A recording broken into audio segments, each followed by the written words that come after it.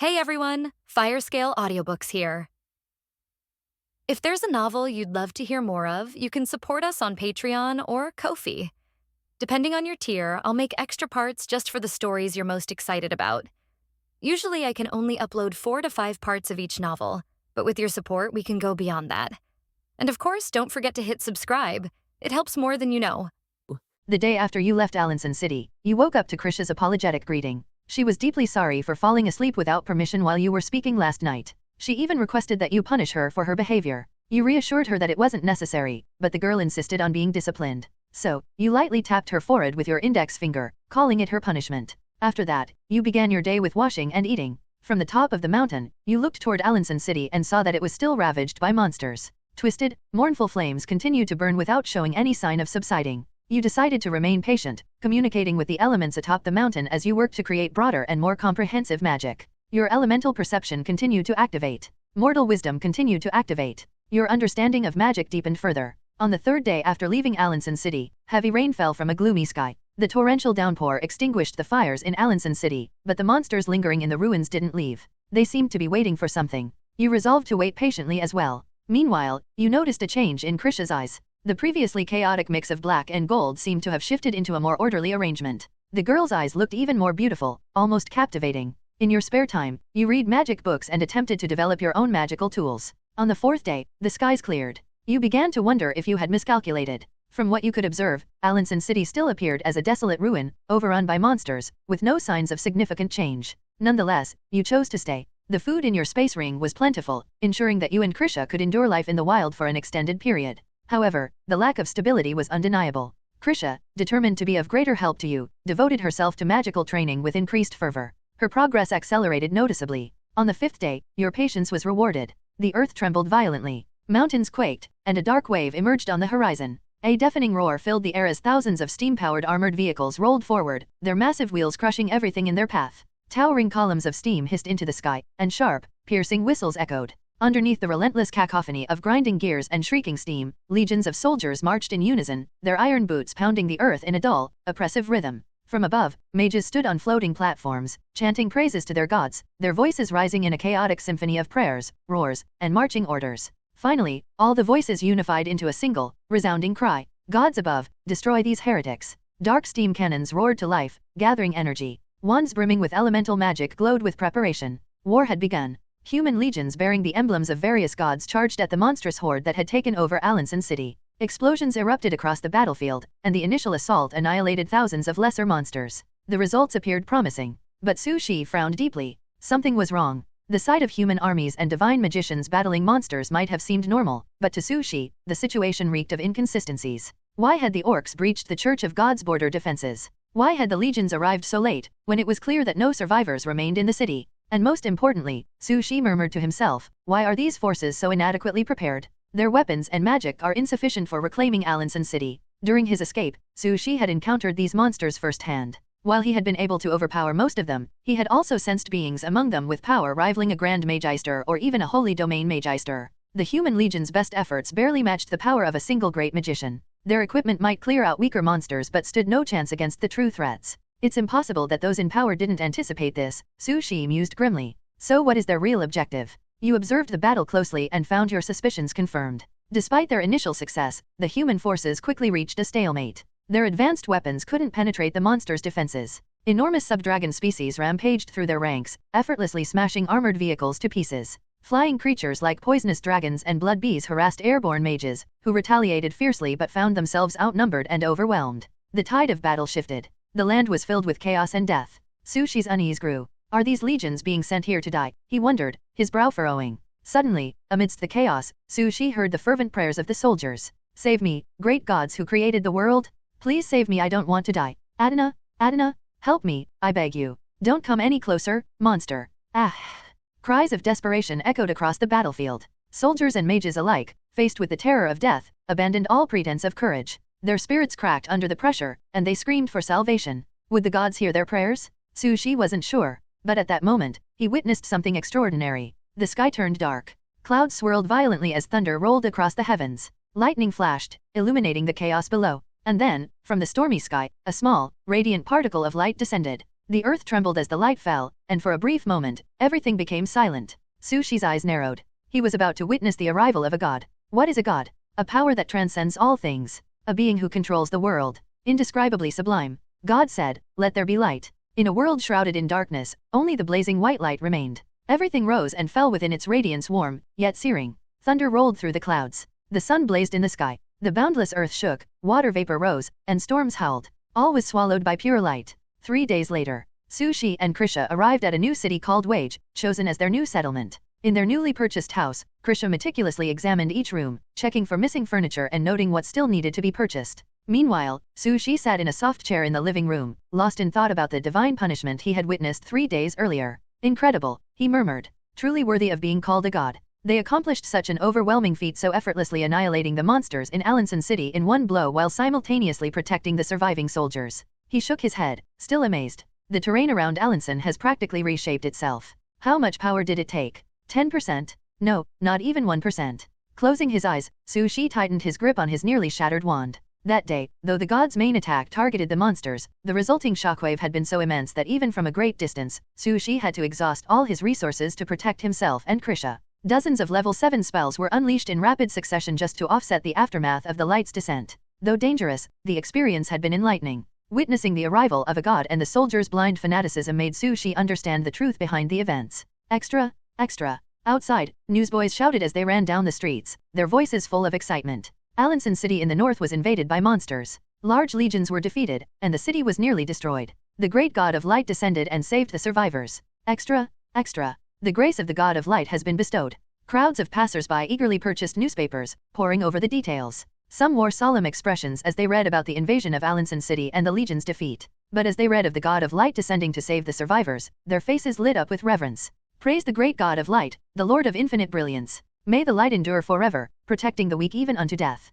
Thank you for saving us once again. Believers of the god of light sang praises in the streets, their voices swelling with emotion. Passers-by paused to sigh and pray, their expressions growing increasingly devout. Some even burst into tears of gratitude, and even non-believers were swept up in the fervent atmosphere, murmuring quiet thanks to the gods. All of this, Su Shi observed from the window. He understood the gods' plans perfectly. They orchestrated this entire scenario, he mused. They created the monster invasion, allowing human legions to fall, making the situation appear dire and hopeless. And then, at the critical moment, the gods intervened, not only harvesting faith but also solidifying humanity's awe and dependence on them. Su Shi sighed deeply. A cruel method. The gods' psychological control over humans was chillingly precise. They knew that if humanity grew too comfortable, belief in the gods would wane. Thus, the gods manufactured danger and chaos, presenting themselves as saviors at humanity's most desperate hour. This ensured the continuous harvesting of faith and reinforced the devotion of believers. It was an undeniably effective tactic. From his point of view, Su Shi saw countless people flocking to join the Church of God, eager to draw closer to divine power and become faith-driven magicians.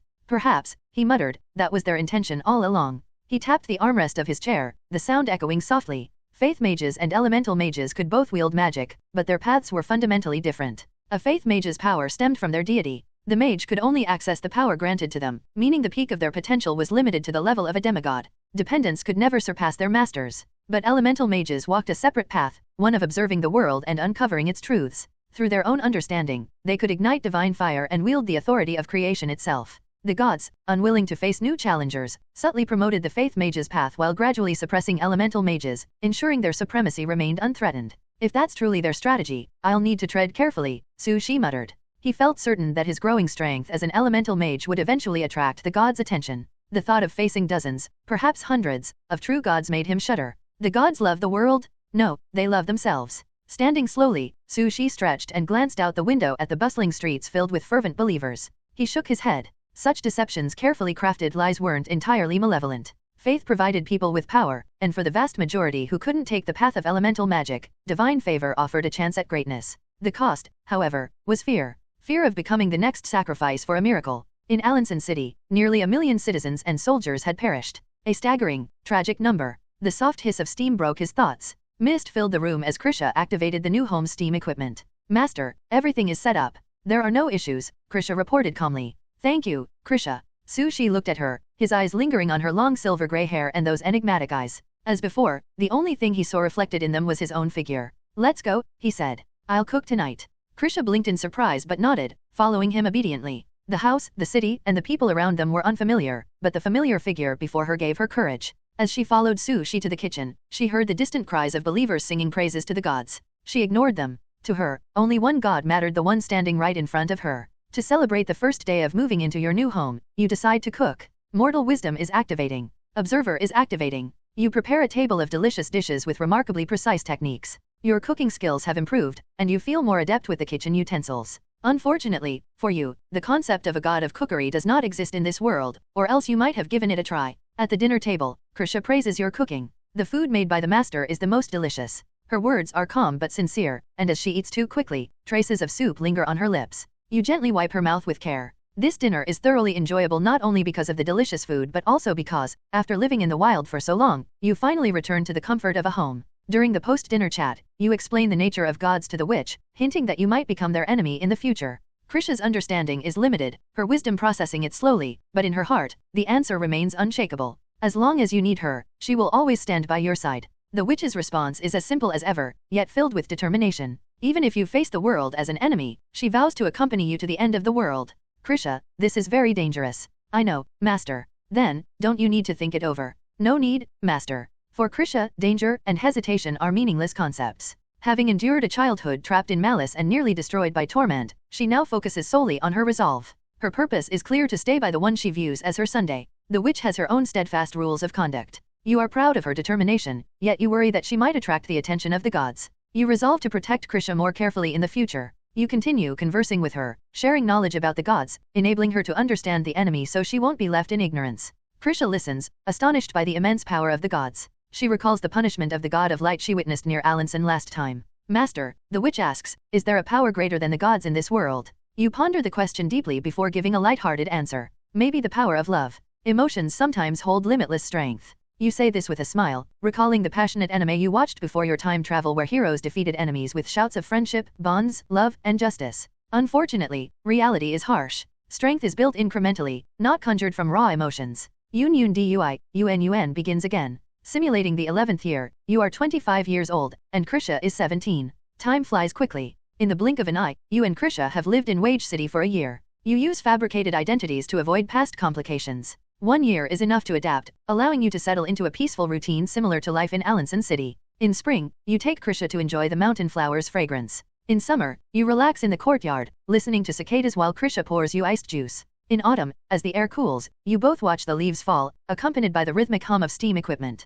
In winter, you savor hot drinks made by Krisha while studying magic books amid the snowy scenery. Everything feels serene and harmonious. You hope this life continues forever. With enough time, your talent will lead you to higher realms. To your delight, Krisha advances from an official mage to an elite mage this year. Wage City. In your new courtyard, you observe the 17-year-old gray-haired witch. Sushi nods slightly, sensing her growing mental power, signaling her advancement to an elite mage. Krisha, relax more and focus on sensing the elements, Sushi advises. Standing under a massive tree, Krisha's cold, delicate face alternates between light and shadow as the wind stirs the leaves above. Yes, Master, she replies softly, channeling her mental power to perceive the elements around her: earth, wind, water, and fire. Gradually, her mental power begins capturing these elements. However, without realizing it, her eyes shift dramatically, blending black and gold into a swirling vortex. Plop. Krisha successfully achieves a mental breakthrough, advancing to an elite mage. But, for unknown reasons, she collapses into unconsciousness. Krisha. Sushi exclaims, rushing to her side. You are elated by her progress. Based on her rapid cultivation, you believe she can reach the great mage level before you leave this world. This strength would enable her to protect herself even in your absence. As you prepare advanced magic books for her, an unforeseen event disrupts your plans. At the moment of her breakthrough, her eyes undergo a peculiar transformation, and she falls into a deep coma. You urgently use life magic, but it reveals no injuries and proves ineffective. Confusion and concern grip you. The mortal wisdom activates, continuously activating. Recalling her strange eyes, you hypothesize that the demon blood within her may have triggered this state, giving you a new direction for research. You place Krisha in the meditation room to rest, then scour your collection of demon-related books. Feeling inadequate, you visit the Magicians Association and uncover 2 more ancient tomes. Mortal wisdom continues to activate. You dive into in-depth research on demons. Compared to the old meditation room in Alanson City, the new meditation room was brighter and more refined. The soft glow of mithril, the golden shimmer, and the rising white vapor from the steam equipment made the room feel dreamlike. Click. Sushi turned the knob, activating the glass lamp embedded with light crystals. The soft, hazy light dispersed slightly through the vapor, casting a gentle glow on Su Shi and the unconscious gray-haired girl lying nearby. Occasionally, the girl's face twisted in pain, and she would briefly regain consciousness, only to fall back into a deep coma. This cycle repeated endlessly, like a torment without respite. Strangely enough, though it appeared perilous, the girl's life was not in danger. There were no signs of death. Su Shi had already examined her thoroughly. Both life attribute and death attribute magic confirmed that Krisha's condition was stable. But why is this happening? Those eyes and the demon blood, what's going on with Krisha's body? It was a relief that Krisha's life was safe, but her painful coma was far from acceptable. Su Shi turned to the corner of the meditation room. The young witch, pale and fragile, lay unconscious on a makeshift magic stone slab. Her forehead was damp with sweat, her breathing irregular and rapid, her fingers trembling involuntarily. As Su Shi gazed at the weakened 17-year-old witch, his mind drifted back to a distant memory. He recalled the little girl he had once found in a filthy alley, ragged, scarred, stepping through mud with empty eyes, praying desperately for salvation. Now, the image of the grown witch overlapped with that of the helpless child in his mind. It was all so heart-wrenching. I'm truly worried about you, Krisha. Su Shi sighed softly, his voice echoing faintly in the quiet meditation room. The sound of mechanical chains clattering accompanied him as he unfolded a table and chair embedded in the wall. Sitting down, he placed several ancient books before him, flipping through their pages in search of information about demons.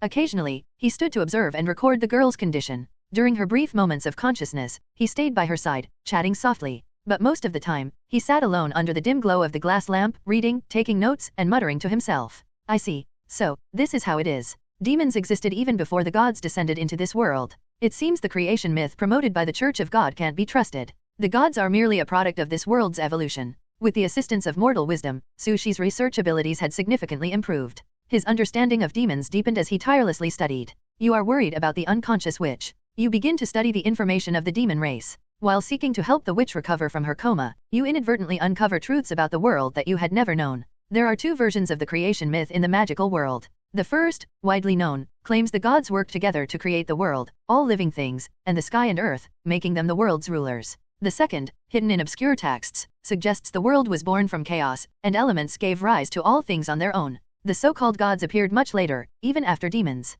Surprised by these revelations, you continue researching the demons. The information is obscure, written in ancient and forgotten languages, which slows your progress. Mortal wisdom continues to activate. You learn Ojibigane, the ancient Yuancho language, and Ingla. Your research on demons begins to progress smoothly. You delve into their mating habits, talents, and racial characteristics. Su Shi immersed himself completely in his studies. When he was hungry, he endured it temporarily. When thirsty, he used water magic to quench it. When tired, he meditated to stay awake. Apart from essential meals, he remained in this state, his strong mental power sustaining him, though he grew visibly haggard. Master, have I caused you any trouble? Krisha woke briefly, her voice blank, her eyes empty, but her concern evident. Even a girl who had lost her emotions cared for the one she held dear. She didn't want to be the reason for his exhaustion. It's okay, Krisha. You're very well behaved and never cause me trouble, Su Shi replied gently. His steady palm, warm and reassuring, stroked her head, bringing her weak but precious comfort. The warmth soothed Krisha, and she soon drifted back to sleep. After confirming her condition remained stable, Su Shi resumed his research with renewed focus.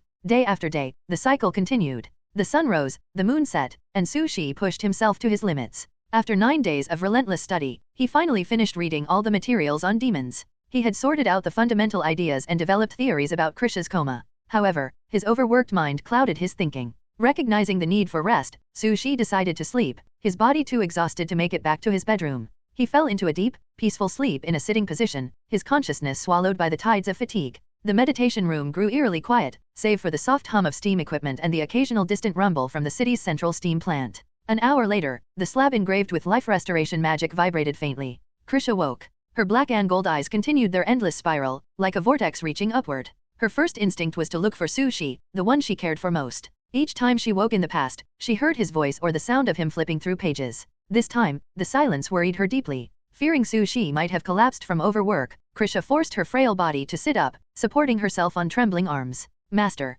Krisha's legs were so weak they seemed ready to collapse with each step. Her movements were shaky, her pace unsteady. Physically, she was frail. Her voice was soft, barely audible. Krisha's condition was dire. She struggled even to walk, moving forward with great difficulty, taking one step at a time while breathing rapidly. The scene was quiet, yet it carried a profound emotional weight. Through her actions, the witch proved a simple truth. In the presence of true will, even a weak body cannot hold someone back. The light fell on her figure, highlighting her pale, bloodless face. Trembling, she stretched out her slender fingers, resting them on the chair where Su Shi sat. Using the chair for support, the pressure of her arduous journey lessened, allowing her to finally reach Sushi. Then, Krisha saw his familiar face, now haggard from exhaustion, as he slept deeply. Master, it's okay. She tilted her head and blinked. The truth was far less grave than she had feared. Sushi was unharmed, he had simply fallen asleep. Very good. Her calm voice echoed in the room. The weight of her worries dissolved, returning her to her usual detached state. Now, what should she do? Krisha hesitated. After confirming Sushi was fine, she was at a loss.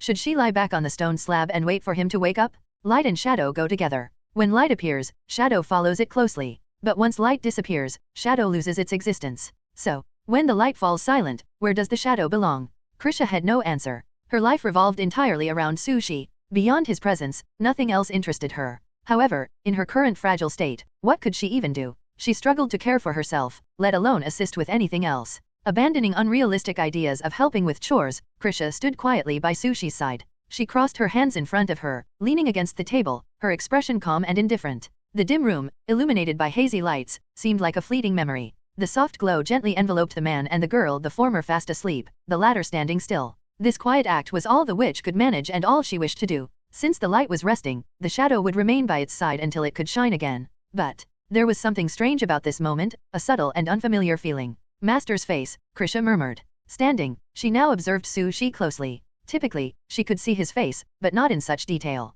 This was her first time studying him from this perspective. She noticed his swollen eyes, a result of overworking himself with books. She noticed his hands, calloused from holding a pen for countless hours, even in sleep. She saw his pale lips and his haggard face, signs of intense fatigue. She saw it all. She saw the years etched at his temples, the shallow breaths escaping his nostrils, and the weight of his exhaustion. Watching him sleep so deeply, she could feel everything he had endured.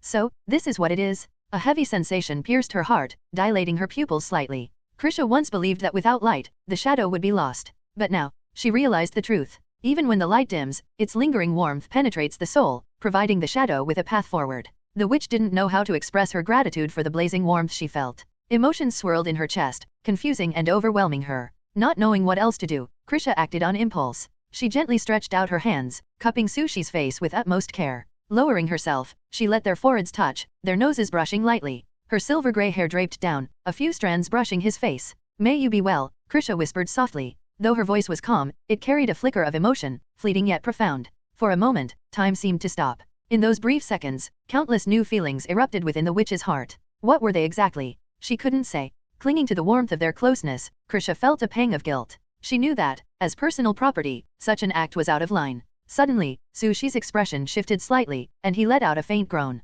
Startled, Krisha panicked. Her weak legs carried her faster than she thought possible as she scrambled back to the stone slab. She pulled the bedding over herself, curling up tightly like a cocooned silkworm, leaving no gap for the outside world to see. Her small form trembled slightly under the covers. It was an adorable sight, despite her fear. Her heart pounded violently, a tension she had never experienced before. Though her action had been small, just a touch on his forehead, she was overcome with panic. Master. After waiting for what felt like an eternity, there was no reprimand. Sushi remained soundly asleep.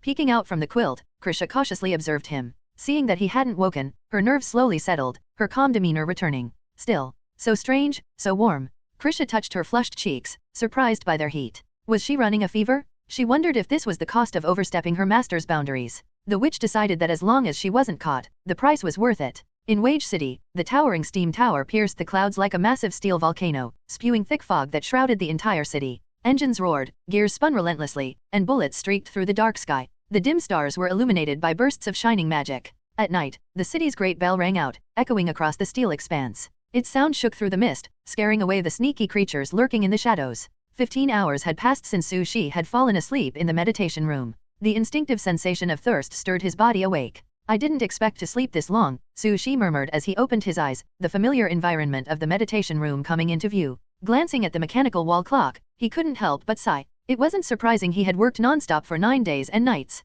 Gilyala, Gilyala. Summoning a large sphere of water, Sushi stretched his stiff body while drinking deeply. The sleep had worked wonders. All his physical fatigue had disappeared, and his once drained spirit was completely restored. It's time to move forward. After studying so many historical records, I finally have a clue. Sushi turned to the corner of the meditation room. There, Krisha lay quietly on the temporary magic stone slab, her long silver-gray hair spread out like silk. Sushi approached her and conducted a quick check. Confirming that her life condition remained stable, he returned to his desk, focusing on the piles of handwritten notes. The manuscripts, densely filled with fine text, contained detailed information about various categories of demons. Su Shi had delved deep into demonology, achieving a level of knowledge that far exceeded most scholars. Obscure and incomplete information had been clarified and expanded with the help of his observer and mortal wisdom entries. The term demon clan is humankind's own label, Su Shi wrote on a fresh sheet of paper. More accurately, they should be called the ancient clan or the original clan. The meditation room felt emptier in the stillness of the night. Su Shi sat under the dim light, his pen gliding over the paper as he documented his insights.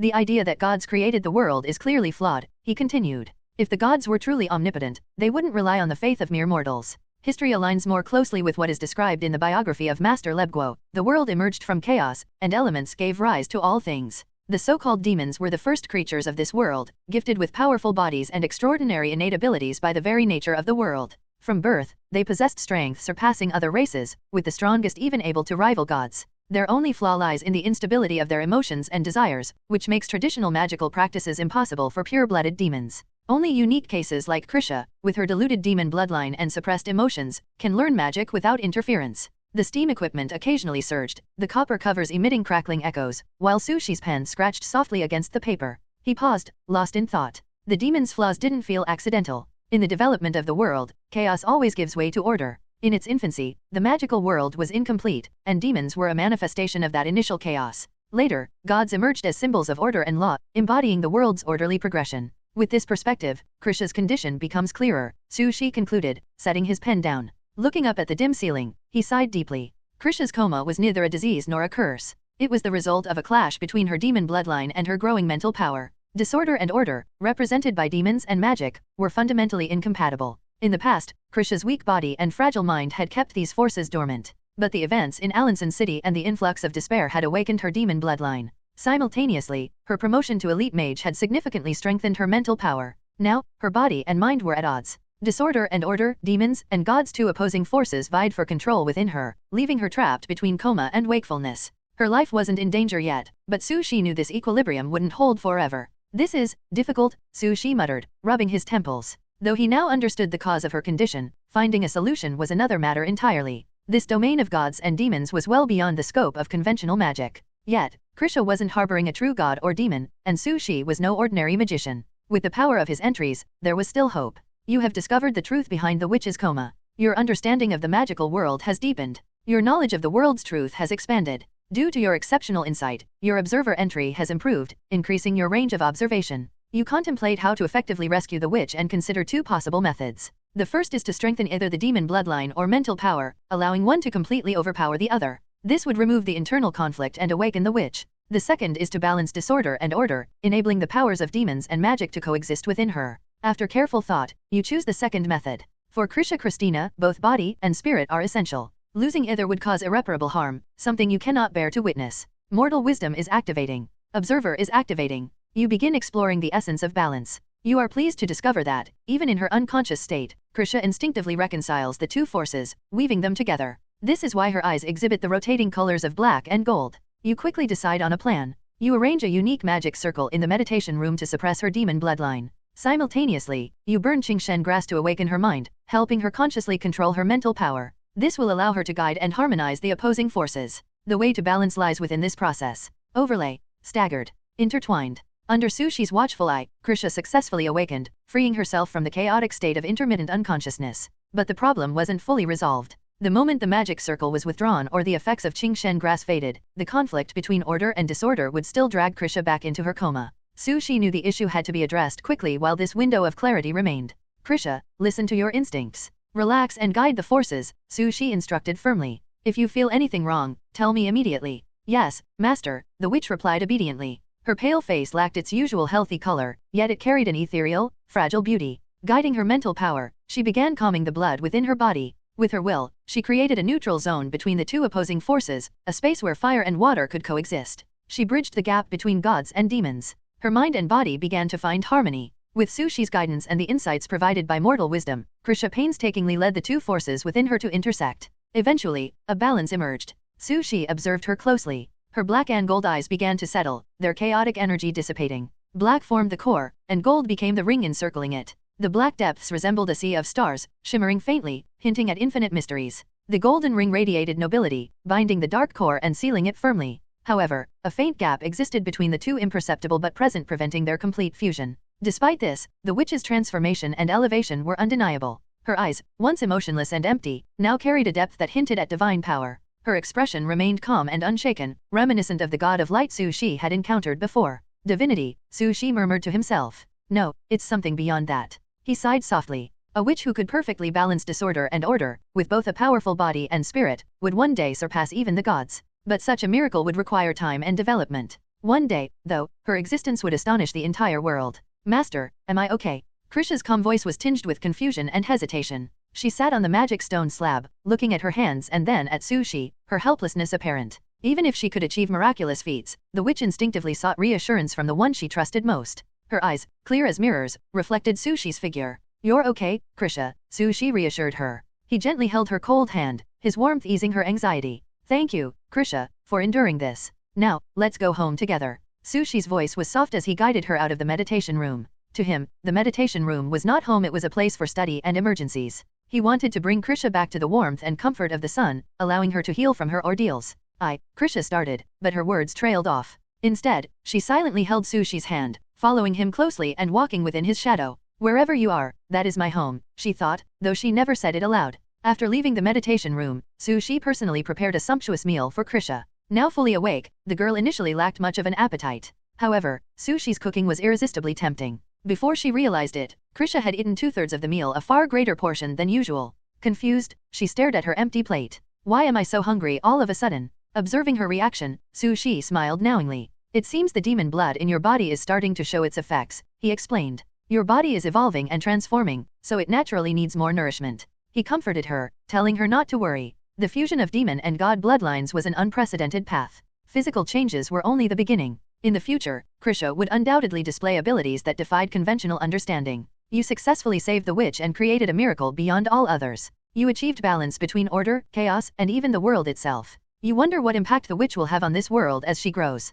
Perhaps she will become someone who surpasses everything. Smiling at the thought, you prepare a feast for the witch. She eats heartily, filling her stomach. The next day, you examine the witch, now returned to normal. To your surprise, her magical talent, already exceptional, has improved to an incredible degree. Her wisdom surpasses that of ordinary people, even reaching extraordinary levels. Additionally, her once fragile body is now stronger. Although her outward appearance remains unchanged, internally, she is no longer human. You realize you no longer need to worry about her catching colds or fevers. You feel relieved and happy. You had always been concerned about Krisha's safety, fearing she wasn't strong enough to protect herself. But her newfound transformation gives you peace of mind. You continue living with Krisha in Wage City, enjoying a relaxed and hopeful life. You believe that the two of you can remain in peaceful seclusion here until your strength grows even greater. 2 years later, however, an incident involving the witch disrupts your tranquil life. Simulating the 13th year. Su Shi was now 27 years old, and Krisha was 19. Time inevitably left its mark on the body. Even with life magic and boundless vitality, Su Shi's face, body, and movements bore traces of age and maturity.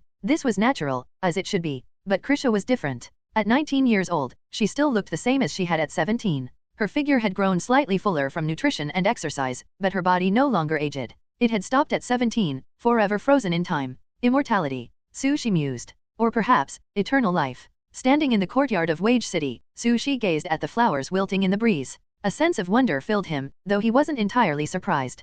Krisha's lifespan had always been much longer than his. Now, it seemed her existence had stretched into infinity, an eternity far beyond human reach. Life withers away in the blink of an eye. In the autumn wind, the sea of withered flowers swayed, struggling against the breeze. Petals fell one after another, tumbling through the air. Some hesitated mid-flight, while others drifted far away to unknown destinations. Su Shi watched this scene and felt the unique sadness and loneliness of autumn. He extended his fingers, catching a petal mid-fall. The flowers in Wage City are more fragrant than those in Alanson City. Is it because of the widespread belief in the goddess of nature and the goddess of life here? However, when it comes to withering, their timing is remarkably consistent. Beautiful flowers eventually wilt. Vibrant green leaves turn yellow and fall. The majority of life in the world is fleeting, hurried, and short-lived. Even though human lifespans are longer than many creatures, they pale in comparison to the eternal existence of gods. It's like a drop of water splashing out of a mighty river, small, humble, and unnoticed. Su Shi didn't crave an extended lifespan. Even if the simulation were to end here, he wouldn't consider it a loss. Since entering this simulation, he had gained immense abilities and knowledge: magic manipulation, elemental control, mental power techniques, magic device crafting, mysterious observation, and multi-element integration, among others. Sushi had mastery over 10 elemental attributes of the world, including life and death. Only time and space remained beyond his grasp. Wasn't such an achievement already rich enough? And besides, Sushi was still only 27 years old. His life had a long way to go before its true conclusion. The opportunities for growth and discovery ahead were limitless. Thus, when it came to his own lifespan, Sushi remained content. He didn't lament the finite nature of mortal life. What unsettled him was the witch with her eternal lifespan.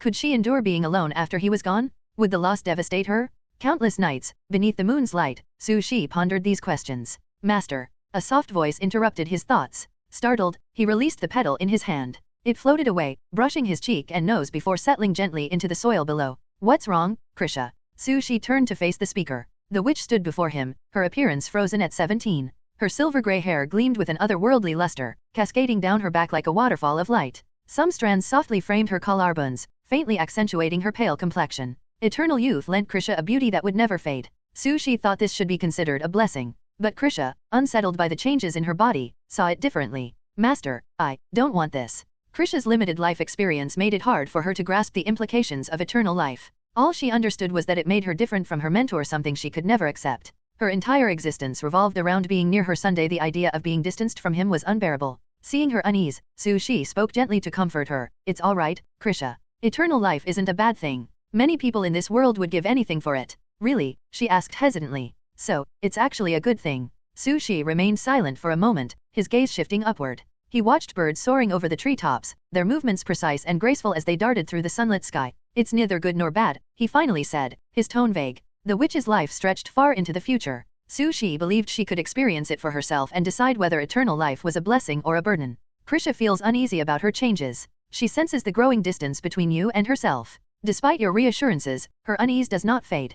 Determined to bridge the gap, the witch begins working harder. Her strength improves. Her skills in housework improve. Krisha pushes herself in every way, striving to grow closer to you. You can't help but smile at her efforts. One afternoon, you tap her gently on the head, telling her to stop overthinking and simply live each day well. Krisha listens, her frantic energy subsiding slightly. In the 14th year of the simulation, you are 28, and Krisha is 20. Despite her age, she still retains the appearance of a 17-year-old. From this year onward, Krisha begins to reduce her trips outside. She realizes that her unchanging appearance over the past 3 years has drawn attention. To avoid unwanted scrutiny and protect you from gossip, she chooses to stay within the courtyard, limiting her outings. In a world where immortality existed, there were items like Zuyandan, blessings from the god of beauty, or the spring of life that slowed aging. But even these miraculous items couldn't achieve true eternal youth. They merely slowed aging to an imperceptible degree. Internally, the body still grew and decayed. Krisha, however, was different. She had achieved true immortality, her time frozen at 17. To ordinary mortals, the difference might go unnoticed. But for mages, with their heightened sensitivity to mental energy, her immortality was unmistakable. They could see that her nature was far from human. After all, what ordinary person could live forever? In the magical world, only gods or rare immortal beings could attain such a state. To avoid trouble and protect Sushi's peaceful life, Krisha chose to confine herself to the courtyard.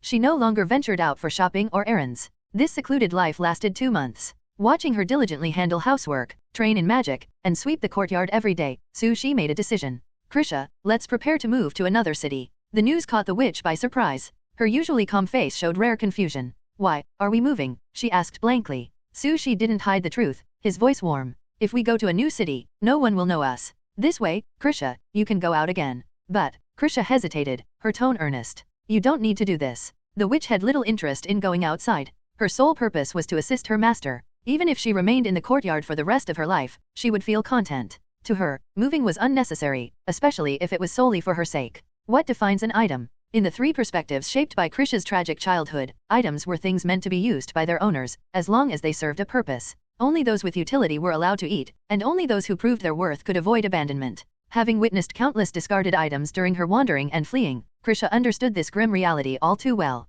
Though Sushi had assured her she would never be abandoned, and though his words were gentle and filled with sincerity, the lingering humility in Krisha's heart drove her to prove her usefulness. She couldn't bear the thought of being a burden. For this reason, she resisted Sushi's idea of moving away, believing it unnecessary and fearing she might be holding him back. But then, Sushi smiled and said to her, Krisha, do you know why birds can fly? Even though she didn't understand his intent, Krisha answered truthfully, because they have wings. Her reply was simple, grounded in the essence of what made birds soar. Without wings, even the lightest bird could never take to the skies. Sushi nodded in agreement. You're absolutely right. Birds can fly because they have wings. These wings give them limitless possibilities. But the meaning of flying, or its destination, those aren't what matter. What truly matters is the freedom of their wings, unrestrained and open. If you cage a bird and bind its wings, it loses its ability to stretch and soar. And when that happens, the essence of being a bird is taken away. His voice softened.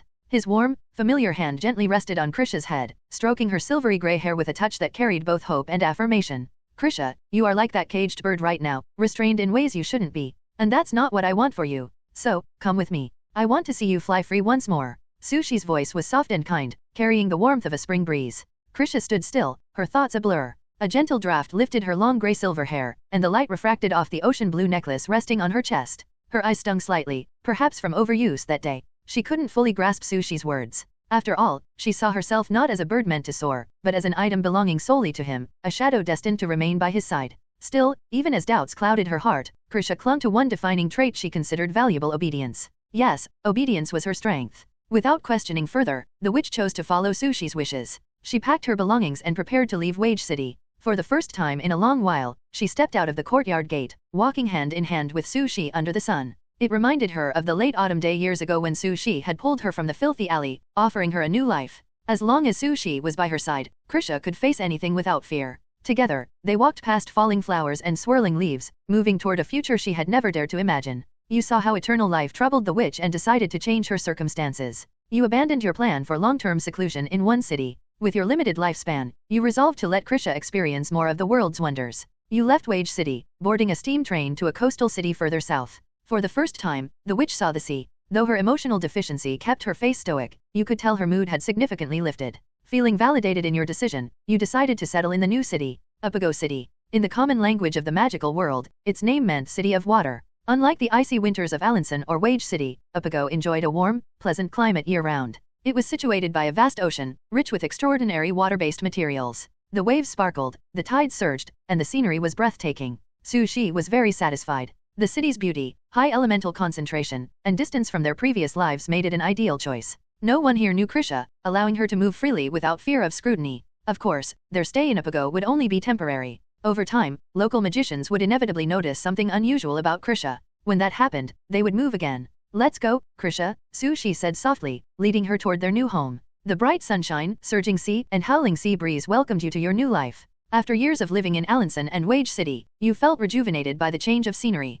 You began arranging a magic circle for your new residence. The witch took on the task of purchasing furniture and supplies. Over the following days, you noticed that the witch's sense of restraint had faded. With the freedom to run errands again, she felt useful and content. Her renewed activity brought you great joy, but you couldn't ignore the underlying concern that she might never achieve true independence. You and the witch settled into a peaceful routine in Awaken City. Occasionally, however, the witch's behavior required your guidance. For example, you discovered that she used water magic to catch seafood directly from the ocean. The witch insisted fresh seafood was more nutritious, but you firmly discarded any poisonous fish that could endanger your simulation. In the 15th year of simulation, you were 29, and the witch was 21. Krisha's appearance remained unchanged, frozen at 17. But since your stay in Awaken had been brief, no one suspected anything unusual. Your magical progress reached a bottleneck again. You sensed that your mental power was about to break through, advancing from a great magician to a great mage. This would bring you closer to achieving the Holy Land Mage status and, eventually, the demigod level. Awaken City. Steam Manor by the Sea.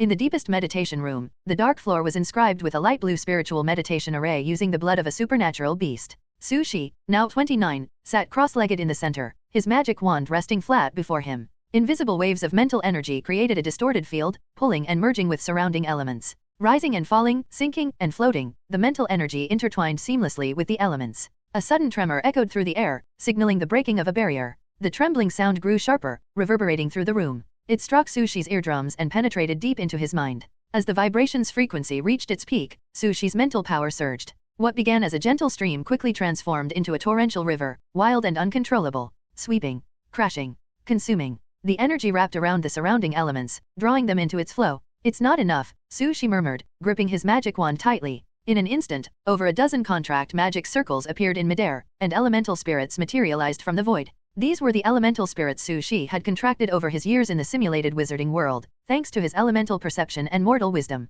Earth, wind, water, and fire. Light, darkness, thunder, and air. Life, death, nature, and destruction. The sheer number of elemental spirits was staggering. They poured in from their respective planes, providing Sushi with an overwhelming tide of elemental energy. Only this immense surge of energy could satisfy his vast magical reserves and unparalleled mental strength, which far exceeded that of ordinary magicians. Boom! The elements roared, and magical power surged. After repeated waves of elemental flushing, Sushi's mental power became purified. He successfully gained control over the once violent elements. This was not the passive communication of an apprentice, nor the resonance of a formal mage. This was dominance imposing his will to command and control the elements entirely. He had ascended. Grand Mage. Promotion successful? I didn't expect this breakthrough to bring such a massive improvement in strength, Sushi remarked, exhaling deeply. Cracking sounds echoed faintly around him. His immense mental power continuously influenced his surroundings, manifesting a subtle, invisible aura of brightness and sharpness, even when his eyes were closed. After 10 minutes of meditation, Sushi calmed the euphoria of his breakthrough.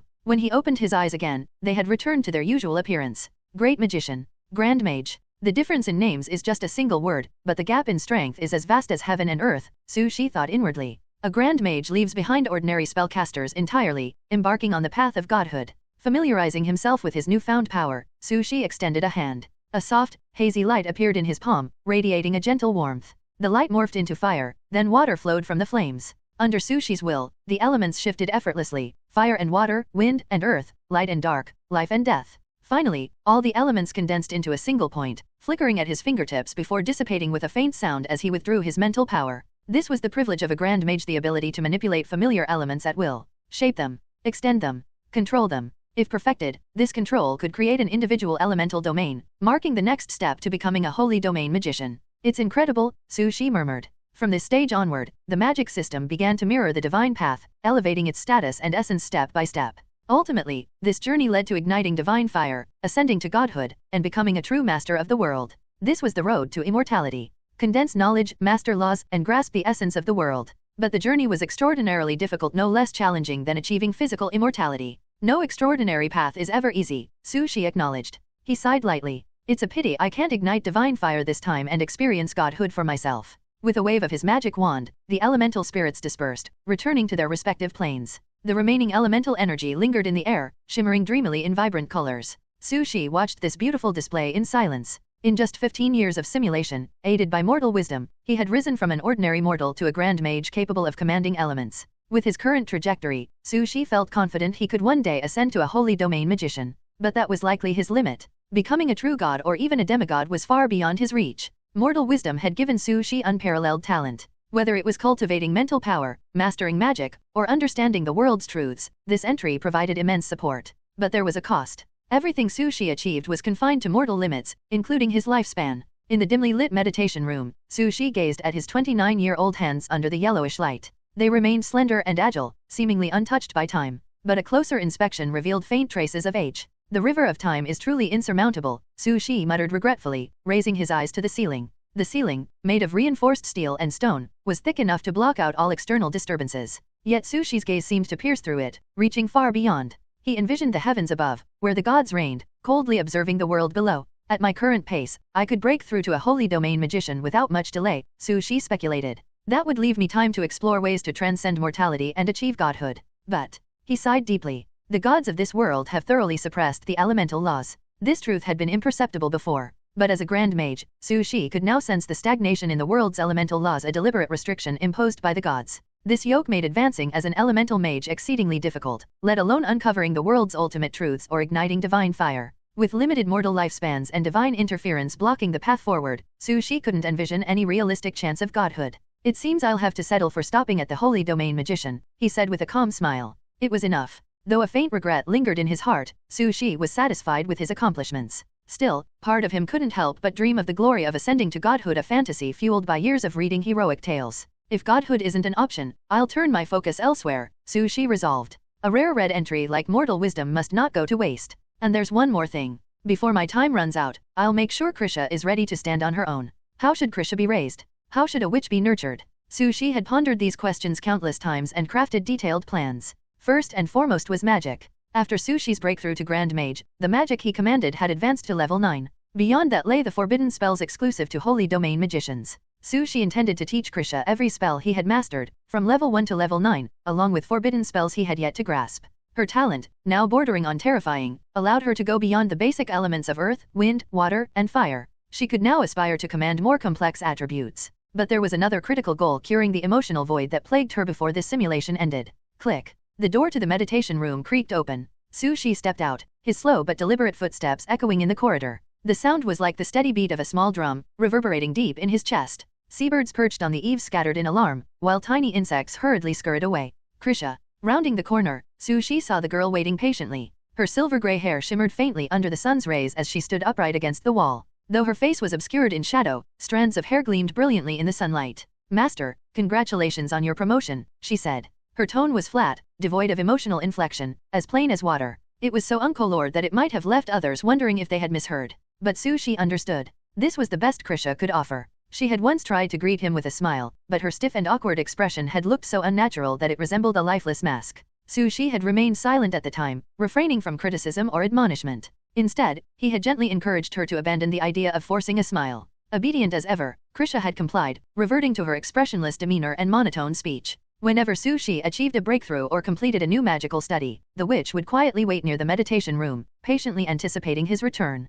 "Thank you, Krisha, for waiting for me. This is my duty, master." They walked side by side toward the main hall, exchanging casual conversation about daily life and magical practice along the way. "Krisha, was everything outside quiet while I meditated?" "Please rest assured, master. Everything remained normal." "Good. How is your recent magic practice? Any challenges?" "Yes, I have some questions regarding ice magic derived from water elements," she replied in her usual calm, mechanical tone. As Krisha explained her doubts, Su Shi patiently addressed them, pointing out her errors and suggesting areas for improvement. This was their typical routine, a mundane yet comfortable daily life. Upon reaching the main hall, Krisha stopped her questions to prepare a refreshing hot drink for Su Shi. She worked with meticulous focus, washing and drying the porcelain cup carefully before pouring the light green drink infused with Qingshen grass. The brew carried a slight bitterness but was known for relieving fatigue after intense meditation. "Thank you, Krisha," Su Shi said as he accepted the cup. His gaze fell upon her striking black and gold eyes, momentarily freezing. It wasn't because her eyes were unusual, he had grown accustomed to their unique beauty over the years.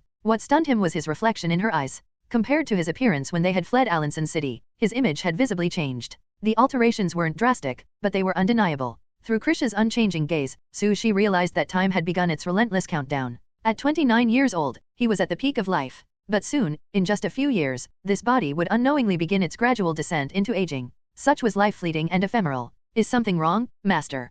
Krisha's calm question pulled him from his thoughts. She mistook his pause for concern over the drink. "No, it's fine," Su Shi replied with a small shake of his head. "I just remembered something." Taking a sip, he felt the bitter liquid spread across his tongue. There was no sweetness to follow, only the numb astringency of the Qingshen grass. Su Shi drank slowly, his gaze shifting to the view outside. Unlike their previous courtyard, where urban architecture obstructed the scenery, their new home in Apago City offered a clear view of the sea. It was a scorching summer day. The blazing sun distorted the air, making it shimmer and blur. Boom, boom, the central steam unit of Apago City roared to life. Towering plumes of steam rose like a mechanical Tower of Babel, swirling into the sky before dissipating into a thick, humid mist carried by the sea breeze. Beachgoers scattered in haste, unwilling to endure the oppressive heat and fog. Those who lingered too long found themselves engulfed in the stifling haze, their bodies drenched in sweat. "Time is running out." Su Shi's voice was soft, almost a whisper, as he stared into Krisha's blank eyes. The witch tilted her head, failing to grasp the weight of his words. She silently took his empty cup and prepared another drink. "It's so bitter," Su Shi muttered, unable to suppress a quiet complaint. "You have successfully broken through to Grand Mage, significantly enhancing your strength and mental power. You feel a brief swell of pride. The pride quickly fades. You realize the gods have suppressed the elemental laws, rendering any plan to ascend to godhood futile before it could even begin. Strangely, you do not feel sorrow. In your heart, achieving the rank of Holy Domain Magician is a perfect enough accomplishment." After leaving the meditation room, you meet Krisha waiting patiently by the door. You see your reflection in Krisha's eyes and notice the subtle changes in your appearance since your time in Alanson City. You hear the echo of your mortal lifespan. For a moment, you are dazed and absent-minded, but you smile and accept this truth calmly. You resolve to accelerate your plans to train the witch, uncertain of how much time remains in your mortal life. "Master, what exactly is time?" "Well, it's probably a joke." "A joke?" "Yes. Too much, and it overwhelms you. Too little, and it slips away before you notice. It's fickle, unpredictable. Don't you think it's like a joke? Your training of the witch has officially begun. You have high hopes for Krisha, wanting her to learn all your magic not for glory, but to give her greater self-protection.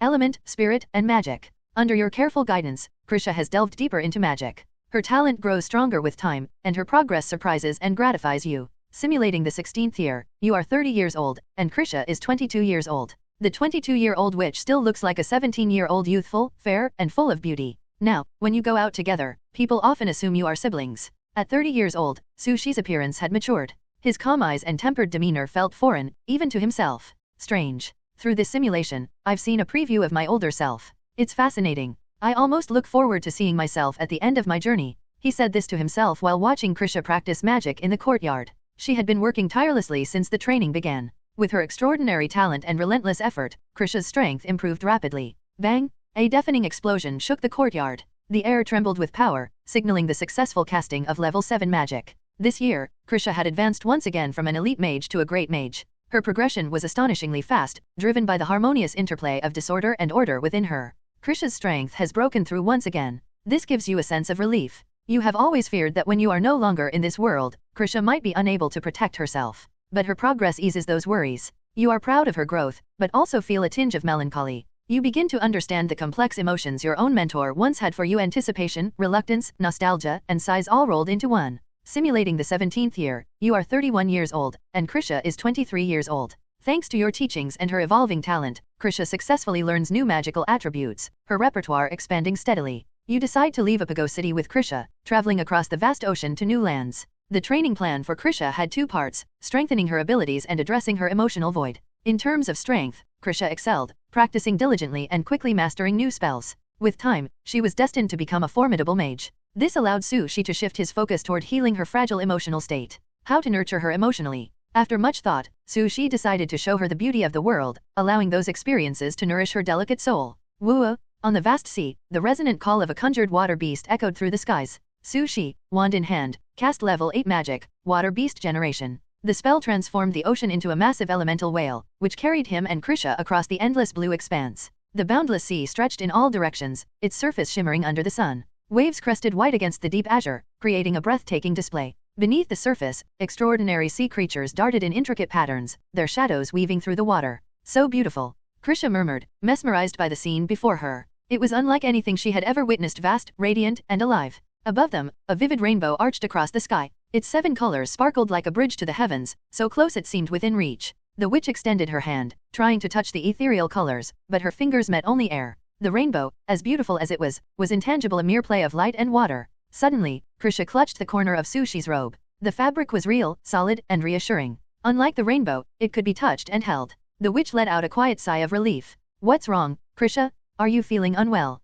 Su Shi asked, concerned. No, I'm fine, she replied softly, shaking her head. Her silver-gray hair swayed like a cascading waterfall in the sunlight. Still, her hand remained tightly gripping the corner of Su Shi's robe, unwilling to let go. You used level 8 magic, water beast generation. You manifested a massive water whale to carry you and Krisha across the ocean to an unexplored land. Along the way, you passed through the waters of Little Britain, a bustling sea teeming with merchant ships seeking extraordinary materials. You recalled the first gift you gave Krisha: the aquamarine pearl adorning her necklace originated from these waters. Krisha, would you like a new aquamarine pearl? Su Shi offered. Thank you, but just one is enough, Krisha replied. She gently touched the necklace she always wore. Its blue glow shimmered faintly in her hands, casting a soft, dreamy light into her vacant eyes. To Krisha, the necklace itself held no particular value. What mattered was the warmth and care imbued in it, the affection from her Sunday. It was unique and irreplaceable. You and the witch continued your journey. The massive water whale surged through the waves, its speed increasing as it drew on your magical energy. Its powerful movements stirred the ocean, causing minor chaos in the local marine ecosystem. Simulating the 18th year, you are 32 years old, and Krisha is 24 years old. After a long voyage, you finally reached the distant shore. The sight of solid ground was disorienting yet comforting. Steam-powered airships hovered overhead, while roaring trains sped across the landscape.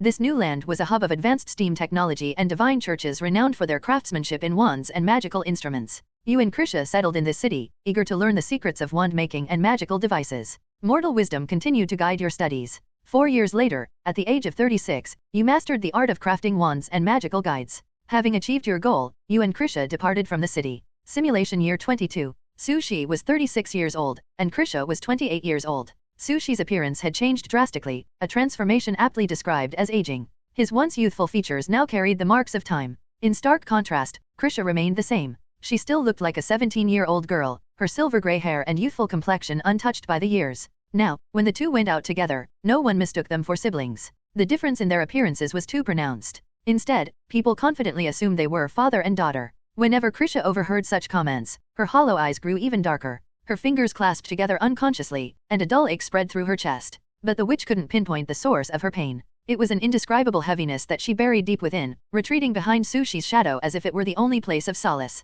Let's keep moving, Krisha, Sushi said gently, sensing her discomfort. He reached out his hand, just as he had when they first met, and led her forward with quiet reassurance. Life's road was long and full of pain, twists, and uncertainty. Sushi knew that Krisha would struggle to walk it alone. So, for as long as he could, he would continue to guide her step by step, leading her through the darkness toward the light. Simulating the 23rd year, you are 37 years old, and Krisha is 29 years old. You deeply feel the effects of aging, though it does not yet hinder your abilities. As a mage, your vast mental power continues to grow, even as your body begins to slow. This year, Krisha achieved another breakthrough. She advanced from a great mage to a grand mage, entering the same realm as you. Unlike you, however, she faced no significant barriers. You speculate that the balanced forces within her bloodline have shielded her from the usual obstacles. You marvel at the power of balance. To celebrate Krisha's growth, Sushi decided to craft a meaningful gift, her own exclusive wand. It was summer. Cicadas chirped incessantly, and waves of heat shimmered in the air. Under the dappled sunlight, the leaves of the trees gleamed emerald green, swaying in the breeze like rippling waves. Sushi and Krisha rested beneath a massive tree, its sturdy roots offering cool shade.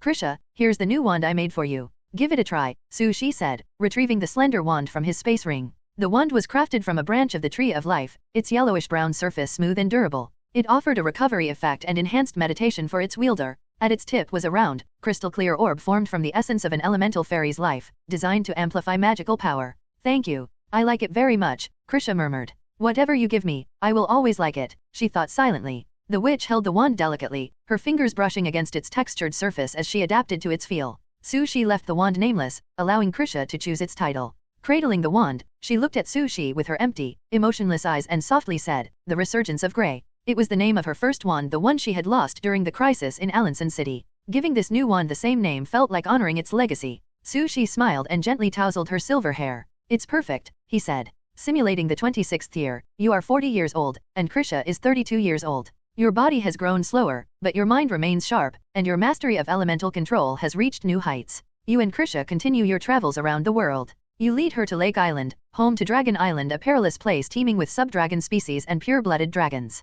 Krisha, don't worry. Dragons are very docile, Sushi said reassuringly. As long as we tap them gently, like this, they'll understand what we mean and behave better than any domestic pet. Today, Dragon Island, which once resounded with roars, was eerily quiet. Sub-dragons lay trembling on the ground, their eyes filled with fear as they watched the pair of master and disciple conducting a lesson nearby. Look, Krisha, Sushi said, perched atop the head of a pure-blood red dragon. He waved his wand and effortlessly cast 4 level 9 spells simultaneously. Gravity Field, Earth Magic, Sky Flame, Fire Magic, Thunder Roar, Lightning Magic, and Holy Thorn Penetration, Light Magic. The red dragon let out a pained roar as its scales shattered, and its blood splattered everywhere. Soon, the dragon's powerful physique allowed it to recover from its injuries. It bowed its massive head to Sushi, submissive and terrified of another strike. See, dragons are very obedient, Sushi said with a grin. I understand, mentor, Krisha replied calmly, committing his dragon-taming secrets to memory. You taught the witch how to interact with ferocious monsters and dragons. She understood your teachings and remembered them well. You and the witch became dragon riders for a time, bringing you both a rare sense of joy. After leaving Dragon Island, your reputation among dragon-blooded species became deeply ingrained. Simulating the 30th year, you are 44 years old, and Krisha is 36 years old. Your aging becomes more apparent. One day, while drinking water, you notice a strand of white hair at your temple reflected in the surface. You pause momentarily, pluck out the white hair, and move on.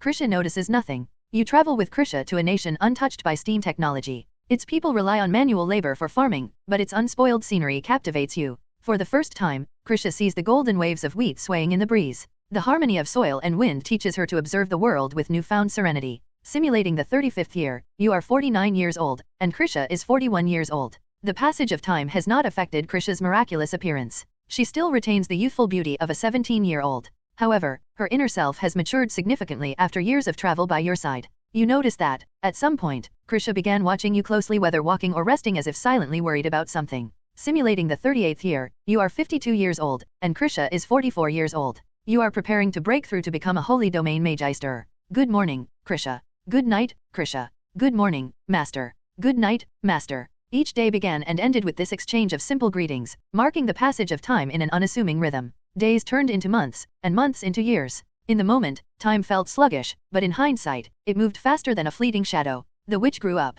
Sushi grew old. At 52 years of age, Sushi was not yet at the end of his life, but he could already feel the slow decay deep within his body. Fortunately, there's still something worth celebrating, he murmured to himself. After so many years, I've finally reached my limit and have the chance to go further. The realm of the Holy Domain Mage was within reach. To prepare for this monumental breakthrough, Su Shi stopped his world travels. Along with Krisha, he settled in a quiet city, meditating and refining his spiritual power to ensure the best conditions for the advancement. The city was called Laash, a place steeped in religious fervor. Most of its citizens were devout followers of various gods. Churches, adorned with divine emblems, dotted the landscape, sun patterns for the sun god, hammers for the blacksmith god, and vines for the goddess of nature. The grandest sight was a towering stone statue of the god of light, a marvel of craftsmanship imbued with the prayers and devotion of countless believers. Praise the god of light, Lord of endless glory. Great Lord, I humbly pray for your blessing. May your eternal light guide me even in my dreams. The holy light shines upon me from above. Kneeling before the statue, worshippers chanted with fervor, their voices filled with awe and longing.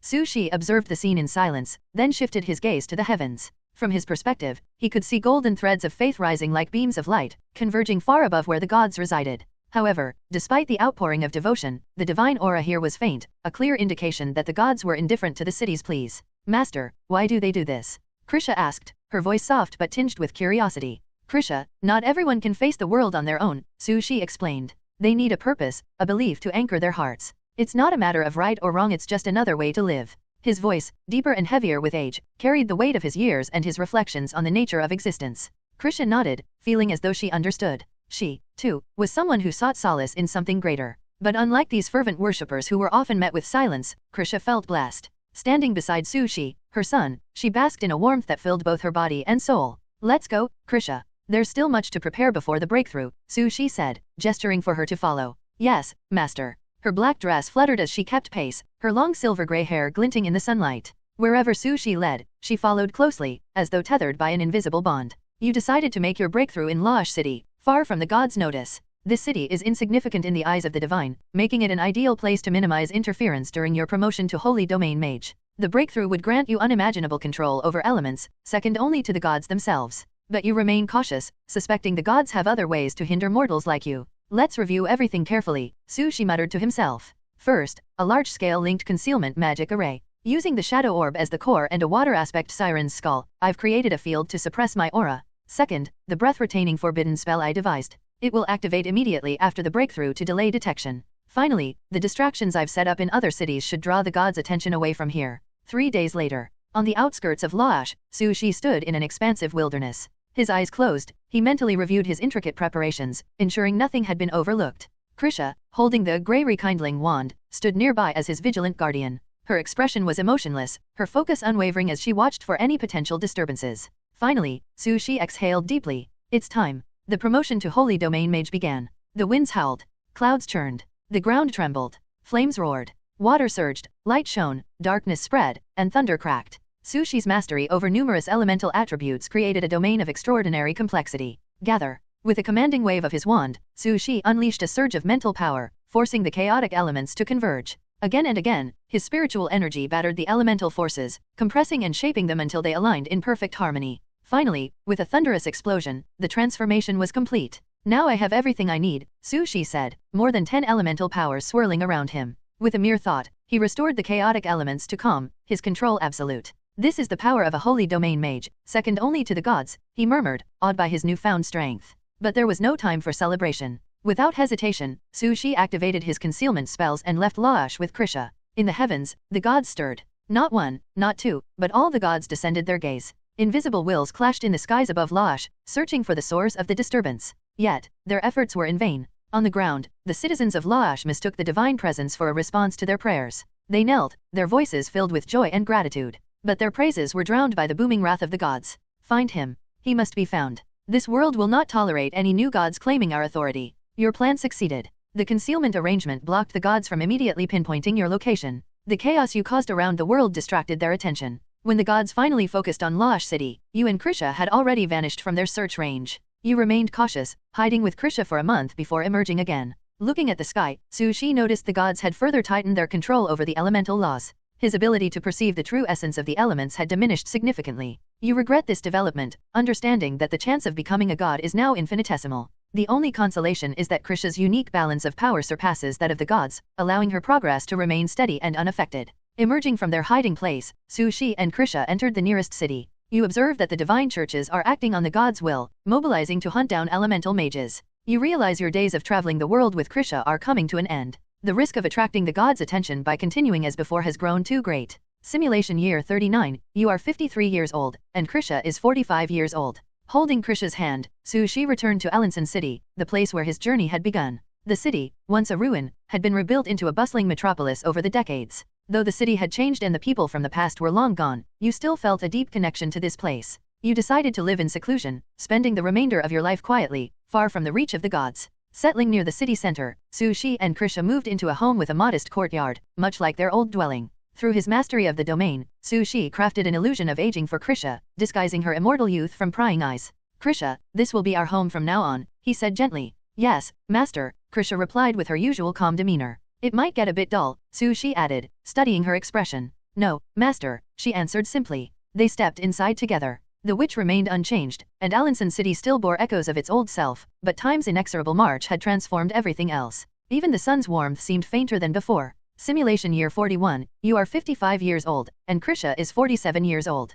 2 years passed since settling in Alanson City. The Church of God continued its relentless hunt for elemental mages. You remained calm, unfazed by their efforts. What could ordinary elemental mages have to do with a holy domain mage like yourself? This year, Krisha quietly mastered the essence of the domain under your guidance. Her balance between order and disorder allowed her to bypass the god's blockade and achieve the realm of the sanctuary mage without attracting notice. You marveled again at Krisha's potential, silently acknowledging that she could one day surpass all gods. Simulation year 46, you are 60 years old, and Krisha is 52 years old. Your face had aged noticeably, though your sharp mental acuity masked the effects of time in many ways. Each year, mortal wisdom allowed you to acquire vast new knowledge, culminating in a complete collection of forbidden spells across all attributes. You shared these forbidden spells with Krisha, who diligently absorbed and practiced them. Simulation year 48, you are 62 years old, and Krisha is 54 years old. Despite decades of effort, your plan to restore the witch's emotions had failed.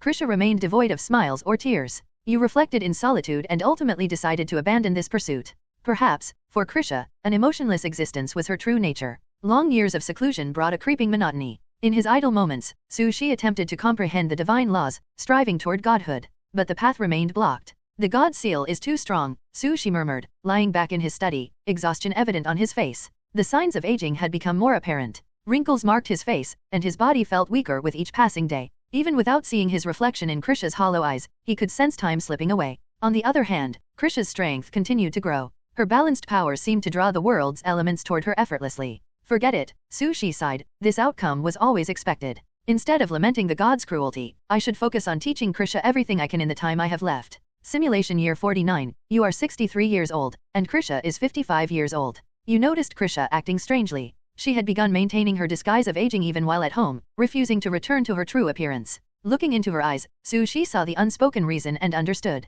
He smiled gently, reaching out with his weathered hand to pat her head as he always had. You don't need to hide from me, Krisha, he said softly. I like the 17-year-old you. You're as beautiful as ever. Krisha's body trembled slightly. Her lifeless eyes reflected Su Shi's aged visage. After a long pause, she finally shed the illusion and returned to her unchanging youthful FO. The illusion faded, peeling away layer by layer, like scattered petals or the shards of a broken mirror. Amid the soft, flickering haze, Krisha's true appearance emerged a 17-year-old girl, untouched by time, her delicate features still holding the familiar indifference that Su Shi knew so well. Beautiful, isn't it? Su Shi said softly, his voice filled with warmth. Standing before the immortal witch, he looked aged and frail, his white hair and lined face forming a stark contrast to Krisha's timeless youth. The gap between them was palpable, as though the boundary of life and death had quietly materialized, separating their existences. The silence between them was heavy, laced with unspoken sorrow. Su Shi reached out his hand and gently patted Krisha's head, attempting to soothe the faint trembling in her body. Outside, the autumn leaves rustled, marking the arrival of fall and heralding the impending winter.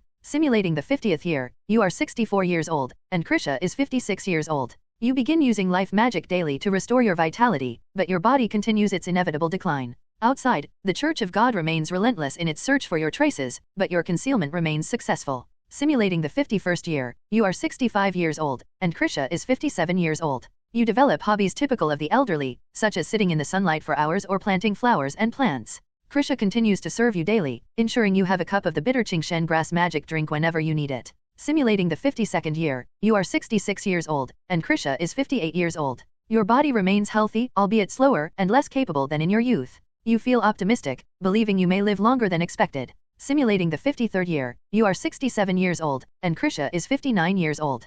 Krisha's culinary skills improve further. She ventures to the market alone for ingredients and has learned never to confuse poisonous items again. Simulating the 54th year, you are 68 years old, and Krisha is 60 years old. Unable to progress further in magic, you immerse yourself in gardening, planting dragon blood grass in your flower bead, using materials gifted by a mysterious red dragon. Krisha stays by your side, carefully cleaning the blood from her wand, Grey Resurrection, with practiced precision. The years blurred together, passing like a film set on fast forward. When Su Shi tried to recall them, only fragmented memories remained. His body aged steadily, resembling the setting sun, still radiant, still warm, but with the inevitability of nightfall creeping closer. By the 61st year of the simulation, Su Shi was 75 years old. His once dark hair was now completely white, and deep wrinkles lined his face. He sat half-reclined in the courtyard, sunlight reflecting off his silvery hair, his steady eyes holding all his concealed spiritual power. So tiring, Su Shi muttered. He had long known that aging would bring challenges, but the reality of it was far more harrowing than he had imagined. Tasks that were once simple now seemed insurmountable.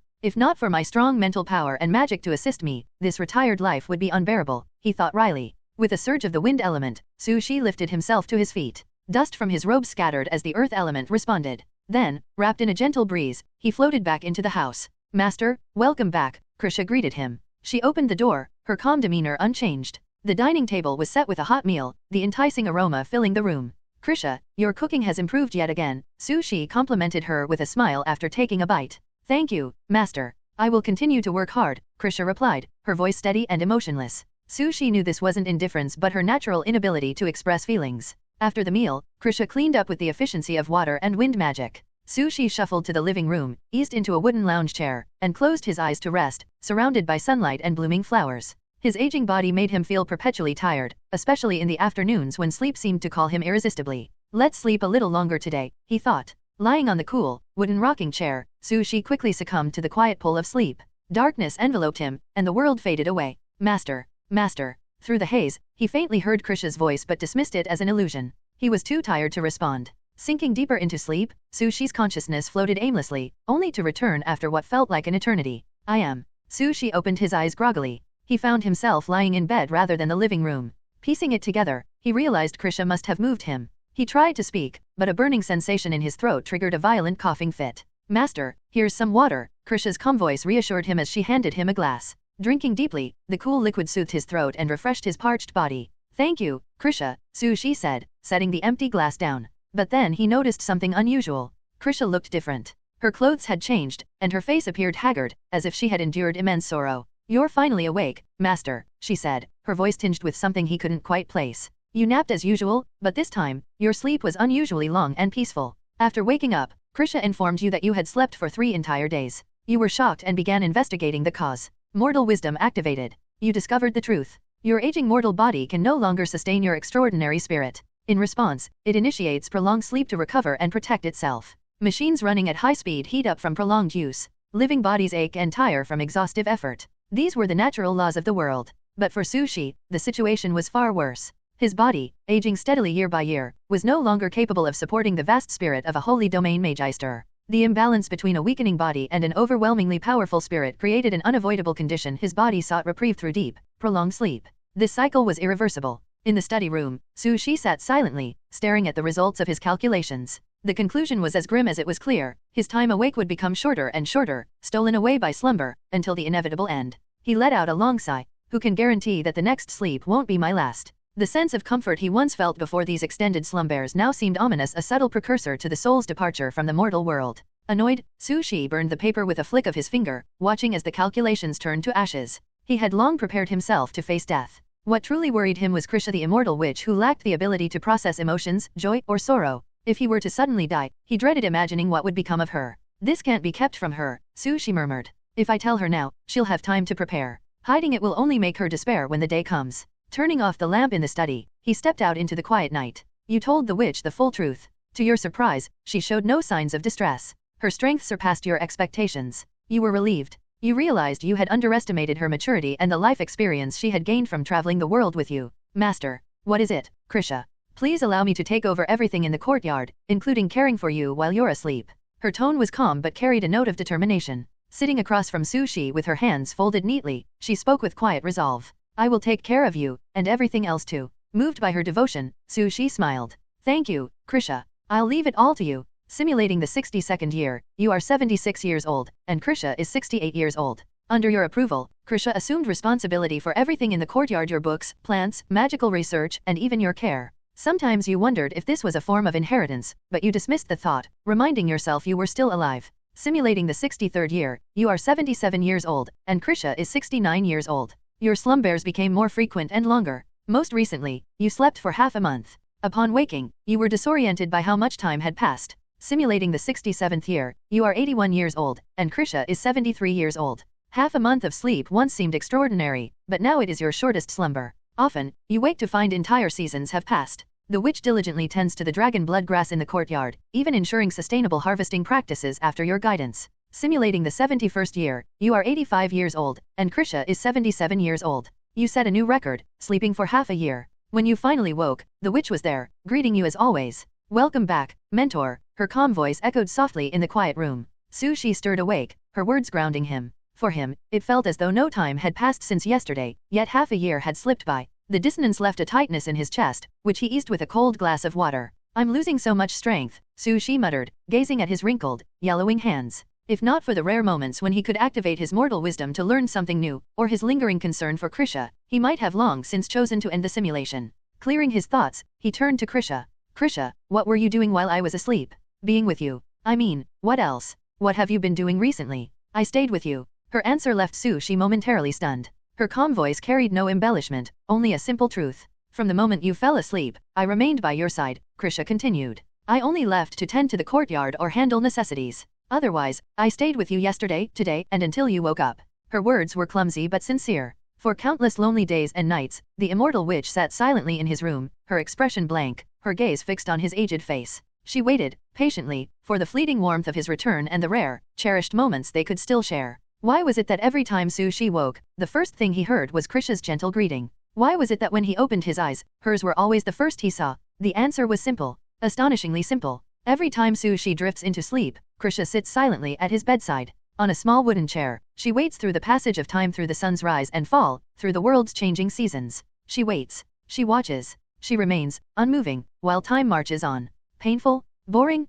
Krisha does not think so. For her, the moment Su-Shi falls silent, her world becomes a barren gray. Life ceases to move. Color drains away. She actively shuts herself off from everything, unable to feel or perceive the flow of time. It was only when Su-Shi awakens that her lifeless world begins to turn again, that the gray gives way to color, and that the witch feels a semblance of life. I've been waiting for you. The sunlight poured through the window into the bedroom, its angle creating a beautiful contrast of light and shadow. Su-Shi, now 85 years old, lay on the bright side of the room, every wrinkle and strand of gray hair illuminated in stark detail. Across from him, in the shadowed part of the room, sat Krisha, her silver gray hair faintly shimmering in the light. Her face remained calm and emotionless, but the faint movement of her hair in the breeze seemed to express countless unspeakable emotions. She waited for him. She always waited. Krisha Christina, the witch without a heart, without her own joy or sorrow, existed solely to follow her master's will. It was her purpose. She waited through countless days and nights for Su-Shi to awaken, to receive his next order. That was her only reason to live. For a moment, Su-Shi gazed at the witch who had waited endlessly for him. His heart wavered between two thoughts: should he criticize her for such an unnecessary and meaningless habit, or praise her for her unwavering devotion? In the end, he did neither. Instead, he reached out and gently held her hand, allowing her slender fingers to catch the sunlight. Come walk with me, Krisha. I've been lying down so long I think my body has forgotten how to move. Yes, she responded obediently. Together, the two left the bedroom, passed through the silent corridor, and entered the sunlit courtyard, where flowers and plants thrived under Krisha's careful care. Su-Shi walked slowly, each step accompanied by a wave of weakness spreading through his body. His legs felt heavy, as if carrying the weight of an ending performance. It's beautiful, he murmured, stopping before a cluster of vibrant flowers. The dragon blood grass swayed gently in the breeze, like rippling waves. You've done well, Krisha. I'm very satisfied. Thank you for your affirmation. Su-Shi turned to her, taking in her unchanged features and her ethereal, detached expression. She seemed as isolated from the world as she had been the day he first met her. Yet the frail, malnourished girl from back then had grown into someone strong and capable. As he gazed at the courtyard, the flowers, the sunlight, and the grown witch, Su-Shi closed his eyes. The warmth of the sun fell on his aged, wrinkled skin, bringing a fleeting sense of peace. He had no more worries. Plop. You and the witch walk through the courtyard. Everything is well maintained under Krisha's care, even better than what you could have done yourself. In a moment of reflection, you recall the younger days of the witch, comparing them to her present self. You realize she has grown into someone who no longer needs your guidance. Your lifelong worry about her future fades, and you feel a deep sense of relief. You sigh and chuckle softly, knowing that the witch can now live a good life even without you. With your final worry lifted, your consciousness begins to fade. Your body collapses forward, but the witch catches you in time. After being awake for less than an hour, you fall into another deep sleep. Master, Master. The witch's desperate cry echoed through the encroaching darkness. But Su Shi could no longer respond. Like a boat tossed in the waves, his soul was swallowed by the void, slipping deeper into a tranquil, eternal silence. Only a fragile fragment of himself remained, clinging to existence. Simulating the 72nd year, you are 86 years old, and Krisha is 78 years old. Since collapsing in the courtyard, you have been asleep for an entire year without waking. Krisha said nothing. She simply sat by your bed, waiting for your return. Simulating the 73rd year, you are 87 years old, and Krisha is 79 years old. You remain asleep. The witch, unchanged in appearance, reaches the peak of the holy domain Magister but fails to break through to the demigod realm. The balance within her prevents her from ascending. Simulating the 74th year, you are 88 years old, and Krisha is 80 years old. The furniture in your home ages and becomes unusable. Krisha ignores it, her attention fixed solely on you. Simulating the 75th year, you are 89 years old, and Krisha is 81 years old. The witch continues to wait. She continues to wait. And she continues to wait. Simulating the 79th year, you are 93 years old, and Krisha is 85 years old. Your body is unrecognizable, time having stripped away every familiar feature. Your face is wrinkled, your skin rough like tree bark. Yet Krisha doesn't give up. She gently holds your withered hand, calling out to you and praying for your return. Finally, your cloudy eyes open once more. Su Shi was going to die. This wasn't a joke or a poetic metaphor, it was death, inevitable and absolute, marking the end of his simulation. No one needed to tell him. The moment he opened his eyes, the frailty and decay within his body made him keenly aware of it. To wake up again was already a miracle. In his previous sleep, Su Shi had felt his soul slipping away, drifting toward an endless void, the eternal silence of death. My current state. It must be the so-called return of light. Pain, tightness in his chest, suffocation, dizziness, every symptom crashed into him, leaving Su Shi heavy-lidded and struggling to stay awake. He knew. This sleep would not be like the others. There would be no waking this time, no continuation. It would be true, final death. Krisha, he rasped, his voice barely audible, like a faint ripple in the air. Master, I'm here, Krisha responded softly, her tone as gentle as a whisper. She seemed afraid that speaking too loudly might hurt him. The day was beautiful. The sun streamed through the window, its golden light brightening the room and chasing away the gloom. But despite the warm glow, Krisha's heart felt heavy. The mentor she had waited so long for had awakened, yet an inexplicable dread clawed at her. I'm sorry, Krisha, Su Shi said, his voice frail, his lips trembling with the effort. For letting you see me like this. With her help, Su Shi struggled to sit up, his movements labored and slow. His attempt at a smile was weak and forced. Please, don't say any more. The sadness in Krisha's chest grew unbearable. Her heartbeat seemed to falter as she gazed at Su Shi's aged, weathered face and heard his voice, so fragile it seemed ready to vanish. You don't need to worry about that, she managed, her voice trembling. To her, his appearance didn't matter. His aging body didn't matter. What she cared about was Su Shi himself, her light, her sun, her salvation. But his frailty meant something far worse. It was a stark reminder of the one thing she couldn't face but knew was inevitable. Master, I'll prepare lunch for you, Krisha said abruptly, standing and heading for the door. She couldn't bear to hear more. She couldn't face the truth. So, she chose to flee. But Su Shi's voice stopped her. No, Krisha. I don't think I'll have the chance to eat it. His words, spoken with a smile, were light-hearted, almost casual, yet they carried the weight of finality. Krisha froze, her body trembling violently. Are you sleepy again? Don't worry, I'll wait for you. No matter how long it takes, forever, always. Krisha, Su Shi interrupted, his voice so faint it seemed to waver like smoke in the wind. Krisha, he called again, his tone pleading. Her trembling stilled. Slowly, she turned, her back still to him, her body motionless, though her shoulders quivered with suppressed emotion. Come here, Krisha, Su Shi said gently. I need to talk to you. The harsh inevitability of winter settled over the room, freezing everything in its icy grip. Yes. Krisha returned to his bedside. Sit down, he said, gesturing to the small wooden chair beside the bed. She obeyed, lowering herself into the chair without protest. Su Shi reached out a frail, trembling hand and rested it on her head, stroking her soft silver-gray hair one last time. Krisha, I'm going to be gone for a long time, he said softly. Her body trembled but gradually stilled under his touch. I've caused you so much trouble. I should have been the one taking care of you, but instead, you've cared for me all these years while I've been asleep. It's finally over now. You can rest. No, I don't want to rest. Please. Please let me remain as I am your tool, your servant. As long as you stay, as long as you're here. I'll be gone for so long that I can't say how long it will be. So, Krisha, take care of yourself while I'm away. In the study room, I've left notes that might be useful to you. I've modified the magic circle in the meditation room. It will still work even if you reach the demigod realm. In the bedroom, in the desk and cabinet, I've left my collections. Use them as you see fit. They're all yours now. Stop. Stop talking. The weight in Krisha's chest grew unbearable. She tightened her grip on her chest as if to hold her heart together. Though Sushi hadn't spoken the word aloud, Krisha understood. Her master, her son, the only one who had illuminated her life, was about to leave her forever. I don't accept it. Her voice trembled, cutting through Sushi's words. It was the first time she had ever defied him. I don't accept what you're saying. Everything of yours belongs to you alone. I'll wait for you forever, always, endlessly. Her empty, lifeless eyes shuddered violently, brimming with an emotion she couldn't name as she stared at him. Sushi's hand, still stroking her hair, paused, surprised by her rejection. Parting was unbearably heavy. It was like a boulder, like a mountain. It presses down on the heart, stealing breath and crushing the soul. When the moment of farewell finally arrives, it becomes clear that no amount of preparation can lessen its weight. All the imagined rehearsals seem insignificant, as fragile as feathers, not even a fraction of what's needed.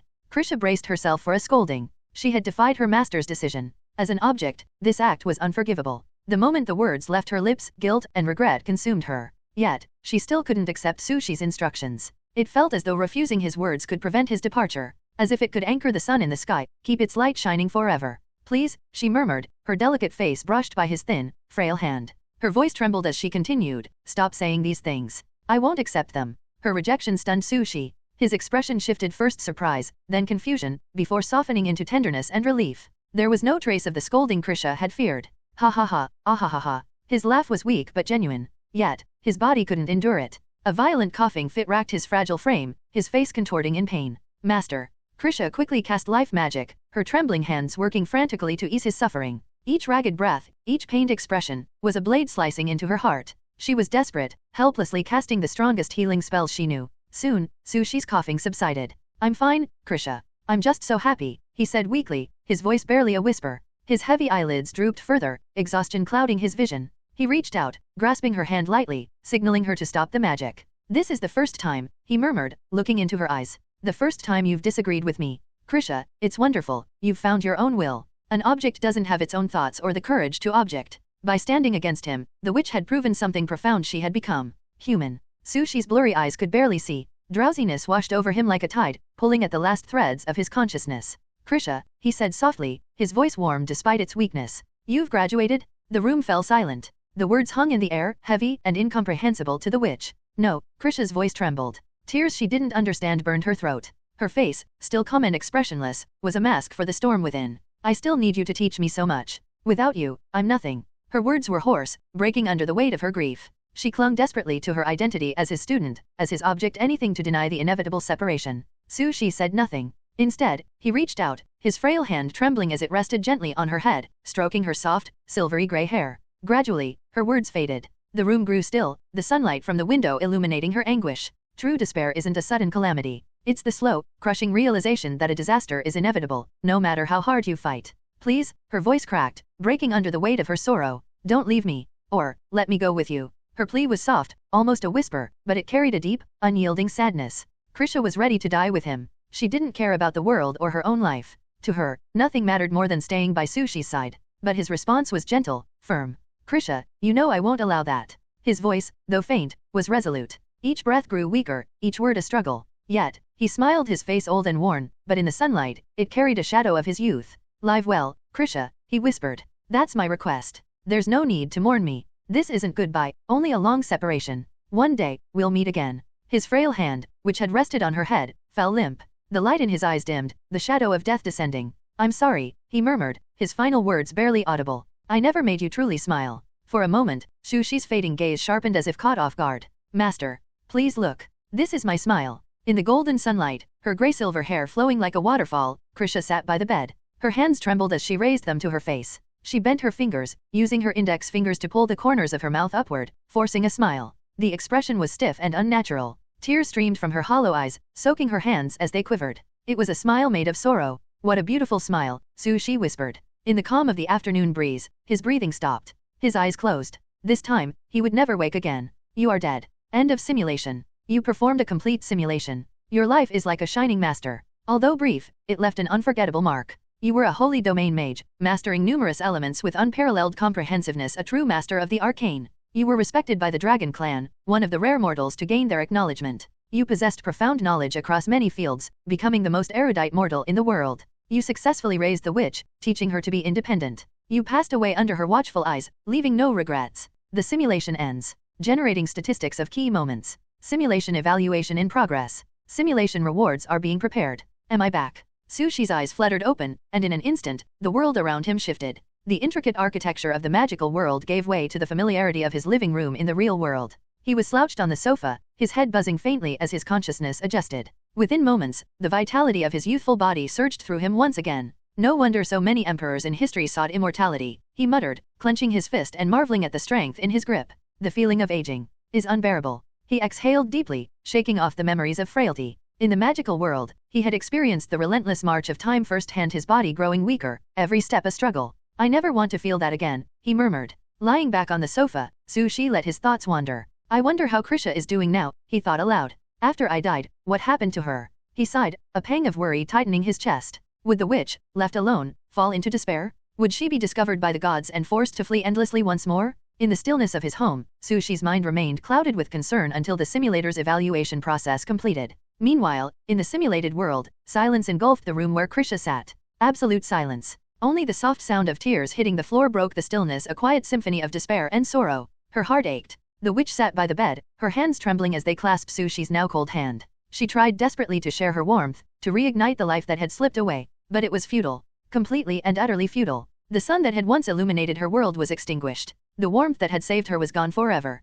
Master, she whispered hoarsely, her voice trembling. You lied to me. The power of love is not infinite. Tears cascaded down her cheeks, glistening as they fell onto the aged, lifeless hand she held. Her love for Sushi was profound, unwavering, eternal. Yet even such love had failed to save him. The witch sobbed softly, her chest tight with unbearable grief. Her hands shook, regret coursing through her as she clung to the bitter truth of her own helplessness. Master, I will wait for you, until we meet again. The words escaped her lips in a whisper, carrying the weight of her shattered heart. Her voice cracked as she cried, her hoarse wails reverberating in the empty room. Her sobs, once restrained, broke free. Ah, ah, ah. Her fingers clawed at her face, desperate to suppress the overwhelming pain. But the sorrow was relentless, seeping into every fiber of her being. Her tears pooled on the floor, glistening under the dim light, while the black and gold hues of her eyes began to distort. A vivid red emerged. It was the color of blood. The color of a heart. The color of love. Her eyes transformed, glowing with the three ethereal shades of black, red, and gold. An enigmatic power surged within her, breaking the chains that bound her potential.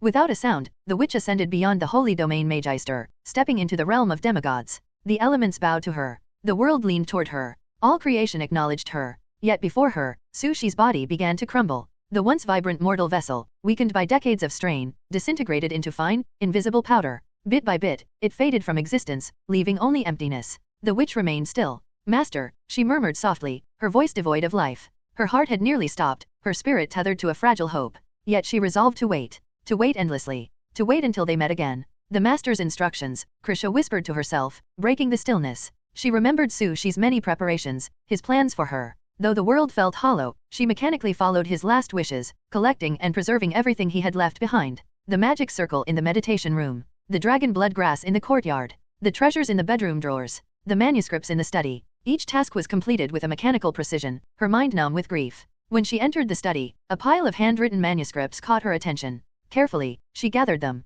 Among them were Sushi's notes on magic and his research into the path to godhood. Just as she was about to leave, a faint bulge in the wall's lining drew her gaze. What is this? Using her mental power, she extracted a hidden stack of papers buried deep within the wall. The handwriting was unmistakable. It was Sushi's. Failed again. It seems the god's blockade is unbreakable. If only I had Krisha's ability to bypass such restrictions. I tried once more this year and failed again, as expected. My body continues to weaken. Even if I broke through the blockade, I doubt I could ignite the divine fire. I have to give up. Godhood feels so distant. It's impossible for me. My body grows more lethargic. My time is running out. I must pave the way for Krisha's future. This is the last thing I can do. The words on the paper were numerous, written densely, line after line. It was a carefully constructed guide for Krisha's life, outlining her growth, her path forward, and every aspect of her existence, down to food, clothing, and shelter. Each crooked word and uneven line revealed how Sushi, in his final moments, struggled to write. The pressure of the gods, the final cries of a failing mortal body, made it almost impossible for him to pen even a single coherent thought.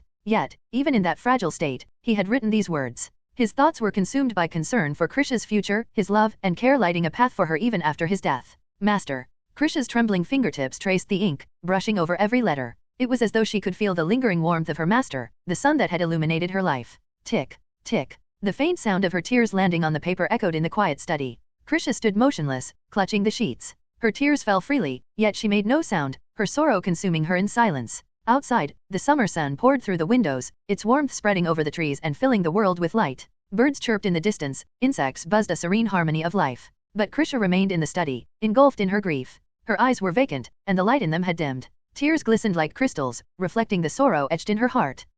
I don't deserve this. Her voice trembled as she spoke, her hands gripping the papers tightly. You gave me the meaning of my existence. That should have been enough. I don't deserve more. Krisha's words hung in the air, laden with despair. Her grief seemed to envelop the room, an unspoken pain that resonated with the soul. The witch's tears fell silently, her body trembling as she reflected on her own perceived inadequacies. She felt utterly unworthy of the love and care She had shown her. She had been powerless, unable to stop his passing. She had no emotions, offering him only a false smile in his final moments. She believed she had failed him, over and over again. Her pale, trembling hands clutched the pages tightly as her knees buckled under the weight of her despair. I'm so weak. Her heart ached with regret as she read each word she had left behind. Even with his life slipping away, he had thought of her, crafting a future for her in painstaking detail. Krisha wanted nothing more than to succumb to the darkness, to remain still forever. But she couldn't. Her master wouldn't have wanted that. He had believed in her, encouraged her, and hoped she would soar beyond the boundaries of the world. So, Krisha stood up. Despite the crushing weight of sorrow, she straightened her back and resolved to follow his instructions.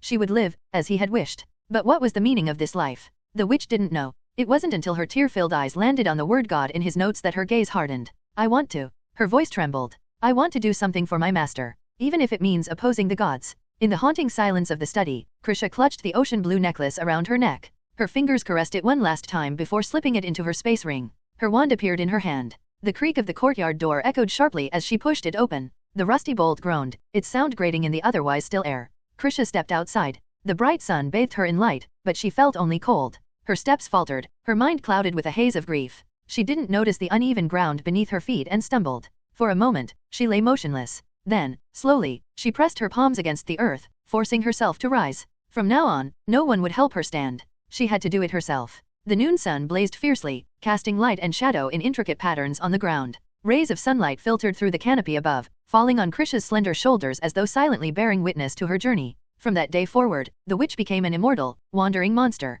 She left the courtyard. She left what was no longer her home. No one knew where Krisha went. Years passed, and the house remained untouched. Curious villagers eventually climbed over the walls, only to find dust and silence. The Magician Association conducted investigations but found nothing. All of Sushi's belongings, from manuscripts to artifacts, had been taken by Krisha. Only the empty house remained, its doors and windows creaking in the wind. 30 years later, under the gods' relentless command, their churches continued searching for Sushi's traces. They sought the holy domain Magister who might ascend to godhood. But one fateful night, an event shocked the magical world. The entire northern region's divine churches were obliterated. Not merely destroyed, annihilated. In a single moment, a terrifying power descended, obliterating the faith of the gods. The gods descended in rage, their fury shaking the heavens. Who dares? Disrespect to the gods is a death sentence. Wait. This power. Could they have ignited the divine fire? Even though these were not their true forms, the gods' incarnations were still incomparably powerful. But even with their strength, they could not defeat Krisha. The gods and the witch clashed, their battle shaking the heavens. When the smoke cleared, neither side had triumphed. Krisha vanished without a trace. This confrontation sparked a crisis of faith. Countless mortals began worshipping the witch as the true god, further enraging the deities. Another 20 years passed. Krisha returned. Standing high in the sky, she struck the void with her wand. Elemental magic roared to life, shaking the heavens and earth. With a single blow, she obliterated the foundations of the gods' power. No church was spared. Panic gripped the world. The gods themselves quaked with fear. She'll come for us next. Run, we must escape. Even the gods, who had once seemed invincible, trembled at the witch's power. Some sought refuge in other planes, while others desperately plotted their escape. But it was too late. The elements roared. The heavens themselves were sealed, trapping the gods within their own domain. Master, I will repay you for the injustice you have suffered. Above the vast expanse of the magical world's ocean, waves surged endlessly, crashing against one another, creating immense turbulence. Yet, amidst the chaos, a thin and delicate figure stood unwavering. Holding her wand aloft, she calmed the unruly waters as if commanding their submission. The sea, previously consumed with rage, now lay still under her control. The so-called gods are nothing more than that, Krisha murmured. Her voice was calm, but her eyes, filled with the brilliance of countless stars, carried an unshakable determination. She saw through the heavens, into the very depths of the gods' arrogance and frailty. Krisha still bore the unchanging appearance of a 17-year-old girl. Time, it seemed, could not touch her. Her long silver-gray hair cascaded like a waterfall, and her cold, delicate features radiated an aura of detachment. The earth supported her, the sky shielded her, and the ocean carried her forward. Everything bent to her will, exalting her beyond the gods themselves. Then, let us begin, she said softly. Her tone was calm, as if discussing something mundane, yet the sheer power behind her words caused the world to tremble. She raised her wand, and the vast ocean behind her roared to life. The waves surged higher, propelling the witch skyward, ascending towards the heavens themselves. Call. A chilling wind howled as water froze into glistening ice, and the towering waves transformed into a magnificent ice dragon. It unfurled its immense wings and carried Krisha through the skies with unmatched speed, breaching the heavens above. How dare you? That is my authority, yelled Poseidon, his divine wrath palpable. He was the most arrogant among the gods and charged at the witch without hesitation. Together, we must stand. There is no retreat. The gods of the heavens, led by the god of light, unleashed their full might. Their combined powers tore through the fabric of reality, shaking the heavens and the earth. Light brighter than 1,000 suns, darkness deeper than the void, and all the elements of creation converged into a divine assault. Yet, to the witch, their attacks were mere trifles. Die, she whispered. The gods fell. The heavens began to crumble. The earth below quaked, and the oceans roared in rebellion. The elements of earth, wind, water, and fire merged into a chaotic symphony, tearing apart the heavens. Poseidon was the first to perish. Then followed the gods of fire, blacksmithing, and harvest. Even the Mother Earth, the god of wind and snow, and the god of death were consumed by the witch's wrath. Krisha wielded the equilibrium of disorder and order, bending the fundamental forces of existence to her will. Earth, wind, water, and fire no longer functioned as mere elements but became harbingers of the world's ultimate demise, a fate shared by mortals and gods alike. I refuse to accept this, roared the dragon god, a deity born from the golden holy dragon and worshipped by all dragonkind. Its immense body resisted the onslaught, its ferocity undiminished as it lunged at the witch. It believed that by reaching her, victory would be assured. Yet, as it closed the distance, the witch calmly extended her wand. The laws of earth, thunder, light, darkness, death, and fire converged upon its tip. With a simple touch to the dragon god's forehead, it fell lifelessly to the ground. Ignoring the fallen dragon god's remains, Krisha turned her attention to the god of light, the last and most formidable opponent. Her gaze was cold and unwavering. Her master had taught her never to underestimate an enemy, and she adhered to that lesson. With calculated precision, she absorbed the authority of the slain gods, consolidating their powers within herself. Desperation gripped the god of light. Casting aside all pretense of dignity, he abandoned his divine might and focused solely on escaping. Transforming his essence into pure light, he fled the heavens. But Krisha's retaliation was swift and merciless. A grey pillar of chaotic light swept through the heavens, obliterating everything in its path. No, I haven't transcended yet. I haven't become the supreme god. I can't die. The god of light's anguished cries echoed as the chaotic light pierced his divine form, erasing his authority, his existence, and his very essence. At last, the heavens fell silent. All the gods had been eradicated, even the most powerful among them. Master, I have reclaimed justice for you, Krisha whispered to the memory of her master. In the desolate expanse of the sky, her soft voice resonated with unwavering resolve. This act of vengeance was the only tribute she could offer to her fallen master. Suddenly, a radiant crown materialized from the remnants of the gods. The worlds will manifested, acknowledging Krisha as its new ruler and offering her the crown of ultimate authority. Yet, Krisha refused. I don't need this, she said simply. She grasped the crown lightly between her fingers and crushed it, scattering its fragments into oblivion. The consciousness of the magical world trembled in confusion. It could not comprehend why she would reject such power after avenging her master.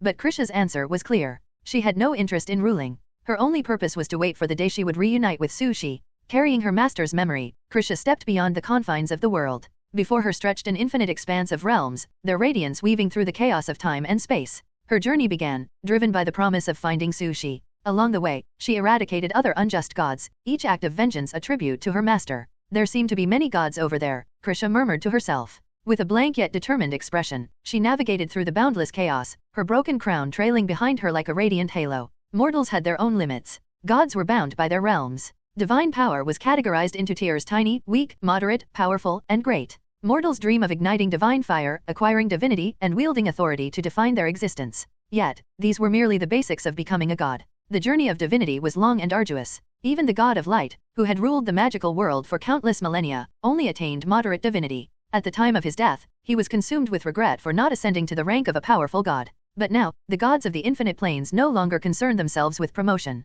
The chaos brought by Krisha Christina has signaled the twilight of the gods. A witch who defies divine authority has risen, wandering through the chaos and bringing death to all gods indiscriminately. How dare you challenge the majesty of the divine? I am the king of the ancient gods. None have dared to kill me since the dawn of time. You devil! You walk the path of your own destruction. The gods' fury was unrelenting. They united to hunt the witch, chasing her into the chaotic void. Yet, no matter how many times they pursued or wounded her, Krisha returned stronger each time. Years passed in the timeless chaos. The infinite planes of existence became scarred and fragmented, bearing the marks of her battles with the gods. Ultimately, the witch emerged victorious. She absorbed the authority of the chaos gods, consolidating the concepts of order and disorder within herself. Only a handful of benevolent gods were spared, and from then on, the world sang her praises. The age of the gods had ended. The Supreme One had risen. Immortal, singular, omniscient, omnipotent, creator and destroyer. Krisha stood atop the corpses of fallen gods, indifferent to the crown offered by the worlds. She waited. She would always wait.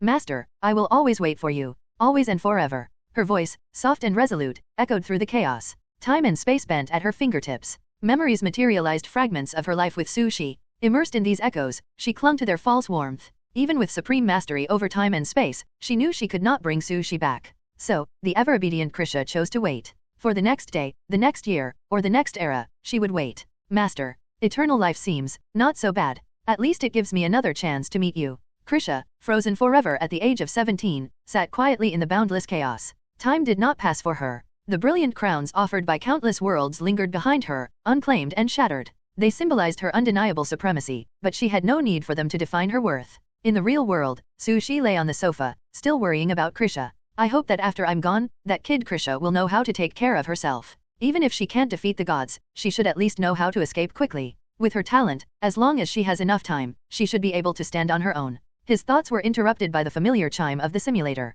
Ding! Second simulation statistics completed. Congratulations to the host for activating the following achievements: Master of Elements, Beginning and End, Witch's Redemption, Dragon Whisperer Physics, Creator of Ragnarok, His Only. Master of Elements, your unparalleled mastery of elemental magic astonishes even the gods. Beginning and End, your mortal life began and ended in Alanson City, peacefully closing the cycle. Witch's Redemption, you became the light that illuminated the witch's path, giving her hope and purpose. Your place in her heart is irreplaceable. Dragon Whisperer Physics, your encounters with dragons always ended in bloodshed. Creator of Ragnarok, your death marked the beginning of the gods' demise, shaking the very fabric of the worlds. His Only One, to the Supreme, all worlds bow, yet to her, you are the only one. So many achievements. Su Shi murmured, surprised. The first simulation had only yielded 4 achievements, but now there were 6. Having more achievements is always a good thing. It means a higher settlement evaluation. He pondered over what might have happened after his death. The end of the gods? A witch rising to power? His curiosity deepened. The gods extinguished, the supreme reigning. Could Krisha have done all that after my death? His concerns for the witch began to dissipate. The achievements alone proved that Krisha had surpassed all expectations, carving a legacy that even the gods revered. He turned his attention back to the simulation panel. Simulation summary: you maximized your talents, becoming the strongest holy domain magister in human history. Although you failed to transcend mortality and become a god, your death paved the way for the birth of the supreme god, earning you the reverence of countless worlds. Simulation final evaluation, S. Rewards are being generated. Choose 4 of the following 5 rewards to receive immediately. 1. The Pinnacle State in The Sims. 2. All Magic in The Sims. 3. Enhanced Elemental Perception. 4. Power of Faith Control Method. 5. A Broken and Burnt Wand. 4 choices this time? The evaluation must have improved from S to S. His gaze lingered on the options. Each held immense value, and he weighed them carefully. The memories of his time with Krisha flashed through his mind as he prepared to make his decision. After some thought, Su Shi made his decision. He chose option 1, option 2, option 3, and option 5. These were the realm of the Holy Domain Magister, all magic including forbidden spells, the enhanced version of elemental perception talent, and the first Grey Resurrection Wand. The first 3 were selected to improve his strength, while the wand was chosen for commemorative purposes. As for why he didn't choose the power of faith, the reason was simple. The so-called faith was essentially harvesting the wishes and piety of believers. This process takes time, is complicated, and requires establishing a church, spreading doctrine, and maintaining the purity of believers' faith. With the simulator's natural cooldown of 10,000 days over 27 years, it was impractical to expect significant progress in raising faith. Even in the magical world, gods worked tirelessly to purify their faith through events like alien invasions and miraculous occurrences, yet the results were marginal. This demonstrated how time-consuming it was to rely on faith for strength enhancement. Actually, if I wanted a streamlined plan, the magic in option 2 could be omitted, Su Shi mused. After all, I have all the memories of practice. Starting over wouldn't be an issue. But since I can choose 4 rewards, it's always better to save more time. Ding, the selection of rewards has been completed. Distribution is beginning. With the confirmation, the simulator's panel began to flicker, and each text line disappeared, replaced by tangible rewards.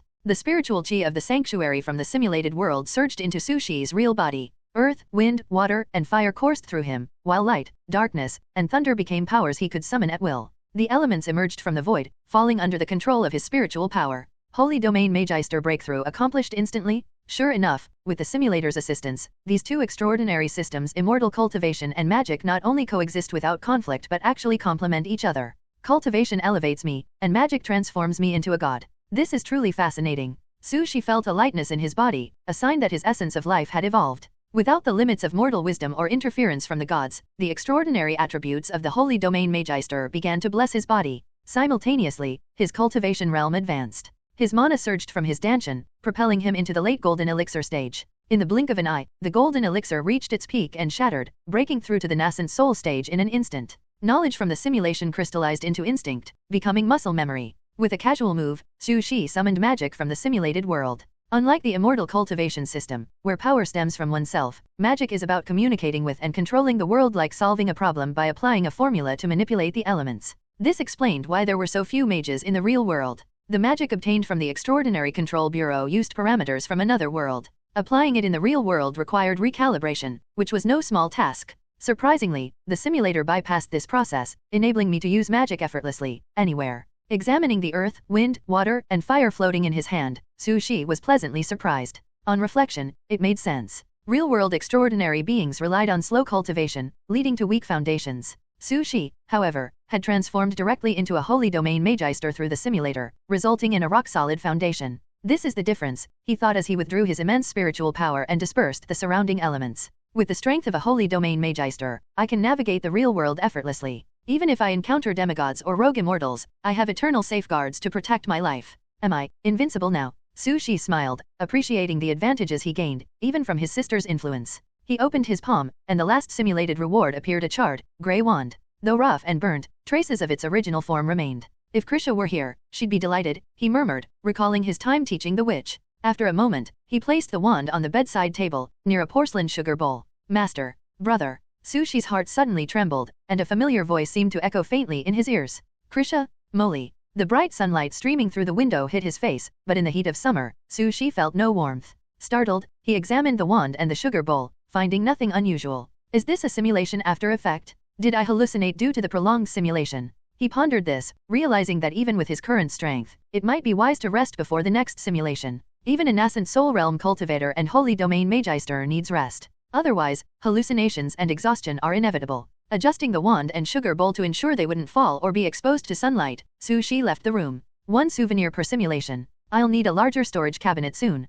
Keeping them beside the bed isn't ideal, they'll get dusty. Also, I need a better wand. While I can cast spells unaided, a high-quality wand would boost my magic by 20 to 30%. With thoughts of combining weapon refining and wand making to create a hybrid flying sword wand, Su Shi quickly began preparing for the future. He didn't notice the subtle movement. The distance between the grey resurrection wand and the sugar bowl had shifted slightly, but undeniably. After leaving the bedroom, Su Shi felt a sudden sense of relaxation as the summer heat greeted his face. He reaffirmed his belief that the earlier hallucinations were nothing more than fatigue catching up with him. I didn't expect simulations to be so energy-consuming, he thought to himself. But considering this one lasted nearly 100 years, it's natural to feel this drained. He pulled out a bottle of refreshing King's Indan, swallowed it, and refined its essence to rejuvenate his spirit. Feeling reinvigorated, Su Shi left the house and headed to a nearby Tai Chi steamed bun shop, a popular eatery. He ordered 3 large meat buns, sat down, and began eating. The food in the magical world wasn't bad, but after spending so much time there, he found himself craving the familiar taste of Chinese cuisine.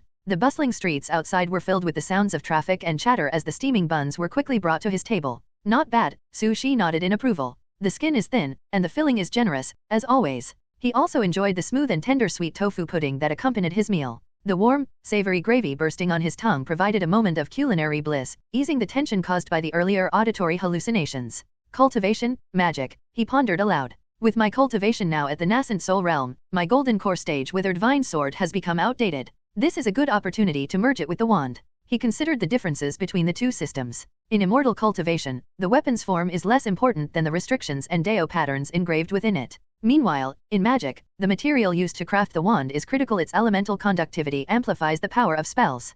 Combining these two approaches could lead to a truly unique weapon. Taking another bite of the meat bun, Su Shi reflected deeply. The simulations had transformed him from an ordinary person into someone with exceptional expertise. He now possessed both advanced weapon refining skills for cultivating immortals and master-level wand-making techniques. This combination could create weapons equally suited for immortality and magic. However, finding suitable materials for such a weapon presented a challenge. As a holy domain Magister, I'm already at the pinnacle of the magic system. Beyond this lies immortality. Locating materials of sufficient quality won't be easy, he thought. To explore his options, Su Shi took out his phone and accessed the Extraordinary House, a trading network exclusive to extraordinary beings. After verifying his credentials, the interface displayed a variety of items. Good news? Good news? Uzi Tianli Special Edition now available? Not for 998 points, only 98 points. TCTD 1 Button Chi Transformation Device on sale. Omnic Magic Turret pre-sale. Launch hundreds of fireballs per second and let enemies experience true despair. 6-turn cleansing bullets consecrated by eminent monks. Double damage against ghosts and evil entities.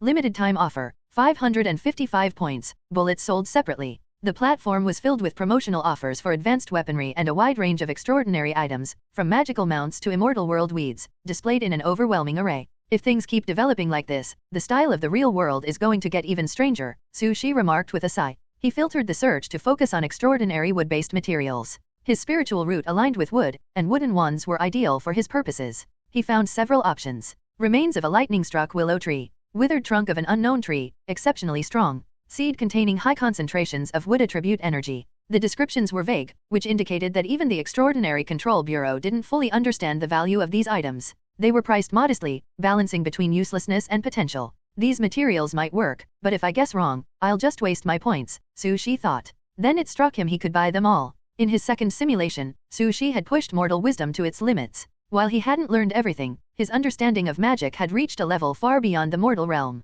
Techniques like full attribute magic from levels 1 to 9, dragon blood grass cultivation, wand optimization, magic weapon amplification, and spiritual power purification were all within his grasp. These techniques are outdated for me but invaluable to officials. Aside from sanctuary level forbidden spells and secrets about gods, the rest can be traded for what I need. Mutual benefit. It's a win-win. The more Su Shi considered it, the more practical the plan seemed. He wasn't afraid of sharing his knowledge and attracting trouble. His confidence came from his strength. As a holy domain magister at the peak of the mortal world, there was no need to hide or pretend to be weak. If I don't capitalize on this, wouldn't my efforts and even my sister's support be wasted? He chuckled. Of course, a sudden increase in strength and official transactions required plausible explanations. Su Shi exited the Extraordinary House website and scrolled through his contacts. He soon found the number for Zhang Yaokuo, the director of the Inshan City Extraordinary Management Bureau. Hello, Director Zhang. Su Shi greeted warmly. Yes, I've had another breakthrough. How? Oh, just luck, I guess. I was lying at home, napping, and when I woke up, I'd inexplicably advanced to the nascent soul realm and received a magician's inheritance. On the other end, there was a sound of something dropping, followed by hurried breaths and the rustling of medicine bottles. After a while, Zhang Yaokuo's shocked voice came through. Inheritance? Another inheritance? It's only been a few days. Even if you're lucky, Brother Su, this is too much. Though skeptical, Zhang Yaokuo couldn't dismiss the memory of Su Shi's astonishing solo annihilation of the world ruins. Compared to that, acquiring a magical inheritance seemed less extraordinary. What's the realm of this inheritance? Zhang Yaokuo finally asked, trying to stay calm. Not much, Su Shi replied modestly. After waking from the dream, I barely managed to become a holy domain magister. Life felt dreamlike, and for Su Shi, the simulator truly was a dream made real. If Su Shi wanted, he could live his entire life without revealing his strength. He had always been a person who valued keeping a low profile. However, after careful consideration, he abandoned this idea. It wasn't because of youthful arrogance or a desire to show off his newfound power, but rather because his strength had progressed too rapidly. With each simulation, he underwent a complete transformation. Ascension? Becoming a god? Transcendence? Even Su Shi himself didn't know where the simulator's limits lay. In such a situation, hiding his true strength felt pointless and might even hinder further improvement. In this ever-changing world, without strength, there is no true security, he reflected. After finishing his steamed buns and tofu pudding, Su Shi stood up and gazed at the bustling street ahead. People filled the lively scene, and the air was filled with the chatter of diners debating the merits of sweet versus savory tofu pudding. In the past, Su Shi might have cherished this kind of ordinary life. He would have embraced a peaceful and low-profile existence, believing that a quiet life was all he needed. But those days were gone. Ever since the extraordinary disasters that left him in a wheelchair for 5 years, he had come to a painful realization. Without strength, a peaceful life was nothing more than a fragile illusion, a mirror that could shatter at any moment. Instead of worrying about staying safe, it was better to grow strong enough that no one could disturb him. Of course, the real reason Su Shi could afford to reveal his strength to the authorities was his sister's incredible support. With the eternal teardrop on his wrist, a miraculous artifact with tenfold attributes and protection strong enough to withstand the attacks of an immortal emperor, he felt invincible. Even if the world were to explode, he would remain unscathed. Invincibility. There was no need for further explanation. Emily, I'll be counting on you for the rest of my life, Su Shi murmured, glancing at the eternal teardrop. He couldn't help but smile. Being able to rely on his sister's support was a wonderful feeling. The midday sun shone brightly, casting its light onto the artifact. Within the eternal teardrop, a faint, hazy blood-red glow seemed to flicker in silent response. The strength Su Shi chose to reveal was soon reported to the General Administration of Extraordinary Control in the capital by Zhang Yaokuo. The General Administration was home to the strongest extraordinary beings in China, as well as the most abundant resources. It also welcomed visitors from other worlds during the ongoing integration, many of whom joined as members of the Extraordinary Control Bureau, exchanging their strength for generous treatment and benefits. The Bureau was always eager to recruit top experts, and today, the news about Su Shi sparked the interest of one of their most formidable members. Oh, a holy domain Magister. Haha, interesting. Leave the task of testing his strength to the great me. Within a vast, awe-inspiring hall, piles of gold coins and dazzling gemstones filled the space. Spotlights illuminated the room, creating a kaleidoscope of shimmering gold and silver. The radiant display was almost blinding. Suddenly, the glittering mountains of wealth collapsed. With a loud clatter of metal, a massive figure emerged from the treasure, shaking off the gold that had buried it. A ferocious red dragon with thick limbs and partially spread wings revealed itself. Its dark red scales glinted ominously, and its sheer size exuded an oppressive presence. As the dragon inhaled, a scorching mist of fire escaped its nostrils, melting the gold coins beneath it into molten puddles. I am the great sacred dragon. The wings of hell that conquer worlds. Rugzank Asteruts Neltarian Akonalakia Kakalagada. He. I haven't encountered a powerful magician since leaving my world. I hope this so-called holy domain Magister proves entertaining. GGG, foolish mortals, feel the wrath of the red dragon. The red dragon's roar echoed across the world. With a powerful flap of its massive wings, Rex Sanchez soared into the sky, heading directly for Yinshan City at an astonishing speed. As it flew, a faint memory tugged at the edges of its mind. The name Su Shi seemed familiar, though it couldn't recall why. But it didn't matter. The fury in Rex Sanchez's eyes burned like molten fire, leaving streaks of red light in the sky. The humiliation it suffered when it was weaker had festered for years, unresolved. Its sworn enemy was long gone, leaving the red dragon to seethe with unvented rage. It resolved to take out its anger on this new human Magister. GGG? Poor humans, blame your ancestors for your misfortune. The clear blue sky turned a dull crimson as flames engulfed the dragon's flight path. With its fire domain boosting its speed, Rex Sanchez moved faster than lightning, tearing through the air toward Yinshan City. Suddenly, its dragon eyes widened. An overwhelming instinct compelled it to stop mid-flight. Unable to resist, it crash-landed onto a barren mountain, rolling several times before coming to a halt. Its once pristine scales were now covered in dust, leaving it in an embarrassing state. What just happened? Rex Sanchez muttered, its heart pounding as if in warning. Its body seemed desperate to prevent it from flying any farther.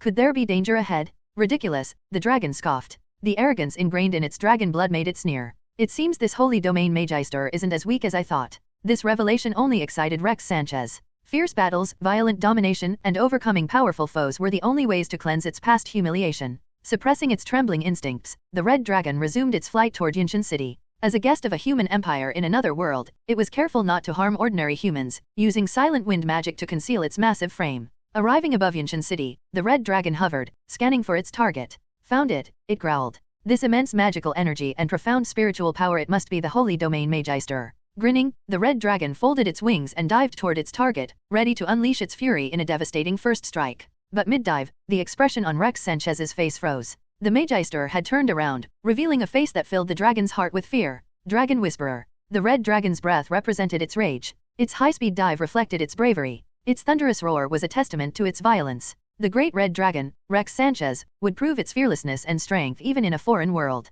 Yes, that was exactly how it should be. I didn't expect us to meet again. It's truly nostalgic, a calm, young voice echoed, startling the dragon. It was Su Shi's voice, the voice of the man known as the first beneath the gods, the demon who had once single-handedly subdued Dragon Island. At this moment, Su Shi had just received word from Zhang Yaokuo. To assess his strength as a holy domain Magister, one of the top powerhouses from the Extraordinary General Administration, the sanctuary-level red dragon was rapidly approaching Yinshan City. Su Shi remained unfazed. His strength was built on solid foundations forged through rigorous simulations. Even if a demigod appeared, he had full confidence in his ability to win. What Su Shi hadn't expected, however, was that this so-called sanctuary-level red dragon was a familiar figure from the simulated world, the very dragon who had helped him cultivate dragon blood grass in his courtyard. Fate is truly wondrous, Su Shi remarked. It seems I'll have the chance to grow dragon blood grass in the real world as well. With a casual wave of his hand, the grey resurrection wand appeared in Su Shi's grasp, its surface gleaming with the brilliance of multiple elements. It was instinctive for Su Shi to recreate actions from memory upon encountering familiar faces.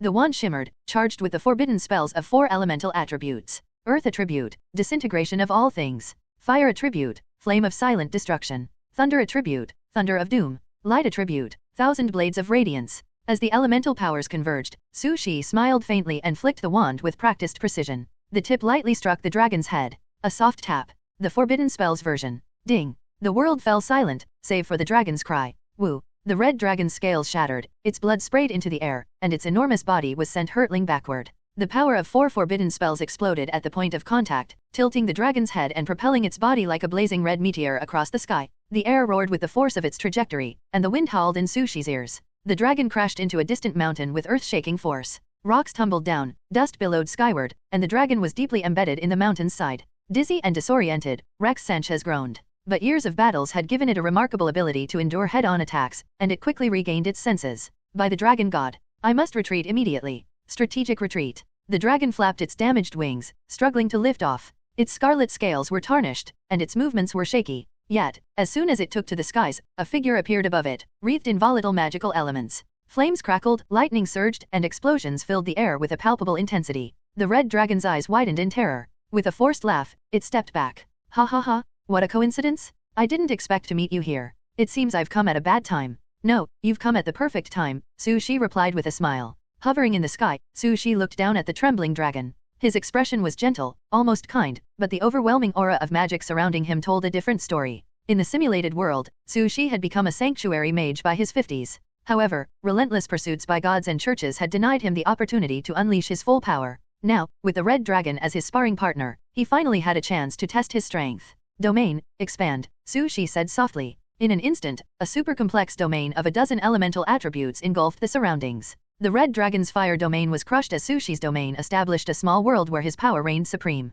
The red dragon roared in defiance. No, you can't do this. I demand a complaint. Curse you, human. I'll show you the true power of a dragon. Rex Sanchez charged forward, its enormous body shrouded in surging flames. Every muscle bulged, and the air around it vibrated with the force of its dragon language magic. Su Shi's expression turned serious as he prepared for the attack, but before he could respond, there was a sudden bang. The dragon had abruptly stopped its charge, flapping its massive wings as it retreated at full speed. Ha ha ha, you've fallen into my trap? This was my escape route all along. Dragon Whisperer, goodbye. Hearing the dragon's triumphant voice, Su Shi was momentarily confused. Strange. Do I look that scary? He shook his head, suspecting that the red dragon's fear stemmed from the second simulation, where Krisha's relentless attacks had left a psychological scar. Su Shi raised his hand slightly, and the power of his domain surged forth. It bound the fleeing dragon midair and sent it crashing heavily to the ground. Rex Sanchez was stunned. Its bewildered expression was almost human-like as it realized how effortlessly it had been subdued. The dragon broke into a cold sweat and hastily adopted a flattering demeanor. Rubbing its claws together, it began praising Su Shi's skillful capture, desperate to save itself.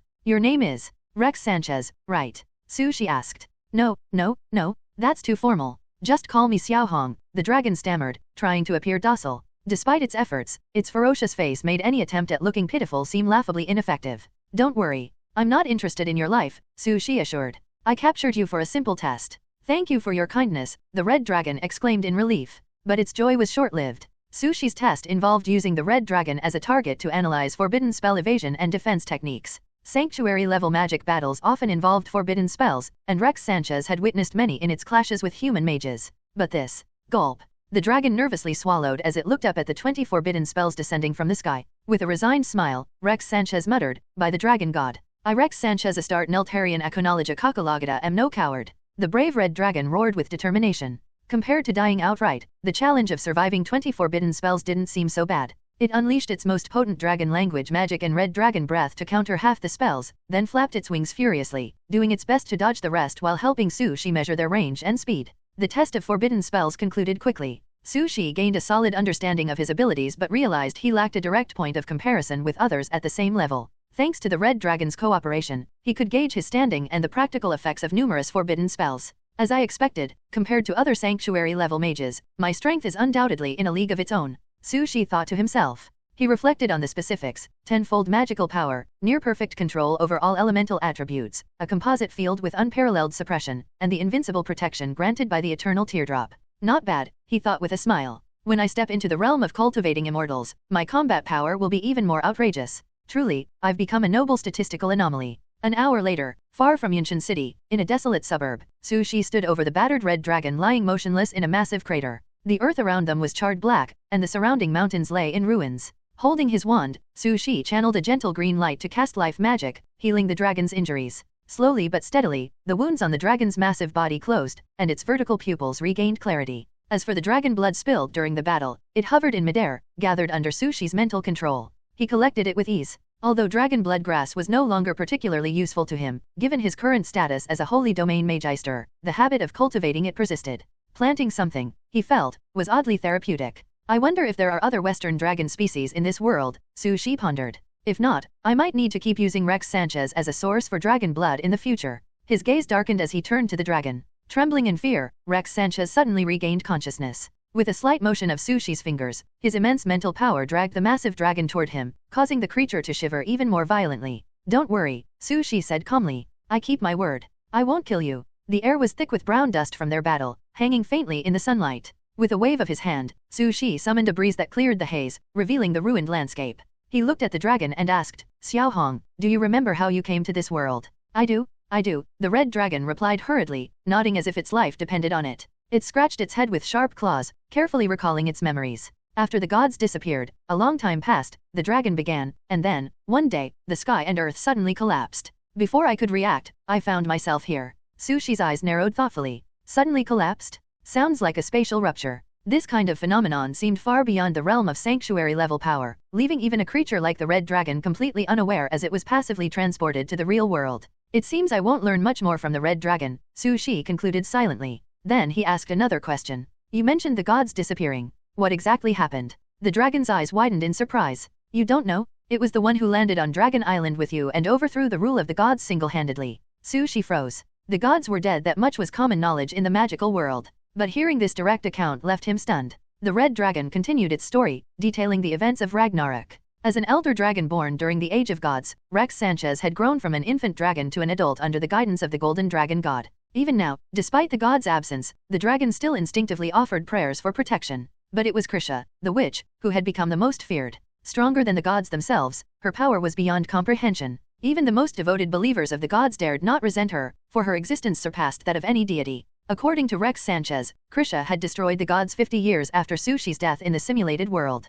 His Sushi sucked in a sharp breath. Outwardly, he remained calm, but inside, he was in turmoil. No way, he thought. Is this really my Krisha? She destroyed the heavens? Why didn't I notice anything about her potential when I was alive? A wild yet plausible thought emerged in Sushi's mind. Could it be that my presence slowed down Krisha's growth? Sushi was momentarily at a loss. Should he feel proud of her immense progress or frustrated by the idea that his life might have held her back? The situation felt surreal, and he couldn't help but wonder if the gods had played a part in this irony. Now I finally understand what the creator of Ragnarok achievement in the simulation referred to, Sushi muttered, deep in thought. He wanted to ask more about Krisha, but Rex Sanchez had little information. After defeating the gods, Krisha had left the magical world to venture into the mysterious, boundless chaos, a realm far beyond mortal comprehension. That's all I know, the red dragon said timidly. She became stronger by connecting with the elemental planes, but the extent of her power is unknown to me. Sushi nodded. That's enough. Knowing that Krisha was thriving and had surpassed the gods was already comforting. While the simulator had hinted at her achievements, Rex Sanchez's account provided clarity and detail that left Sushi satisfied.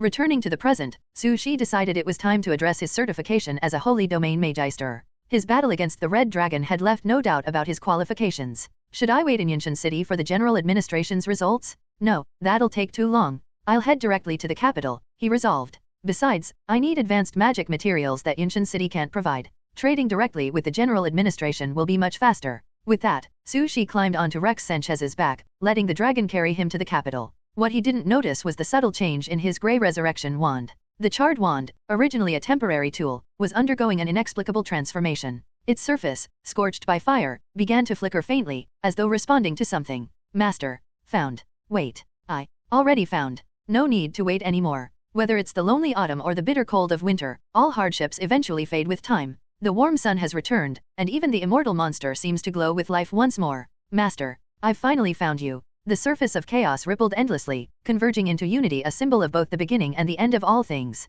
It bore witness to the passage of time and the immeasurable duration of the witch's wait. Now, however, the supreme witch had awakened from her eternal slumber. Her long, light gray-silver hair flowed in the chaotic currents, brushing against her calm face as it moved through the shadows of time. Her expression conveyed profound emotions without words. Was it joy, love, or anticipation? Krisha herself couldn't tell. All she knew was that dim shadows must eventually return to the light, and lost items must find their way back to their rightful owners. Only then could they retain their value and purpose. Please wait just a little longer, her soft voice echoed in the silent chaos. I will be there soon. The witch departed, her figure traversing vast distances of time and space. Breaking through the barriers of countless dimensions, she sought the light she had once lost. Pft, cough, cough. On the way to the capital, Su Shi was flying atop the red dragon. The sky was bright blue, and the wind rushed past him as they soared toward the extraordinary general administration. But all of a sudden, Su Shi coughed violently and felt a chill run down his spine. Strange. Why do I have an ominous feeling? He steadied his breathing, trying to calm his nerves, but confusion clouded his thoughts.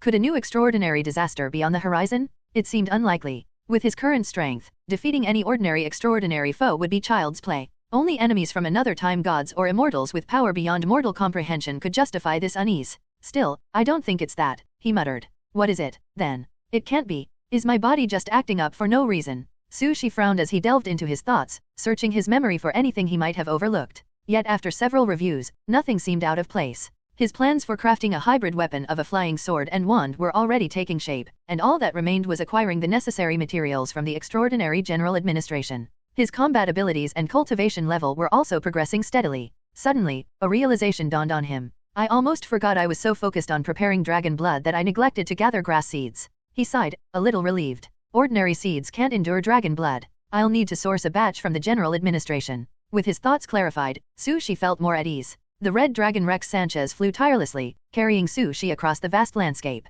Its immense wings cast huge shadows on the ground below, creating waves in treetops and stirring dust and rocks across the terrain. The speed at which they traveled far surpassed any known biological limit, outpacing many modern weapons. Before long, the capital's sprawling outline came into view. A unique blend of the extraordinary and the technological, the city showcased a breathtaking mix of ancient and modern elements. High-rise buildings stood alongside floating spirit boats and flying pavilions. Sword-wielding cultivators flew in formation with new-age fighter jets, while martial artists engaged in combat against creatures from Western fantasy. The capital was the hub of the most developed extraordinary economy, home to unparalleled resources and innovation. Together, these elements fostered an extraordinary prosperity unmatched elsewhere. It's far more spectacular than it looks on TV, Su Shi remarked, standing atop the red dragon and gazing at the vibrant city below. He could clearly see that the extraordinary beings in the capital far outnumbered those in Yinshan City, and their quality was equally impressive. This is what you'd expect from the seat of the extraordinary general administration, he said with a sigh. In the past, before he had the simulator, Su Shi's aspirations were modest. He had only hoped to heal his legs and experience a bit of adventure.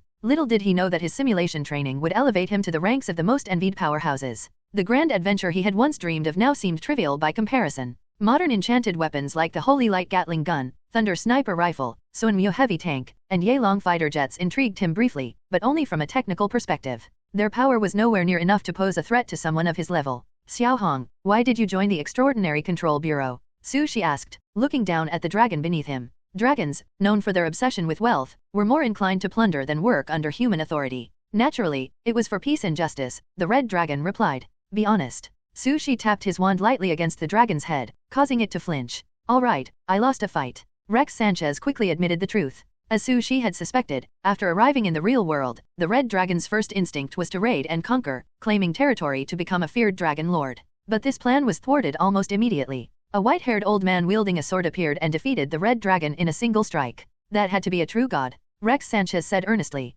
It wasn't that I was too weak, the opponent was simply too strong. The Holy Realm can't stand against a god. It's only natural. God, Su Shi murmured. As they approached the extraordinary general administration, Su Shi's gaze fell on its magnificent structure. Narrowing his eyes, he pondered aloud, perhaps it wasn't a god, but a sword immortal. Gods and true immortals existed on the same level of greatness. Based on the red dragon's description, the figure clad in a Taoist robe and wielding a sword seemed far more likely to be an immortal. This is unexpected, Su Shi mused. To think there's a true immortal in the real world. No wonder the extraordinary outbreaks have lasted so long, yet order in the real world remains stable. It turns out the Extraordinary Control Bureau has true immortals assisting them. Could it be that humanity has inherited this legacy? Or are immortals from other worlds lending their aid? Su Shi wondered. Roar. It wasn't the first time the red dragon had worked for the Extraordinary Control Bureau. As its massive, mountain-like form appeared, the vicinity of the Extraordinary General Administration activated its protocols, clearing a spacious landing area for the dragon to descend and rest. Dragon destroys the airport.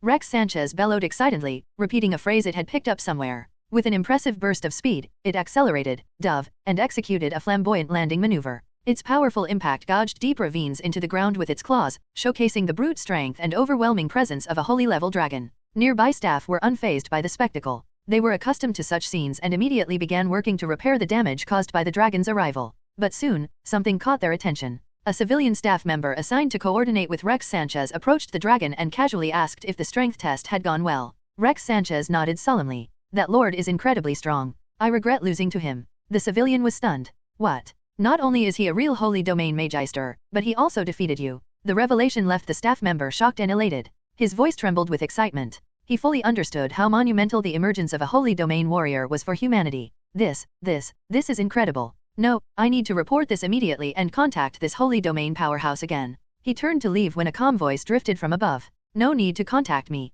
I'm already here. The emergence of a holy domain magister, a true Chinese compatriot, not an alien or someone from another world, sent shockwaves through the extraordinary general administration. When it became known that Su Shi had arrived in person, the news sparked even greater commotion. Within 5 minutes of the staff member's report, the area was secured, isolating it from the growing crowd of extraordinary beings eager to catch a glimpse. Holy domain? That's practically a god. This is insane, I'm so jealous. Boss?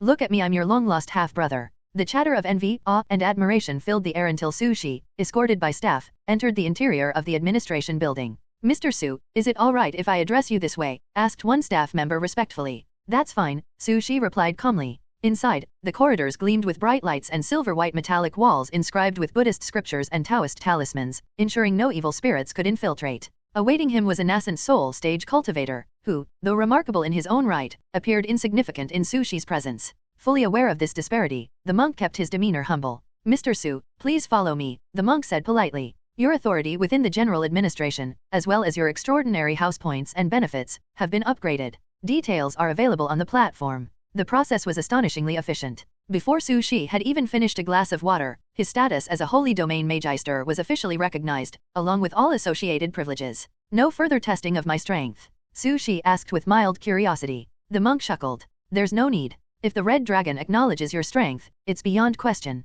Su Shi nodded, understanding the weight of the dragon's respect. Dragons, whether Eastern or Western, were notoriously arrogant. Their pride in their bloodlines led them to disdain all other creatures. The only way to earn their submission was through overwhelming power. This way, Mr. Su, the monk said, gesturing down a corridor. Our director is waiting for you. The director? Yes. The one who defeated the red dragon with a single sword.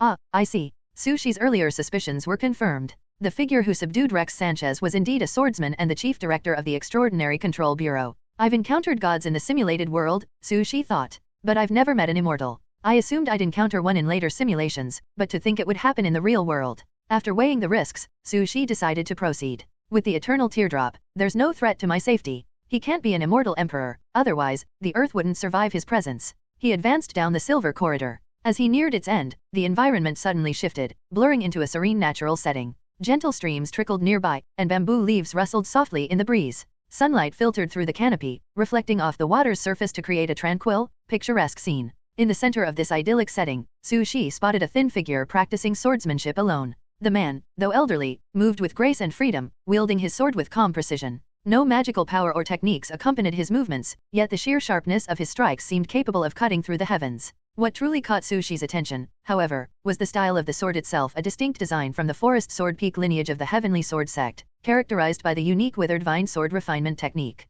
Traitor, the man said, his voice calm but tinged with reproach. It's been a long time. Don't you even greet your master anymore? The sword immortal sheathed his blade, and the surrounding sword energy dissipated, retreating into the withered vine sword. As the man turned, his familiar face came into view. Li Wanshao, Su Shi murmured in disbelief. The master of Forest Sword Peak. The very master from Su Shi's first simulation world. Master. Su Shi was momentarily stunned before bursting into laughter. I admit my mistake. The duo exchanged smiles. There was no tearful reunion or overwhelming excitement, only a calm, familiar warmth, as if they had simply resumed their roles as master and disciple. Sit down, Li Wanshao said, gesturing to a stone table. They seated themselves across from each other. A light breeze rustled the bamboo leaves, some of which steeped in hot water, filling their cups with fragrant tea. After a brief exchange and an update on Su Shi's current situation, Li Wanshao sighed deeply. I don't know what circumstances brought my rebellious disciple back from the dead, but I'm glad you're here. The old man smiled warmly but quickly switched to a stern expression, slamming the table as he stood. You traitor, he yelled. You were so promising, yet you chose to dabble in barbarian magic? It's superficial and vulgar? The immortal way is the only righteous path. Everything in life seems to follow a chain of contempt, be it the choice between fuel or electric vehicles, or even game platforms. Contempt and superiority are constant companions, deeply rooted in the very fabric of competition. Among extraordinary systems, immortal cultivators undeniably hold the highest arrogance. To Li Wanshao, a system like magic wasn't even worth comparing to the grandeur of immortality. Change, you must change, the old man declared, his beard bristling and his eyes wide with intensity. What's the point of becoming a god? My disciples will ascend to immortality. Imagine how beautiful it will be when master and disciple become immortals together. Foolish brat, it's not too late to correct your ways now, just wait for me to rebuild your spiritual roots. Master, actually she began, intending to explain that he had already cultivated both immortality and magic, and that his long-destroyed heavenly spiritual root had been fully restored. But Li Wanshao was faster. With a sweep of his hand, the air around them shifted. Bamboo leaves trembled gently as his wrinkled fingers moved skillfully, drawing forth a crystalline jade-green light from the void. It shimmered like tenacious roots, pulsating with life. Su Shi immediately recognized the material. It was something derived from a rare divine wood, perfect for creating wood element spiritual roots. However, what surprised him even more was that this wasn't raw material. It was a nearly complete spiritual root, ready for implantation. Master, you had this prepared? Su Shi asked softly, his voice tinged with emotion. What's wrong with you, traitor? Li Wanshao frowned. Nothing. I just wanted to say, thank you.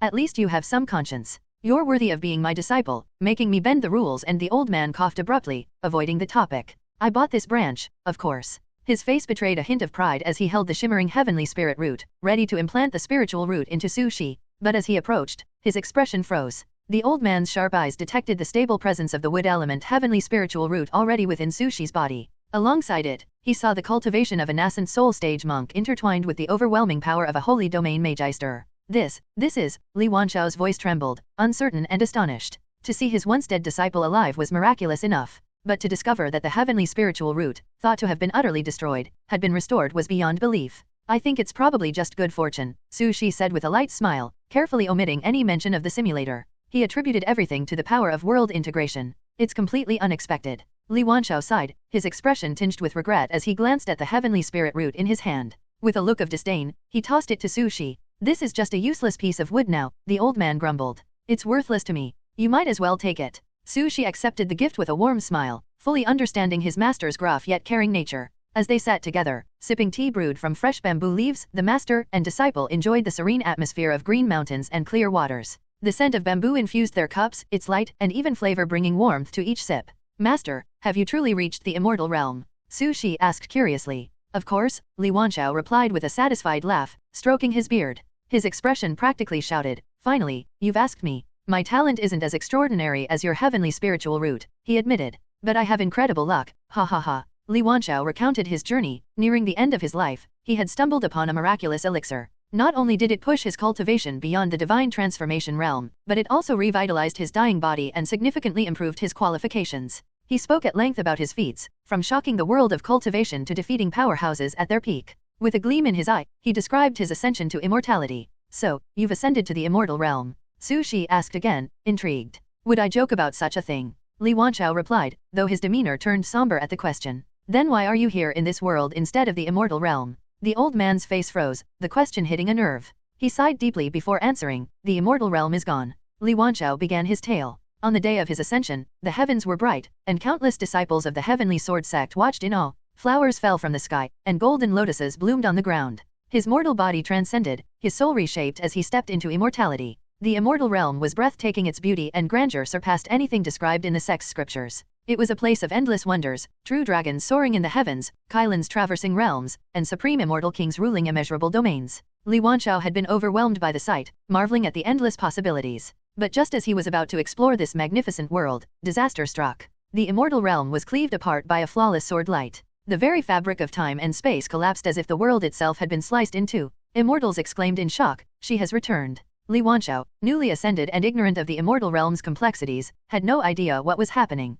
His initial plan to reunite with Su Moli in the immortal realm and care for Su Shi's family member was abruptly shattered. The collapse was catastrophic. Torn apart by the implosion, Li Wanshao found himself powerless, his body hurled into the chaos of space and time. Eventually, he was flung into the real world, his path entirely out of his control. And just like that, the magnificent immortal realm was gone, the old man lamented, downing his cup of spiritual water in one gulp. Though I've reached the realm of true immortality, I cannot find my way back. The calamity was far too vast. For now, I can only remain in this world, serving as a guest of the Extraordinary Control Bureau. Li Wanshao's decision was straightforward. Though the earth was not the immortal realm he knew, its culture and traditions mirrored aspects of the immortal way. He resolved to help where he could, hoping to uncover the mystery behind the world's extraordinary fusion and the ruins appearing across its surface. Perhaps, he thought, understanding the Earth's peculiarities might lead him to the answers he sought or even a path back to the immortal realm. As for the fairyland, the old man who had witnessed its destruction no longer held any hope of its survival. Your experience is truly full of twists and turns, bizarre and tumultuous, Su Shi remarked after hearing Li Wanchao's story.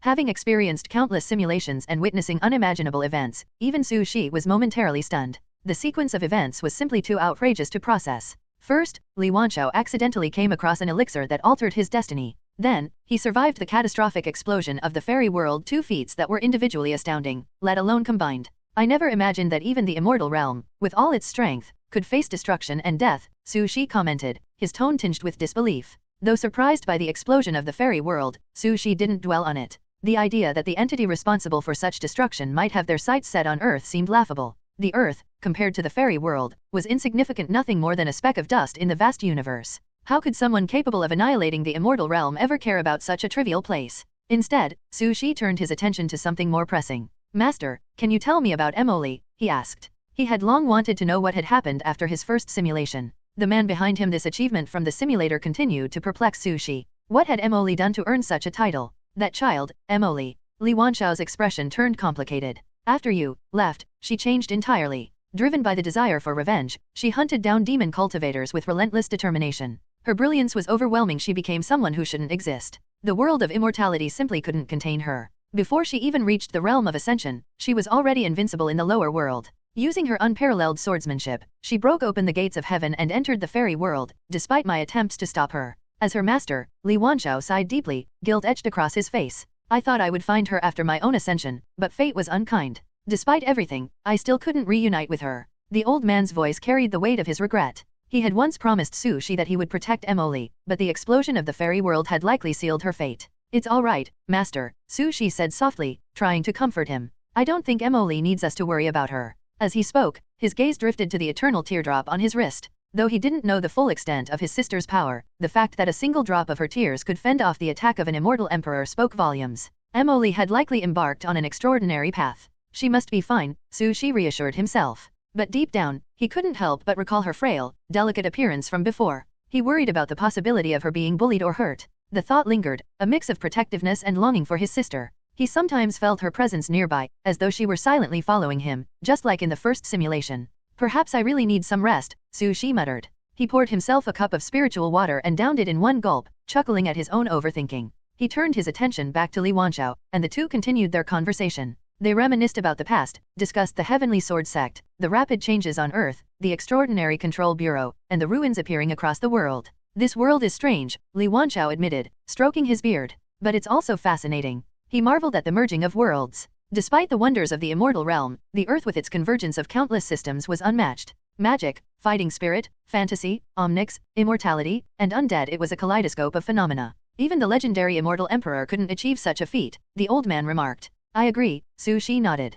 The power that transformed the Earth into what it is today must be extraordinary. Their conversation shifted to Su Shi's purpose for visiting. Without hesitation, he shared his initial goal of acquiring wood materials to craft a hybrid weapon tailored to his needs. Though, it seems that's no longer necessary. Su Shi opened his palm, revealing the heavenly spirit root Li Wanchao had given him. The sacred tree that connects heaven and earth was a treasure comparable to the world tree of Western mythology. With this divine wood as the raw material, his new weapon wouldn't just be powerful, it would grow alongside him, eliminating the need for constant upgrades. Master, I've enjoyed our conversation today, but I should get going, Su Shi said, rising from his seat. What? You're not staying to spend more time with an old man like me? Next time, I promise. Bah, get out of here, you traitor. Li Wanchao barked, but his laughter belied his words. The two shared a hearty laugh. While their reunion was joyful, Su Shi understood his master's nature. Li Wanchao valued peace and didn't like being disturbed for too long. Then I'll take my leave, master, Su Shi said, turning to go. As he stepped away, a storage bag suddenly flew into his hand.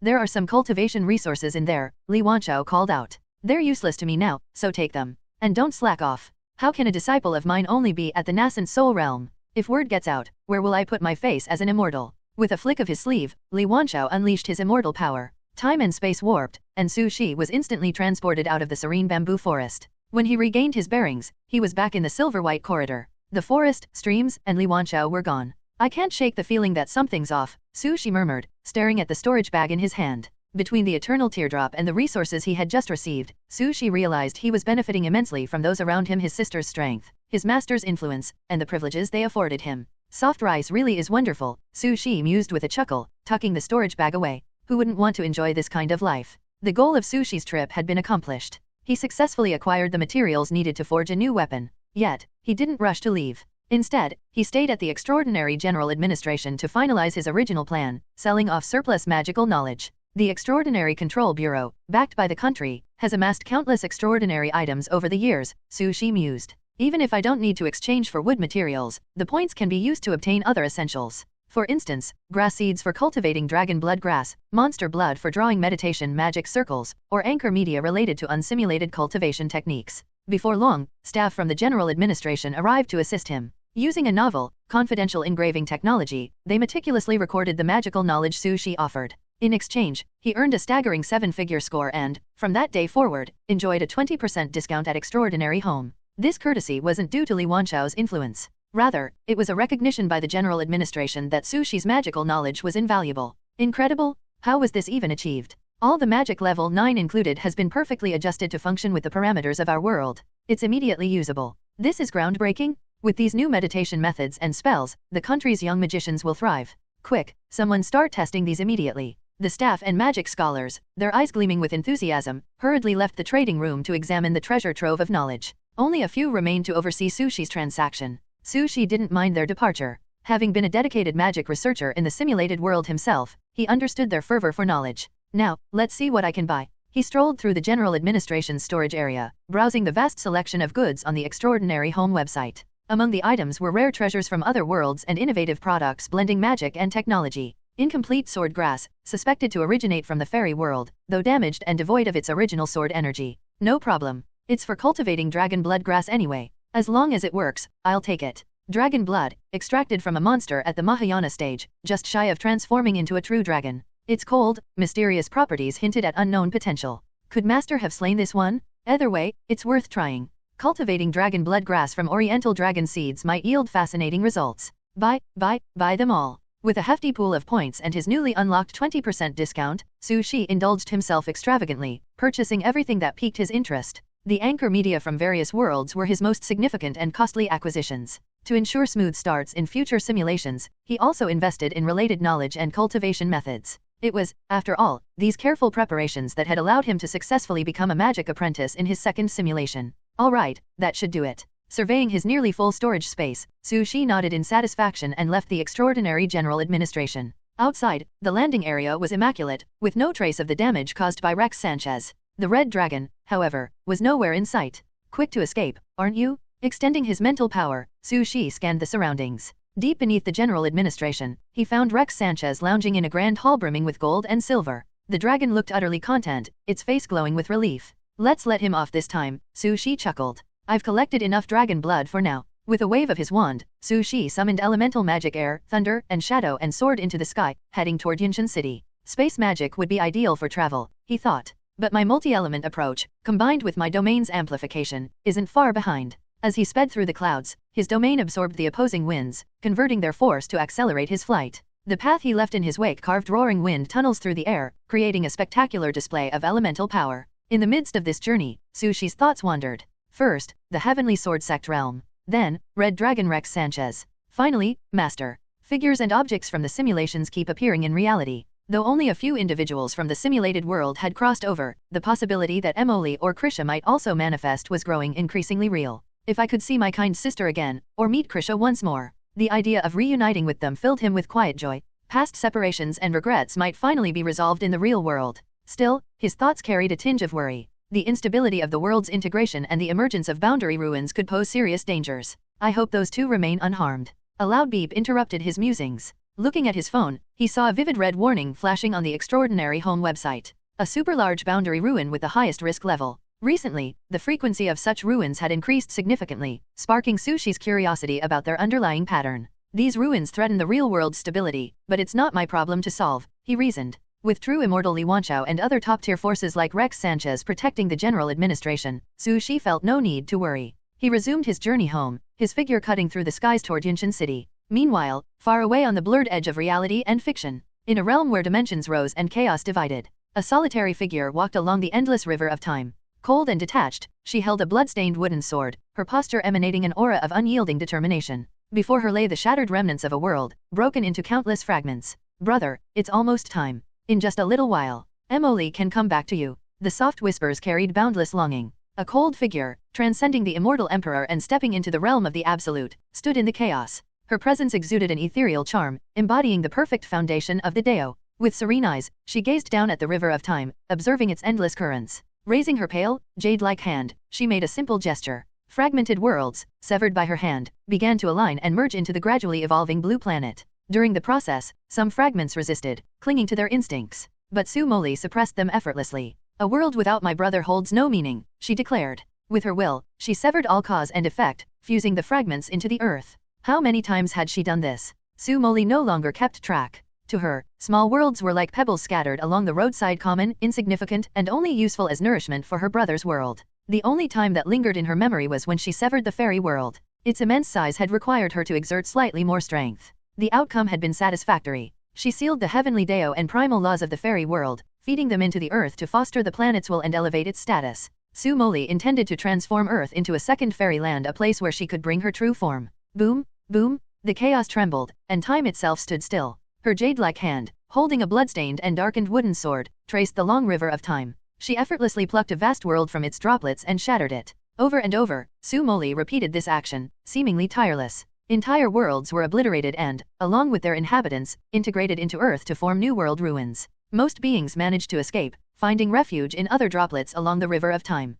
Su Moli paid them no mind. Her focus was solely on the world fragments, the only things that mattered to her in her relentless pursuit to reunite with her brother. The heavens quaked, and the worlds shuddered. Su Moli moved upstream against the river of time, traversing the boundless chaos. Suddenly, her steps faltered. Her brows furrowed, and her deep, piercing gaze filled with surprise. Before her, at the opposite end of the temporal stream, emerged a figure as magnificent as herself. From a mortal's perspective, it was a girl with long, gray-silver hair. From Su Moli's perspective, it was the embodiment of supreme law. It symbolized the genesis of all things and the inevitable return to the void. What is this? Su Moli murmured, stunned. She had never considered herself the sole supreme being within the vast chaos. Yet, she had not anticipated encountering someone of her caliber, especially here and now. Tap. The gray-silver-haired witch advanced calmly, her expression indifferent. Holding an ordinary wand, she navigated the turbulence of chaos, dismantling magical worlds with a serene precision. Her methods were extraordinarily refined, or perhaps it was the sheer nobility of her power. Each motion, each strike. It was less that the witch destroyed the worlds and more that the worlds surrendered to her, willingly breaking apart.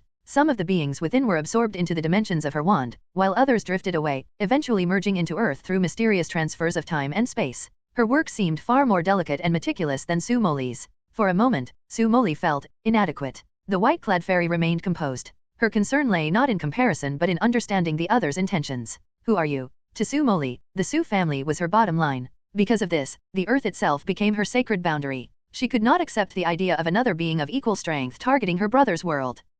In the chaos, the witch's voice echoed faintly. A simple word rippled through the infinite void. Noticing Su Moli for the first time, the witch raised her head. Her face was delicate yet expressionless, radiating an indescribable divinity. Earth, wind, water, and fire seemed to perpetually create and destroy around her. Su Moli gripped her sword's hilt tightly, prepared for confrontation. But the witch's calm response extinguished her hostility, replacing it with bewilderment. I'm looking for someone. I just really want to be with them. The voice was steady, yet it carried profound emotion and intense yearning hidden beneath layers of restraint. You too? Su Moli asked, astonished. Krisha tilted her head slightly. Yes. In that instant, the fairy and the witch understood one another. Though their methods and purposes differed, both sought the same thing. Both searched for someone dear. Who is it you're waiting for? Su Moli inquired cautiously. As equals, she could not trace the witch's causality or timeline, sensing only that the other was the eternal sovereign of her diverse worlds. My master, my salvation, my son, the light that taught me what it means to be human, the witch replied. Su Moli immediately realized that their quests were not for the same person.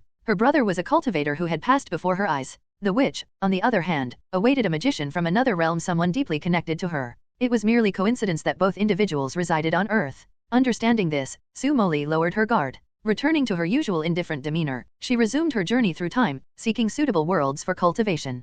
Perhaps out of a shared empathy for the witch, Su Moli offered a parting suggestion before vanishing into the distance. If your true form cannot yet come, you can project your consciousness to accompany them, she said. The witch's calm eyes revealed confusion. Why don't you do that? Su Moli hesitated before responding, her voice faint. She trailed off, offering no explanation as she departed. Her guilt weighed heavily, a knot tied tightly in her heart. She believed she had harmed her brother, and that belief kept her from fully embracing her own desires. The witch silently watched her leave, sensing the untold pain within her. But the secrets of the fairy had nothing to do with the witch. Turning her focus inward, Krisha resolved to project her consciousness, determined to return to the Saido. Su Shi had moved to a new residence. Upon returning to Yinshan City, he realized that his old house was no longer sufficient. It lacked the space needed to plant dragon's blood grass, and his plans to purchase a larger storage cabinet made the small bedroom seem inadequate. The only solution is to move, he decided. After a nostalgic walk through the old house, taking one last look at each room, Su Shi collected his belongings and purchased a green courtyard through the Extraordinary Management Bureau of Yinshan City. The new courtyard was expansive, with serene green pergolas, tranquil pools, and vibrant flowers. Streams of water cascaded down stone steps, forming a series of delicate waterfalls. As the water splashed and shimmered, it reflected Su Shi's youthful face on its clear surface. "This is perfect," he said, surveying the land. "The dragon's blood grass can thrive here." With a slight flick of his fingers, the sword grass seeds shot deep into the soil. He then carefully poured both dragon's blood and the red dragon's blood over the planted seeds, dividing the planting area with a small rockery. The sun shone brightly, and the blood-soaked soil radiated a faint, pure red aura. Su Shi turned away, satisfied. The initial step of cultivating dragon's blood grass was complete. Now, it was just a matter of waiting for the seeds to absorb the nutrients and break through the soil. The courtyard was quickly transformed. Bedroom, study, living room, kitchen, practice room. Su Shi methodically organized his new home. Using his mental power, he rearranged the furniture to suit his preferences. The extraordinary materials and items he had collected were stored systematically, protected by spirit sealing formations to prevent the loss of their spiritual essence. The larger storage cabinet he had purchased found its place. Inside, he arranged his collection carefully. His sister's sugar bowl occupied the first compartment, while Krisha's wand took the second. These two items gave the cabinet a sense of warmth, dispelling its previous emptiness. "A new chapter begins here," Su Shi said, gazing at his surroundings. Before initiating his third simulation, Su Shi gave himself a well-deserved break to reflect on and digest the gains from the magical world. He cultivated diligently. Using the spiritual power of the Holy Realm, he drove the growth of his nascent soul realm. Small changes came every 3 days, and major breakthroughs followed every 7 days. With the tenfold cultivation effect of the eternal teardrops, his progress was as smooth and natural as breathing. He also turned his attention to weapon crafting. In his training room, Su Shi opened the storage bag gifted by Li Wanshao, extracting a wisp of sun essence fire. With the help of fire element sprites from the magical side, he began forging the Jianmu branches. For half a month, the branches absorbed supernatural energies, regaining vitality. Another half-month of meticulous forging followed, during which Su Shi used techniques from the withered vine sword lineage to establish a spiritual imprint and magical connection with the branches. "Jianmu is incredibly tough," Su Shi remarked. "For my master, with his immortal level power, shaping it would be simple. For me, even refining it requires my full effort." Looking at the strange, unrefined Jianmu branch, Su Shi decided to compromise. Instead of reshaping it into a proper sword, he left it in its natural form, trimming it slightly to enhance its appearance. This adjustment wouldn't affect its functionality. The result was a peculiar weapon, neither a sword nor a staff, but something in between. Slender and unassuming, it resembled a long stick. When Su Shi infused it with both immortal cultivation mana and magical spiritual power, the branches responded seamlessly. The two systems merged effortlessly, enhancing one another without conflict. "As I thought, combining immortality and magic is the way forward," Su Shi said, satisfied. With his weapon complete, Su Shi had addressed his only shortcoming. Now he could focus on cultivation with peace of mind. He lived quietly in his courtyard, spending most of his days in seclusion. Occasionally, he ventured out to enjoy fine food or explore the new territories market near Yinshan City. His new status as a holy domain magister brought subtle changes to his interactions. Director Zhang Yaokuo of the Yinshan branch, once a casual acquaintance, now treated Su Shi with an unconscious respect. Though Su Shi repeatedly encouraged Zhang to maintain their easygoing camaraderie, the invisible barrier of status remained. "I suppose some things can't go back to the way they were," Su Shi mused.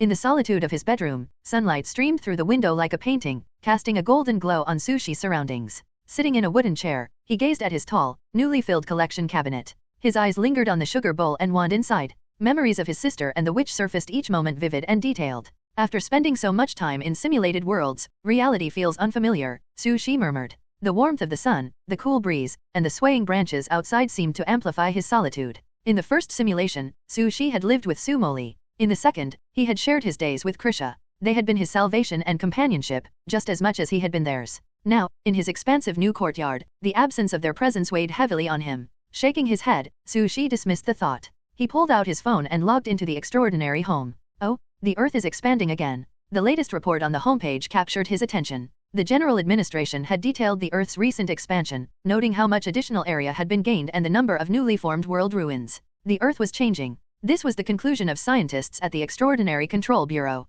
The world ruins fragments of other worlds were merging with Earth, transforming it from the inside out. This phenomenon was expected but still astonishing. The Earth, once a familiar blue planet, was steadily absorbing these fragments, growing larger and more complex. With each expansion, new creatures and extraordinary materials appeared, reshaping humanity's understanding of reality. What was once the plot of a novel now seemed to be becoming the truth.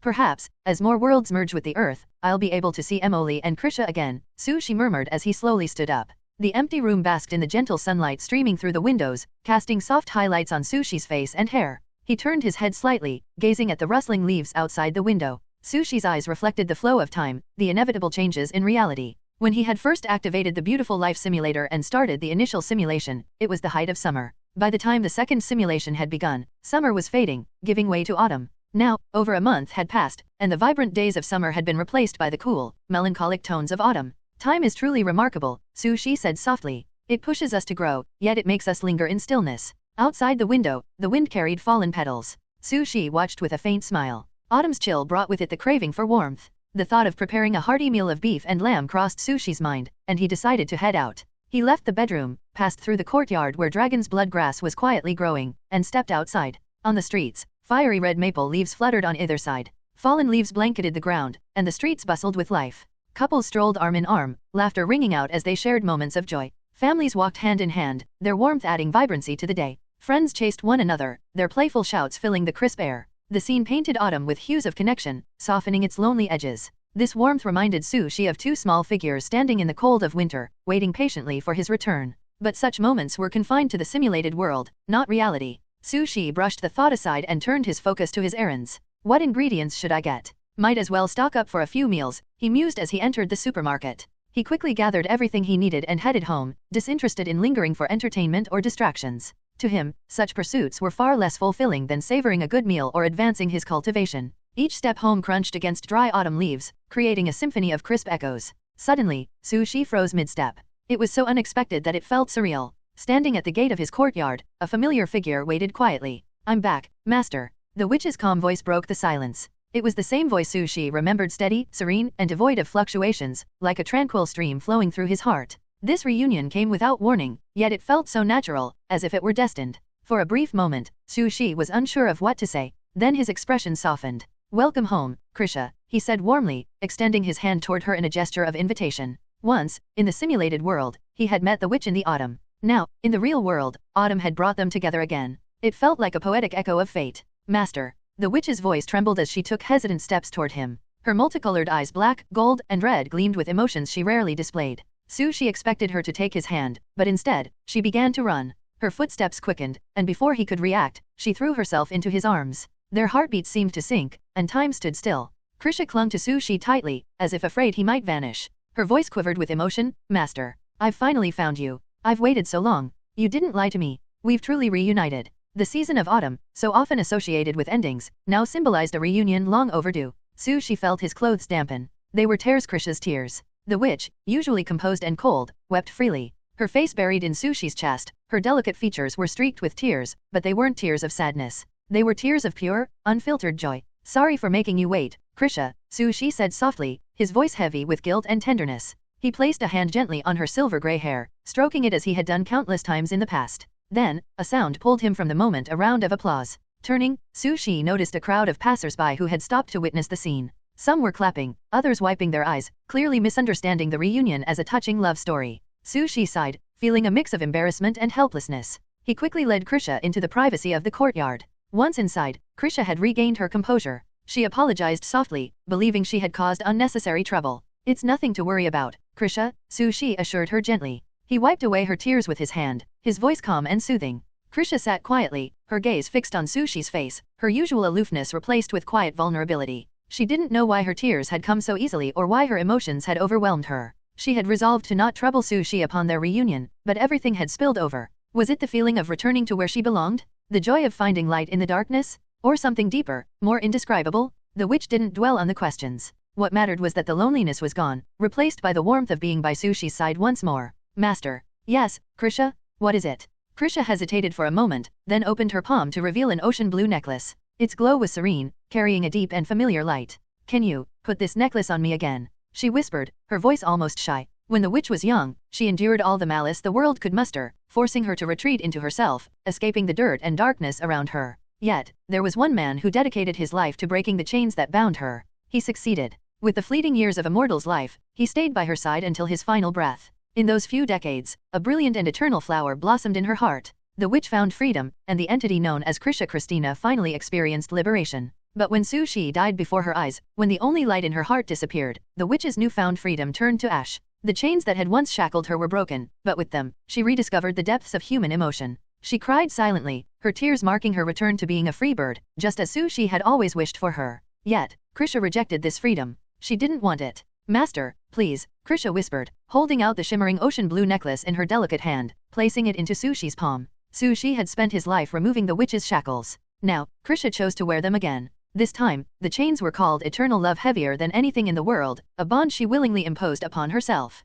She no longer wished to be separated from the sun in her heart. She wanted to remain by his side, always. "Krisha, why did you take off the necklace?" Su Shi asked, puzzled, as he carefully held the necklace. "To clean up the trash for you. I was afraid it would get dirty," Krisha replied softly, her grey silver hair swaying gently. "Trash." Su Shi frowned slightly. Something about her words felt off, but he couldn't pinpoint what. He decided to let it go for now. "Krisha, lower your head." In the quiet courtyard, bathed in the warm orange glow of autumn, Su Shi stepped behind the witch. He gently lifted her flowing silver-grey hair, the strands slipping like silk through his fingers, soft and luminous. The autumn breeze carried warmth, blending with the golden light. As Su Shi held the mithril chain in his hands, he couldn't help but recall the first time he had placed the necklace on her. That New Year's Eve felt like it had only been yesterday. A faint smile appeared on his lips as he carefully secured the necklace around her neck. The soft click of the clasp echoed faintly, signaling the completion of the task. "Thank you," Krisha murmured, her voice as faint as the autumn breeze, yet clear and resolute. "I like your necklace very much. I really like it."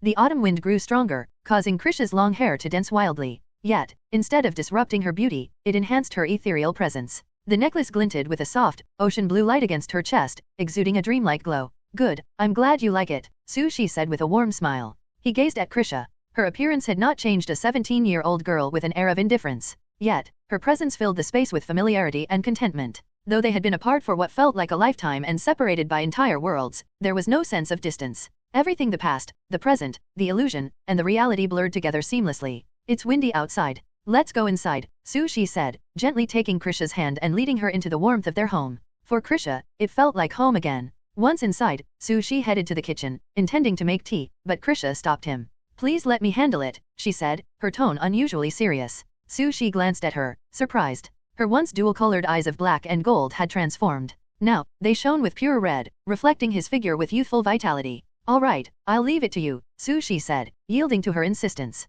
Krisha nodded calmly and walked into the kitchen. Though it was her first time using earthly utensils, she adapted quickly. Her gaze swept across the tools and appliances, understanding them as if by instinct. She used no magic or supernatural powers, opting instead to work with quiet precision. It was as if she had returned to their life in the magical world, moving with practiced ease to prepare tea. Soon, she handed Su Shi a cup of hot tea, carefully placing it on a small porcelain plate to insulate the heat. "Thank you, Krisha," Su Shi said, taking the cup. He blew on the steaming liquid and took a sip. The warmth was perfect for the chilly autumn day. The tea's light flavor lingered on his tongue, bringing a sense of peace. It reminded him of their life together in the magical world. Despite their immense power, they had chosen a simple, tranquil existence. Every moment of that life, no matter how mundane, was cherished. "Krisha, sit down," Su Shi said gently. Krisha had been standing quietly by his side, her hands folded neatly in front of her, her posture perfectly straight like a maid awaiting orders. "Yes," she replied, seating herself with grace. The dim autumn light faded as night approached. Su Shi turned on the living room lamp, its soft glow casting a warm halo over Krisha's silver hair.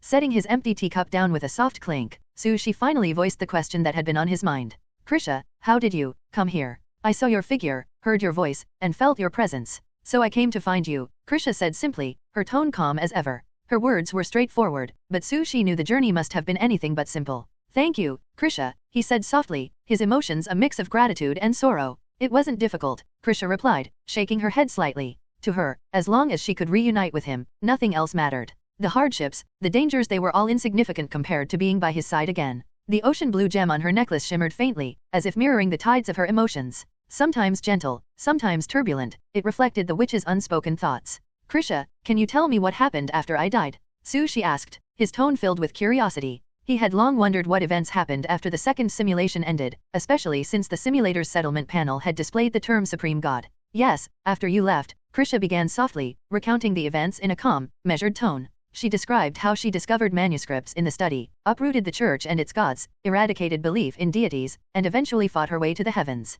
Her words were devoid of emotion, like a mechanical retelling of history. She narrated her triumph over the magical world's crown and subsequent conquest of chaos, all with the same neutral cadence. As Sushi listened, disbelief etched itself onto his face. He could barely fathom that the witch he once knew, the quiet, timid Krisha, had become such an unstoppable force. It's unbelievable, he muttered, his gaze shifting between Krisha and the calm expression on her face. The supreme god who ruled over divine powers. The lord of time and space, symbolizing creation and finality. The eternal one who transcended chaos itself. Sushi's understanding of gods was minimal, limited to the faint divine power released by the god of light during Alinson's attack. Imagining the vastness of Krisha's current power was like trying to grasp infinity. Strong, super strong, was all he could summarize. It's good that nothing happened to you, Sushi said, breaking the silence. His voice softened as he reached out his hand to gently pat Krisha's head. He didn't care about her strength or titles, he only cared about the risks she had taken. His original wish was for her to live peacefully in the magical world, away from danger. Instead, his death had pushed her to overturn the heavens and embark on a path he had never envisioned.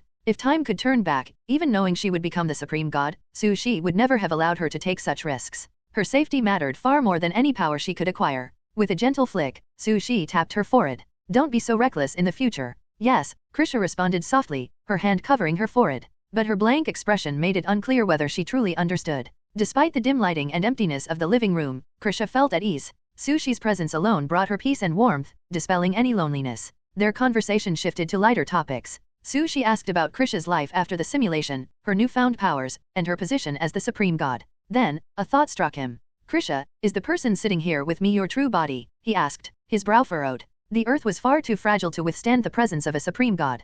Krisha's answer was simple. I met a kind-hearted person. A kind-hearted person. Sushi repeated, puzzled. Yes. She taught me how to project my consciousness. The one speaking to you now is merely a projection, she explained. I see, Sushi said, nodding in understanding. The revelation made sense. It was the only way she could be here without overwhelming the fragile earth. I really have to thank that kind person, Sushi mused aloud. Whoever this benefactor was, they must have been an extraordinary being to aid someone like Krisha. Unbeknownst to him, the eternal teardrops on his wrist briefly caught Krisha's attention. Somewhat familiar, she murmured to herself. The conversation shifted again as Sushi showed Krisha around the courtyard. They toured the various rooms, and Sushi even joked about relying on her protection now that she was so powerful. Krisha, however, took the comment seriously. She stayed close to him, following like a shadow guarding its light. Finally, they arrived at Sushi's room. The first thing Krisha noticed was the large wooden storage cabinet. Her eyes landed on two familiar items inside, the scorched grey wand and an ordinary sugar bowl. Master, what is this? Krisha asked, her voice tinged with curiosity.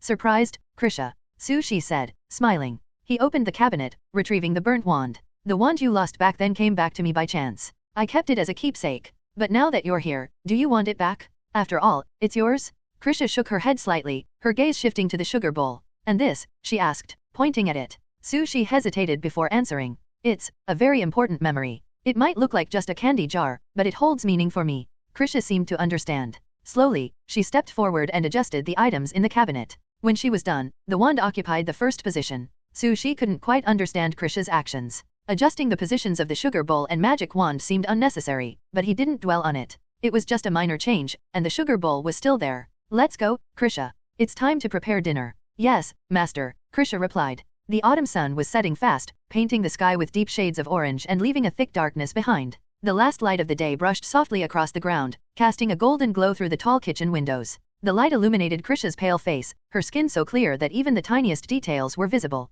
Master, please allow me to handle this, Krisha offered. No, Krisha. Let me do it, Sushi said, feeling that this reunion was worth celebrating. He wanted to cook the meal himself, but Krisha seemed just as eager to take over. In the end, they worked together to prepare the meal. Charcoal grilled chicken, stewed dragon meat, ginseng, and red fruit soup, and stir-fried nectar mushrooms filled the large dining table. The steam rising from the dishes chased away the chill of autumn. With a click, Sushi turned on the overhead light. The sun had fully set, and the moon was rising high in the night sky. Only the bright indoor lights kept the house warm and inviting. I never thought I'd meet you again in the real world, Krisha. This feeling is, Sushi said as he pulled out a chair and sat down, looking directly at the witch seated across from him. Her empty eyes stared back, calm and unwavering. Really good, he concluded, a faint smile curling his lips. The witch's presence filled the previously empty courtyard with warmth and life. Even with her stoic demeanor, her very existence made everything feel livelier. Let's eat, Krisha, Sushi said. Yes, master, Krisha responded, picking up her bowl and chopsticks after Sushi began eating. Sushi couldn't help but notice her dexterity with chopsticks. Before the end of the second simulation, they had been her nemesis. Did she teach herself during the time after his death? Time, ruthless as it is, forces people to grow and learn. Krisha, Sushi said, placing a piece of soft stewed meat into her bowl. Yes, master, she asked, slightly confused. Nothing. I just want you to eat more, Sushi said gently, watching as the immortal witch opened her small mouth and slowly bit into the stew. Dinner was uneventful, yet the soft clinking of bowls and chopsticks created a serene rhythm. For Krisha, this ordinary moment carried profound meaning. It was everything she had longed for. Very good, Krisha murmured halfway through the meal, her voice barely audible, but Sushi's sharp hearing caught it. What's so good? He asked. It's great to see you again, she replied softly. Sushi smiled warmly. Krisha, have you thought about what you'll do now that you're in this world? Be with you, Krisha answered without hesitation. Her response was familiar, just as it had been before. I'll be with you tomorrow, the day after, next year, and 10 years from now, she said with quiet determination. The faint strands of grey-silver hair falling across her forehead partially obscured her brilliant eyes, leaving Sushi unable to discern the emotions hidden within. Exactly what you'd say, Krisha, Sushi said, his tone a mix of fondness and resignation. If that's your choice, I won't stop you. Krisha had become a god, and Sushi himself was a holy domain mage. With their abilities, practical matters like food and shelter were irrelevant. After dinner, Krisha cleared the table and washed the dishes by hand. Though she could have used her powers to finish the task instantly, she chose to do it the traditional way, calling it a ritual of serving the master. Watching her move purposefully, Sushi felt his life in the real world had become far more interesting. It's a shame, he murmured to himself. The Krisha here isn't your true body, just a projection. For someone as powerful as Krisha, even her projection was indistinguishable from a real person. But knowing it wasn't her true form, Sushi couldn't help but long for the real Krisha. You don't need to worry, Krisha said, overhearing him. She placed a cup of hot tea on the table and added, I will accelerate the upgrading of this world until it can withstand my true body. Sushi froze, mid-sip. What did you just say, Krisha? Accelerate the upgrading of this world, she repeated calmly. Sushi's eyes widened. He had always thought the Earth's extraordinary recovery was a natural phenomenon. Now it seemed Krisha had been directly involved. As realization dawned, his expression became one of utter disbelief. Wait a minute. Does this mean I crippled myself? He exclaimed, his voice rising in shock. Krisha, standing calmly, shook her head. Before I began upgrading the Earth, the extraordinary recovery had already started. I didn't break your legs, master. That's not my fault. Sushi let out a deep breath, processing her words. Even so, he couldn't shake the surreal thought that somehow, his current life might have been his own doing all along. In the quiet living room, Krisha calmly explained to Sushi her role in accelerating the Earth's supernatural evolution. She explained that when she first discovered the Earth, it was already in the midst of a supernatural awakening. The witch's actions merely hastened its transformation, aiming to expand the Earth enough to support her physical arrival. Please rest assured, Krisha said softly, summoning her wand. The wand looked unassuming, exactly as it had been when Sushi first gave it to her. However, the grey resurrection now held eternal time and space within it, preserving all creatures from fragmented worlds that had become the Earth's nourishment. Only a select few, those with special abilities or unwilling to live within the wand's space, descended to the Earth with the fragments of their magical worlds. These beings became part of the era of spiritual energy recovery, like the Red Dragon. Sushi slumped onto the living room sofa, overwhelmed by the flood of revelations. Good news, my witch isn't the mastermind, he muttered. Bad news, my witch is an accomplice. Krisha's involvement in creating the magical ruins that frequently appeared on Earth was undeniable. This is complicated, Sushi sighed. The emergence of boundary ruins had brought both chaos and incredible advancements. They accelerated human progress, uniting humanity against extraordinary disasters and fostering a new age of technological and magical development. Diseases once thought incurable now had solutions. Stagnant civilizations found new vitality. Even immortality or divinity seemed attainable. The extraordinary disasters of the first few years paled in comparison to the benefits humanity had gained. Sushi closed his eyes and reflected. Ultimately, he decided not to interfere with Krisha's actions. She had ensured the survival of countless beings by integrating their worlds into the Earth. Empty remnants and the corpses of fallen gods were all that joined the planet. It was a win for everyone. But if the Earth truly becomes large enough to accommodate Krisha's full presence one day, what would that look like? Sushi mused. He envisioned an Earth transformed into the brightest star in the universe, marveling at the possibilities. By the time he finished his tea, he felt mentally drained. The witch had shared so much in one day that Sushi knew it would take time to fully process. Good night, Krisha, Sushi said as the day wound down. After freshening up, he bid her good night and prepared to retreat to his room. However, as he walked down the quiet corridor, he noticed Krisha following closely behind him. The moonlight painted her silver-gray hair with a soft glow, making her movements almost ethereal. Krisha, aren't you going back to your room? She asked, puzzled. Krisha stopped, her hair swaying like a silver waterfall. I want to protect you, she said simply. After a pause, she added, at least for tonight, please allow me to do this. She chuckled, remembering the joke he'd made earlier about relying on her for protection. He hadn't expected her to take it so seriously. Krisha, thank you for your concern, she said with a warm smile, but I don't need protection. With my current strength, nothing on this earth poses a threat to me. Not necessarily, Master, Krisha replied cryptically. Shi shook his head, confident in his abilities and the protection of the eternal tears. Thank you, Krisha, but it's really not necessary, he insisted before entering his room. That night, Shi decided against practicing. The revelations of the day had left him mentally exhausted. He quickly fell into a deep sleep. The world outside was alive with nighttime activity. Faint noises from the city center blended with rhythmic sounds, making the night seem lonelier in contrast. In Sushi's room, the air rippled slightly, and when it stilled, Krisha was seated in a wooden chair by his bedside. Under the moonlight, she gazed at Sushi's sleeping face. Master, she whispered softly. The witch didn't understand why she felt compelled to call out to him. She simply wanted to speak his name, over and over, as if to confirm his presence. But Krisha hadn't come to Sushi's room out of mere sentimentality. She had a purpose. Brother. The word hung in the air, silent and invisible. At this moment, another presence stirred in the room, a presence that shouldn't have been there. Hidden in the shadows, she observed with trembling eyes filled with guilt and longing. Her gaze fell on the witch, and she realized with a pang that she wasn't alone. The night was unnaturally quiet. Not just the silence of the world settling into sleep, but a stillness that pressed against the fabric of reality itself. A cold, murderous intent hung heavy in the air. Time and space froze as if the universe itself held its breath. The stars ceased their flow, and the rushing streams of light halted, trapped in an eerie suspension. So, it's true. The witch's voice was calm, indifferent, untouched by the murderous aura. Her expression was unreadable as her luminous eyes, faintly glistening, shifted first to Sushi, peacefully sleeping, and then to the figure of the sword fairy by the window. The overwhelming hostility radiating from the sword fairy confirmed Krisha's suspicion. You're waiting for the same person as me. Once could be coincidence. Twice made it undeniable. The faint aura emanating from the eternal teardrops and sugar bowl had already piqued Krisha's awareness that her master might share an inexplicable connection with the Good Samaritan she had once encountered. Fighting for him? Claiming him? Proving superiority? The witch didn't dwell on such ideas. Her presence in Sushi's room was driven by the simple desire to protect him. After all, Krisha knew nothing of the sword fairy's true identity. She couldn't discern whether the other was friend or foe. And perhaps, Krisha cared. More than she wanted to admit.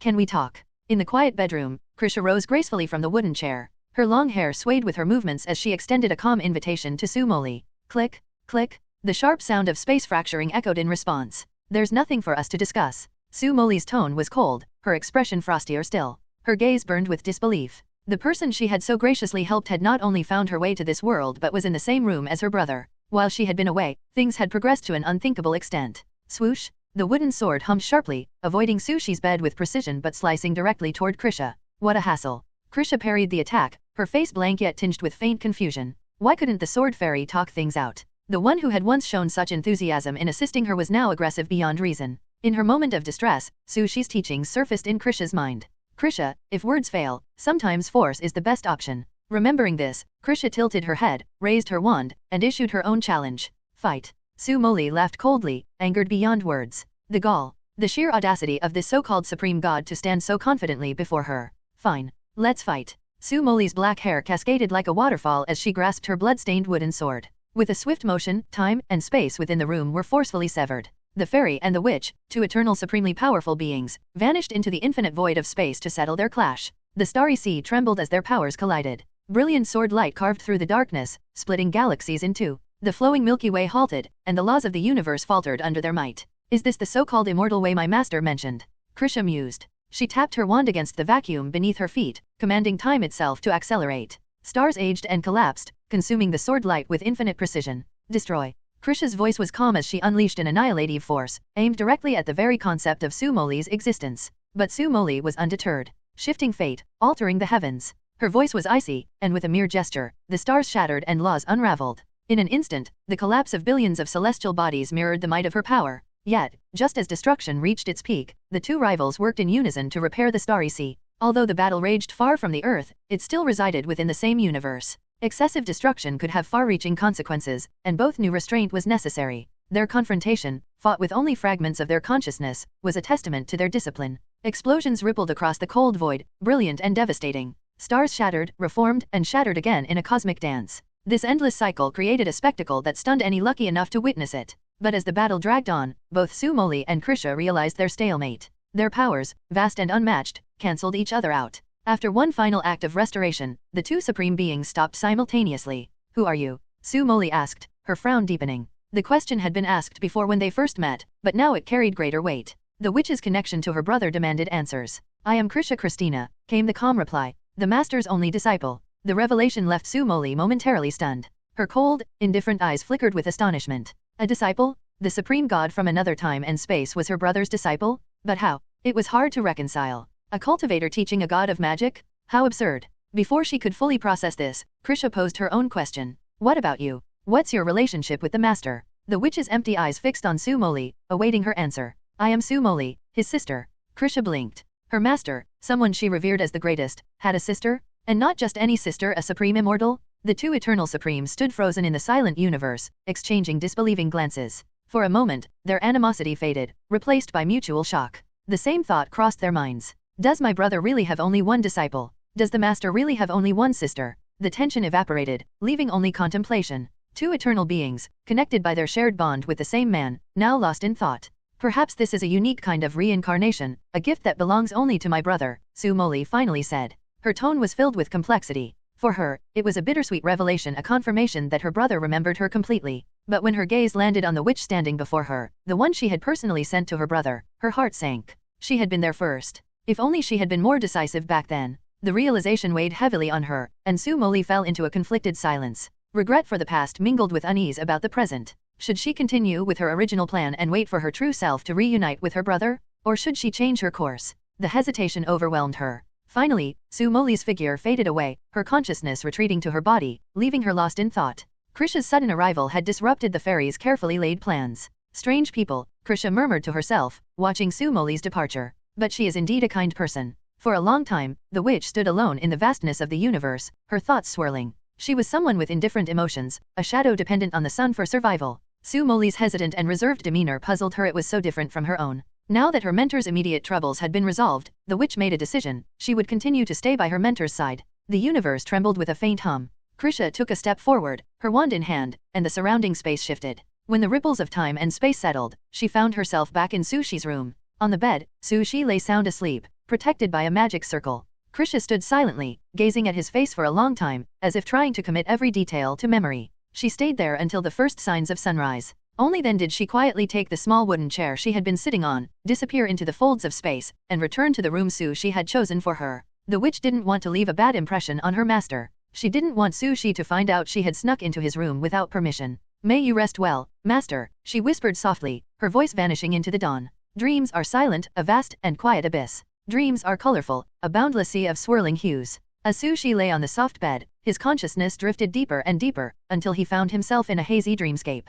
The world around him was white and boundless, like an endless expanse of clouds. Is this really a dream? Sushi wondered. He felt too lucid, too aware. It was more like his nascent soul had left his body and was meditating, communicating with the universe. What is this place? He muttered. Before he could make sense of it, the blank expanse began to change. Colors emerged, swirling and merging, and soon a familiar figure materialized before him. It was snowing heavily. The cold bit through the air, sharp and unrelenting. It was winter in Black Rock City. A small figure huddled at the door of a wooden house, blowing on her hands to keep warm. She looked up toward the distant road with hopeful eyes, waiting for someone to return. Brother, why haven't you come back yet? Her voice trembled with cold. Emily. Sushi whispered, his heart aching at the sight. He reached out his hands instinctively, wanting to brush the snow from her shoulders. But as his hand moved, the scene shifted. The little girl grew older, becoming a frail teenager lying on a bed in a dim cave. Her eyes were dull, filled with tears of guilt and despair. I'm sorry, brother. It's my fault. I'm dragging you down. Sushi watched in silence, recognizing the scene as a memory from one of the simulated worlds. At that time, he had been out searching for medicine, leaving Sumoli alone in the cave. It's okay, Sushi said softly, even though he knew his words couldn't reach her. The dream shifted again. Clouds swirled, and the setting changed. This time, it was Krisha's story. The witch wandered the world alone after Sushi's death, her footsteps echoing through forgotten corners of existence. She filled her days with small, hollow gestures, taming dragons, planting vibrant dragon blood grass, and collecting mundane items in an attempt to recreate the life she once had with her mentor. Master, look. I can use chopsticks now. I won't drop them anymore. At a lonely dinner table, the witch picked up a piece of monster meat with practiced precision and placed it in an empty bowl across from her. The sunlight streaming in was indifferent, offering no warmth. Krisha smiled faintly, using these small deceptions to keep moving forward. Molly, Krisha. Dreams projected their pasts, weaving fragments of their lives together. Sushi, watching these scenes, felt his heart ache despite knowing his sister and his student were safe in the real world. The simulation was real. The emotions were real. These were stories that left indelible marks, impossible to forget. But then the dream shifted again. This time, Su Molly and Krisha appeared together. Not as children or as struggling figures from the simulations, but as the powerful beings they had become. The two clashed fiercely, their battle shaking the stars and collapsing space. The more they fought, the more destructive their power became, threatening to tear the universe apart. Stop fighting? Don't fight anymore. Sushi tried to intervene, but the chaotic energy swallowed him whole. The dream shattered. Dazed, Sushi opened his eyes to the soft light of morning. He stared at the ceiling, his face etched with fatigue. Was that really just a dream? He murmured. But with my current state, I shouldn't have such strange dreams. Could this be some kind of omen? Enhance your reading experience by removing ads for as low as $1. When something seems off, there's often a deeper reason behind it. Sushi sat by the window, gazing at the early morning sunlight piercing through the mist, wrapping the world in a soft glow. In this tranquil moment, his thoughts churned as he tried to decipher the dream from the previous night. Emily. Krisha. Why would I dream of the two of them fighting in the universe? His brow furrowed as his fingers tapped rhythmically on the chair's armrest. His gaze wandered to the collection cabinet, lingering on the sugar bowl and the grey wand sealed within. He pondered for a long time, entertaining various theories. But each felt too far-fetched. Was the dream merely his mind playing tricks? Or did it have a deeper meaning? The sharp sound of the door opening interrupted his thoughts. It was Krisha. Master, breakfast is ready, she announced in her usual calm, unwavering tone. Krisha looked different today. She wore a simple white dress with a light black overlay, unadorned by patterns or embellishments. Yet, her presence was stunning, her outfit perfectly complementing her ethereal beauty. Even the autumn wind seemed to harmonize with her elegance. Thank you, Krisha. This is what I should do, Master, she replied softly. After washing up with the help of magic, Sushi left his room and walked to the kitchen alongside Krisha. Soon, the two sat down for their first breakfast together in the real world. Krisha, I had a peculiar dream last night. Perhaps you could shed some light on it, Sushi asked as he sipped the millet porridge Krisha had prepared. The witch paused briefly, her gaze steady as she replied, I'm sorry, Master, but I can't make sense of your dream. She spoke as naturally as she poured a glass of warm milk for Sushi. Krisha chose not to reveal the truth about the events of the previous night. Her actions sneaking into Sushi's room to ensure his safety were done out of concern, but she feared they might be misunderstood. Perhaps I've just been overthinking, Sushi mused aloud, dismissing the matter. But Krisha had a different concern on her mind. Master, she began, her tone as serious as ever, I believe your safety needs to be taken more seriously. Sushi chuckled, recalling their conversation from the previous night. Krisha, you worry too much, he said with a reassuring smile. There are few threats on Earth that could challenge me now. To emphasize his point, he raised his wrist, showing her the eternal teardrops, and briefly explained its extraordinary abilities, its unparalleled defense that could even withstand the attack of an immortal emperor. But instead of easing her concerns, it only made Krisha more resolute. Having witnessed Su Moli's sudden appearance in Sushi's room the previous night, Krisha couldn't help but worry. What if it hadn't been his sister but a real enemy? I can protect you, Master, she insisted, her voice carrying an unusual stubbornness. For a fleeting moment, her expression softened, but then it became blank again. Failed, she murmured. Anointing the Master as a god, failed. A subtle ripple passed over Sushi's body, dissipating into the air. Krisha, what did you just do? He asked, his tone tinged with curiosity. The witch explained that she had attempted to use her supreme authority to bless Sushi, elevating him to godhood. But an unseen force had blocked her efforts. It was the first time Krisha had encountered a power beyond her own. It's all right, Krisha. I believe I know the reason, Sushi said gently, comforting her. As he spoke, the life simulator panel appeared before him, invisible to Krisha. Sushi realized that the simulator's mysterious power was responsible for blocking the witch's attempt. Canonizing him would have inadvertently canonized the simulator itself, a feat even the supreme witch couldn't achieve. Sushi wasn't bothered by this revelation. Becoming a god was inevitable for him, it was merely a matter of time. But Krisha felt differently. Master, this is my gift to you, she said softly. With a graceful motion, Krisha summoned countless points of shimmering light, the divine authority of countless worlds. She sifted through them carefully, testing the limits of what the earth could bear. Krisha, what are you doing? Sushi asked, his tone a mix of surprise and curiosity. Please accept this, Master. Amidst the swirling gray strands of her hair, a luminous necklace materialized. She carefully placed it in Sushi's palm. Ding! Congratulations to the host for obtaining a special item, the Supreme Crown. The Supreme Crown. Item description, the heavens witness his arrival, and all worlds praise his eternity. Celebrate, for this is his past and the embodiment of his glorious achievements. Item effects, magical power increased tenfold. Elemental perception enhanced tenfold. Damage to gods increased tenfold. Damage to dragons and sub-dragons increased tenfold. Law comprehension improved tenfold. Elemental power enhanced tenfold. Time and space understanding increased tenfold. Su Shi stared at the necklace in awe. Krisha, this. The witch's serene expression didn't waver. Please accept it, Master. It's my way of protecting you. The simulator panel continued to refresh. The abilities derived from the Supreme Crown were demonstrating their unrivaled power in every aspect. The Supreme Crown, the eternal lifespan, is synchronized once a day, granting the wearer infinite and eternal life. It cannot be destroyed, dispelled, or revoked. Even the god of death cannot take this gift away. Time and space perception refreshes once a day, granting the wearer 24 hours of time-space talent. The wearer can manipulate and understand the power of time and space without limitations of knowledge or race. Absolute immunity refreshes once a day, nullifying attacks below the level of great divine power. The eternal supreme favor ensures that when the wearer ascends, they will ignite the divine fire, condense divinity, and become a true god with all powers permitted by the supreme god,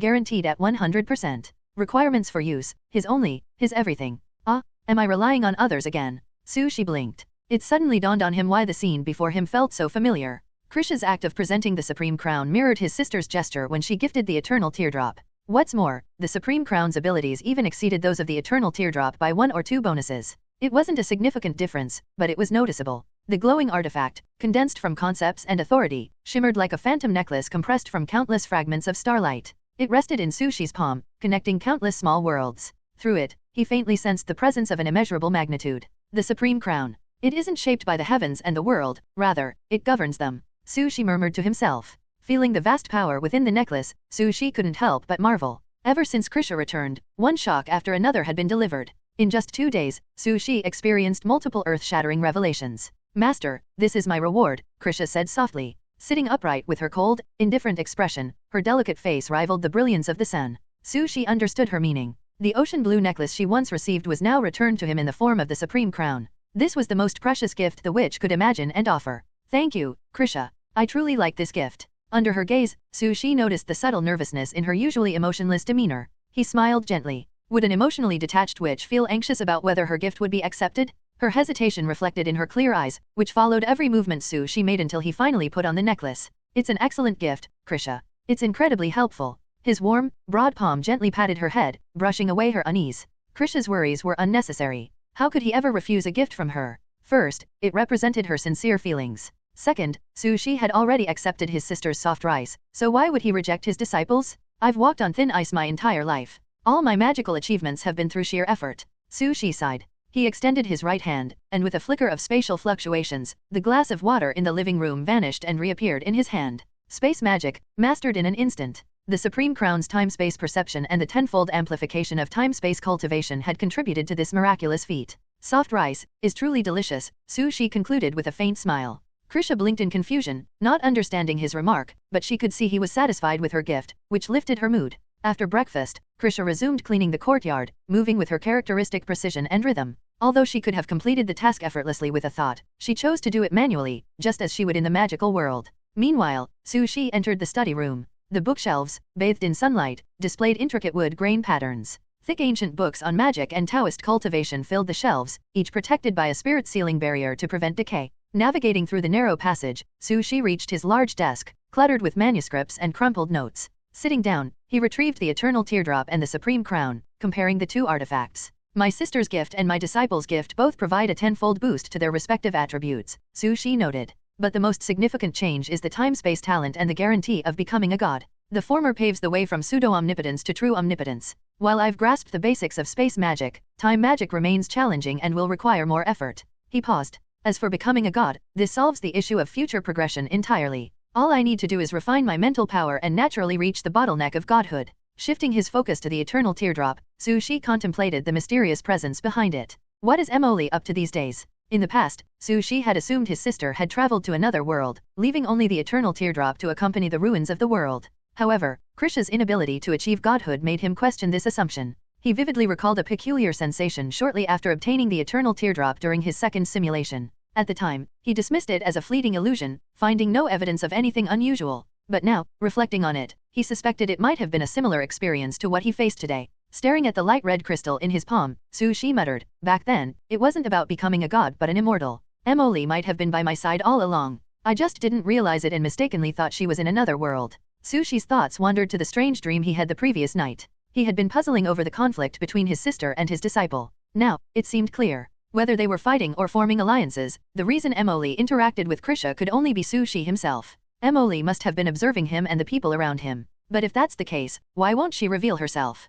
In the silent study, Sushi fell into deep contemplation. The first simulation lasted 19 years, during which Sushi and Sumoli spent 18 years together. The second simulation lasted 79 years, and Sushi shared 73 of those years with Krisha. From a purely time-based perspective, the life experiences Sushi shared with the witch in the second simulation far outweighed those he shared with his younger sister. If one were to exclude the time when Emily was struck by a heavenly disaster and lay in a coma, the time spent between the siblings became even less. So, could one conclude that the bond between Sushi and his sister wasn't as strong as the one he shared with the witch? Sushi didn't think so. Emotions weren't all the same. Some grow and shine through years of companionship, while others become eternal in fleeting moments. In Sushi's heart, Emily, the sister he had cared for since childhood, held an irreplaceable place. She was a foolish child waiting shivering in the cold for his return, struggling to hold an oil umbrella to shield him from the rain despite her small frame, and even in her dying moments, worrying that her illness might burden his future. Foolish? Incredibly so. Silly? Certainly. But how many such people exist in the world? To Sushi, there might be others, but no one like Sumoli, his one true companion in the immortal world, someone who had shared warmth with him through life's bitter trials. Krisha had her own unique memories, just as Emily had hers. Those memories and experiences together shaped irreplaceable emotions, precious and beautiful. The sound of birds chirping drifted in through the window. They flitted among the dead autumn leaves, searching for warmth where new life would sprout. Sunlight filtered through the wooden windows at an angle, casting a glow on Sushi's face as he closed his eyes, the blood-red crystal of the eternal teardrop reflecting its light onto him. Emily, are you upset with me for what happened back then? Is that why you refuse to see me? Sushi sighed, the sound reverberating in the quiet study. He had long suspected that his sister might be nearby. Despite his attempts to reach out, there had been no response. Now, he was certain his clumsy, tear-prone sister was indeed close, yet unwilling to appear before him. Was she angry? Disappointed? Sushi didn't understand her thoughts, but he knew he needed to act. The misunderstandings during the simulation, the harsh words spoken in anger, those wounds needed closure. As her elder brother, he owed her that much. But what could he do to see her familiar figure once again? Sushi gazed out the window, his thoughts carried by the wind along with the fluttering dead leaves. After some time, the door to the study creaked open. Master, I've brought tea, Krisha announced, stepping in with a porcelain cup of steaming liquid. Its light green hue was familiar. Thank you, Krisha. Sushi accepted the cup and took a sip. The sharp bitterness of the Qingshen grass magic drink instantly attacked his taste buds. So bitter, Sushi muttered, feeling his tongue go numb. The drink's refreshing effect enhanced his mental clarity and quickened his thoughts. Yet as a sanctuary mage, did Sushi truly need such improvements? Krisha. Yes, master, she replied, her posture respectful. Please don't use Qingshen grass for afternoon tea anymore. Understood. I'll remember that, Krisha responded softly, her black and white fluffy skirt swaying slightly as she held the cup and plate. Her lifeless yet beautiful eyes reflected only Sushi's figure. Silent. Pure. Unchanging, even as years passed. Yinshan City was cold and quiet in autumn, but the presence of the witch seemed to fill the courtyard with vitality. Under the sunlight, the dragon blood grass glowed faintly, thriving unreasonably despite the season. Dragon blood grass and red dragon blood grass, two entirely different plants, flourished under Krisha's care, each displaying its unique beauty. The former carried a faint oceanic scent and could grant dragon blood, enabling snakes and fish to transform into the lowest tier of demon cultivators. The latter, fiery and crimson, could imbue animals with sub-dragon traits and grant humans fire element perception, making them ideal fire magician candidates. The grass grew so abundantly that Sushi sold several batches. However, cultivating new dragon blood grass required fresh dragon blood. When the red dragon arrived in Yinshan City and saw the witch, it immediately knelt, trembling. Offering its blood willingly, it claimed that as long as it wasn't killed, it would endure any amount of bloodletting. The witch calmly accepted the red dragon's plea, finding Sushi's teachings about the docility of dragons to be surprisingly accurate. The red dragon dared not protest. In the courtyard, Krisha continued managing housework and the dragon blood grass. Yet Sushi's life remained far from relaxed. After obtaining the necklace formed from the supreme crown, he threw himself into training, delving into the complexities of space magic and time magic. Through relentless effort, Sushi mastered several space magic techniques. Short-distance teleportation for combat, long-distance teleportation, space slashes for offense, and space barriers for defense were all within his grasp. The offensive and defensive techniques are helpful but not crucial. I already have plenty of methods in those areas. The true value lies in teleportation, Sushi mused. With space magic, I'll no longer need to travel slowly over long distances. As for time magic, it's far more challenging. I probably won't fully control it until I become a god. Nearly 2 months later, Sushi concluded his training. Not only had he mastered space magic, but he also advanced to the spirit transformation stage, an unexpected gain. The sky darkened, thunderclouds threatening rain. Yet a glance from the witch shattered the clouds, restoring the day to a bright, sunny calm. Sushi left the training room, returning to his quarters. Staring at the collection cabinet and the sugar jar returned to their original places, he sighed softly. Emily, that stubborn girl still refuses to show herself. Woo! The long, mournful sound echoed faintly, blending with the rustling of dry leaves rubbing against each other in the courtyard. Time had flown by. When Sushi and Krisha reunited, it was the early days of autumn, with cool breezes weaving through the air. Now, 2 months later, they found themselves in the quiet desolation of late autumn. Winter would soon arrive, harsh and unyielding, replacing the remnants of fall. The passage of time felt strange, like water slipping through one's fingers. Everyone could feel its disappearance, but it wasn't truly understood until the water was nearly gone. In the bedroom, Sushi approached a tall storage cabinet. His gaze lingered on the sugar bowl and wand inside as he sank into deep thought. Over the past 2 months, he had poured considerable effort into coaxing his sister to reveal herself in the real world, but it was all in vain. Despite his attempts, there was no response from her. Through subtle signs, Sushi could sense that his sister was still around, watching him, but she remained hidden. No matter what he tried, calling her name, rearranging the sugar bowl with Krisha's help, or creating scenarios to draw her out, she gave no indication of appearing. Was she still angry about the past? Did she hold on to unresolved grievances? What could it be? Sushi muttered softly. Unable to communicate directly or discern her true feelings, Sushi was left to guess the reasons for her refusal to emerge. But all his assumptions led nowhere. As his third simulation loomed closer, the girl still showed no intention of revealing herself. He didn't even know if she was observing him now or if she was far away, lost in her own thoughts. The gentle sound of wind brushed past his ears. Sushi opened the cabinet, retrieved the porcelain sugar bowl, and placed it alongside the eternal teardrop on a small wooden table in the bedroom. These 2 items represented the sole connection to his sister after the first simulation: the sugar bowl, a gift of candy he had given her, and the eternal teardrop, a token she had left for him. Speaking of which, I've never actually tried the candy inside, Sushi murmured, sitting down and gazing at the cylindrical, light blue bowl with a wistful expression. In the first simulation, nearly all the candy he bought was given to Emily. Sushi himself had never found it particularly delicious, yet Emily seemed to adore it. She always lit up with joy whenever he handed her a piece. Let's try one, he decided. Opening the lid, Sushi retrieved a small white hard candy from the pile. Placing it in his mouth, he tasted a light malt aroma with a faint hint of glutinous rice flour. The candy was hard, meant to be savored slowly. The sweetness was accompanied by a subtle tang. Was it delicious? Sushi thought it was decent, a pleasant snack, but nothing addictive.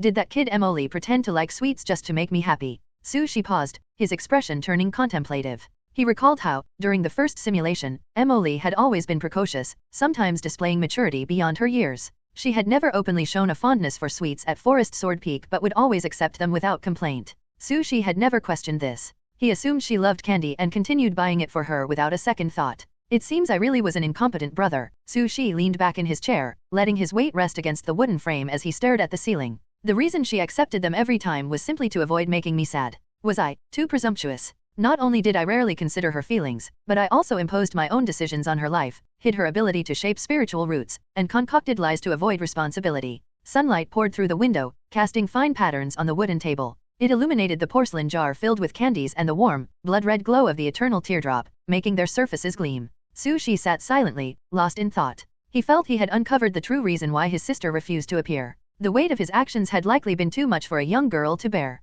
Especially his decision to leave the Tianjian sect before her death. Those final words he had spoken to Emily must have left a deep wound in her heart. I'm sorry, Emily, Sushi whispered. As your older brother, I failed you. The candy in his mouth released a sweetness that contrasted with the bitterness in his heart. After a long pause, Sushi spoke into the empty room, unsure if his sister was listening but compelled to express his regret. I'm sorry, truly sorry, he said softly, his voice tinged with guilt. With a gentle motion, he closed the sugar bowl's lid and returned it to its original place. Just as he did, a sudden wetness brushed against the back of his hand. Sweat? The cold autumn air made that impossible. Rain? The sunny courtyard ruled that out as well. What was this unexpected dampness? Brother, I'm sorry. I'm sorry, it's all my fault, all my fault. A weight pressed onto Sushi's shoulders, accompanied by quiet sobs. He felt arms, pale like jade lotuses, wrapping around his neck from behind. The embrace was warm yet trembling. Tears flowed freely as Emily's suppressed emotions broke free, and her cries filled the room. Unlike Krisha's silent tears, Emily's outpouring was raw and unrestrained.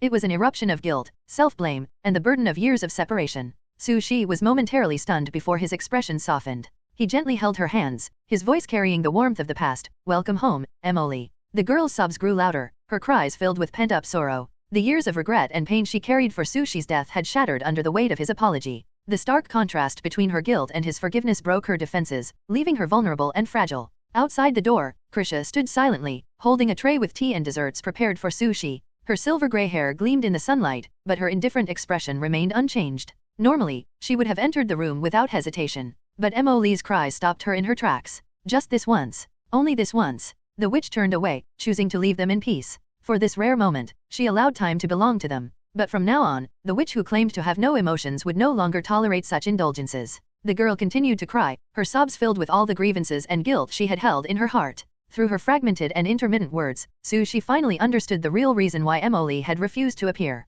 It was regret, the unbearable weight of witnessing the death of someone she loved and feeling powerless to prevent it. It was the burden of believing she was responsible and unable to face the cruel truth. I'm sorry. I'm so sorry. It's all my fault. I hurt my brother. It was me. It was my fault that my brother lost his life. I should be the one apologizing. Her voice became increasingly mournful until it dissolved into pure, heart-wrenching cries. She buried her head against Sushi's shoulder, her tears soaking into the fabric as she clung to him tightly. Though the once frail and sickly girl had become an eternal, transcendent existence, she still couldn't forgive herself. She couldn't forgive her helplessness on that fateful day, unable to do anything but cry in despair. Emily, Sushi called softly. His voice reached her ears, making her body tremble. Was he about to scold her? Would he reject her for what she had become? But what she feared didn't happen. Instead, his words were gentle and warm, like the light of spring sunlight brushing softly against her cheek. You've had to endure so much alone, haven't you? I'm sorry. I came too late. There wasn't a trace of blame in his voice. On the contrary, it was filled with love and understanding, easing her insecurity. Yet, to Emily, those kind words pierced her heart like a blade.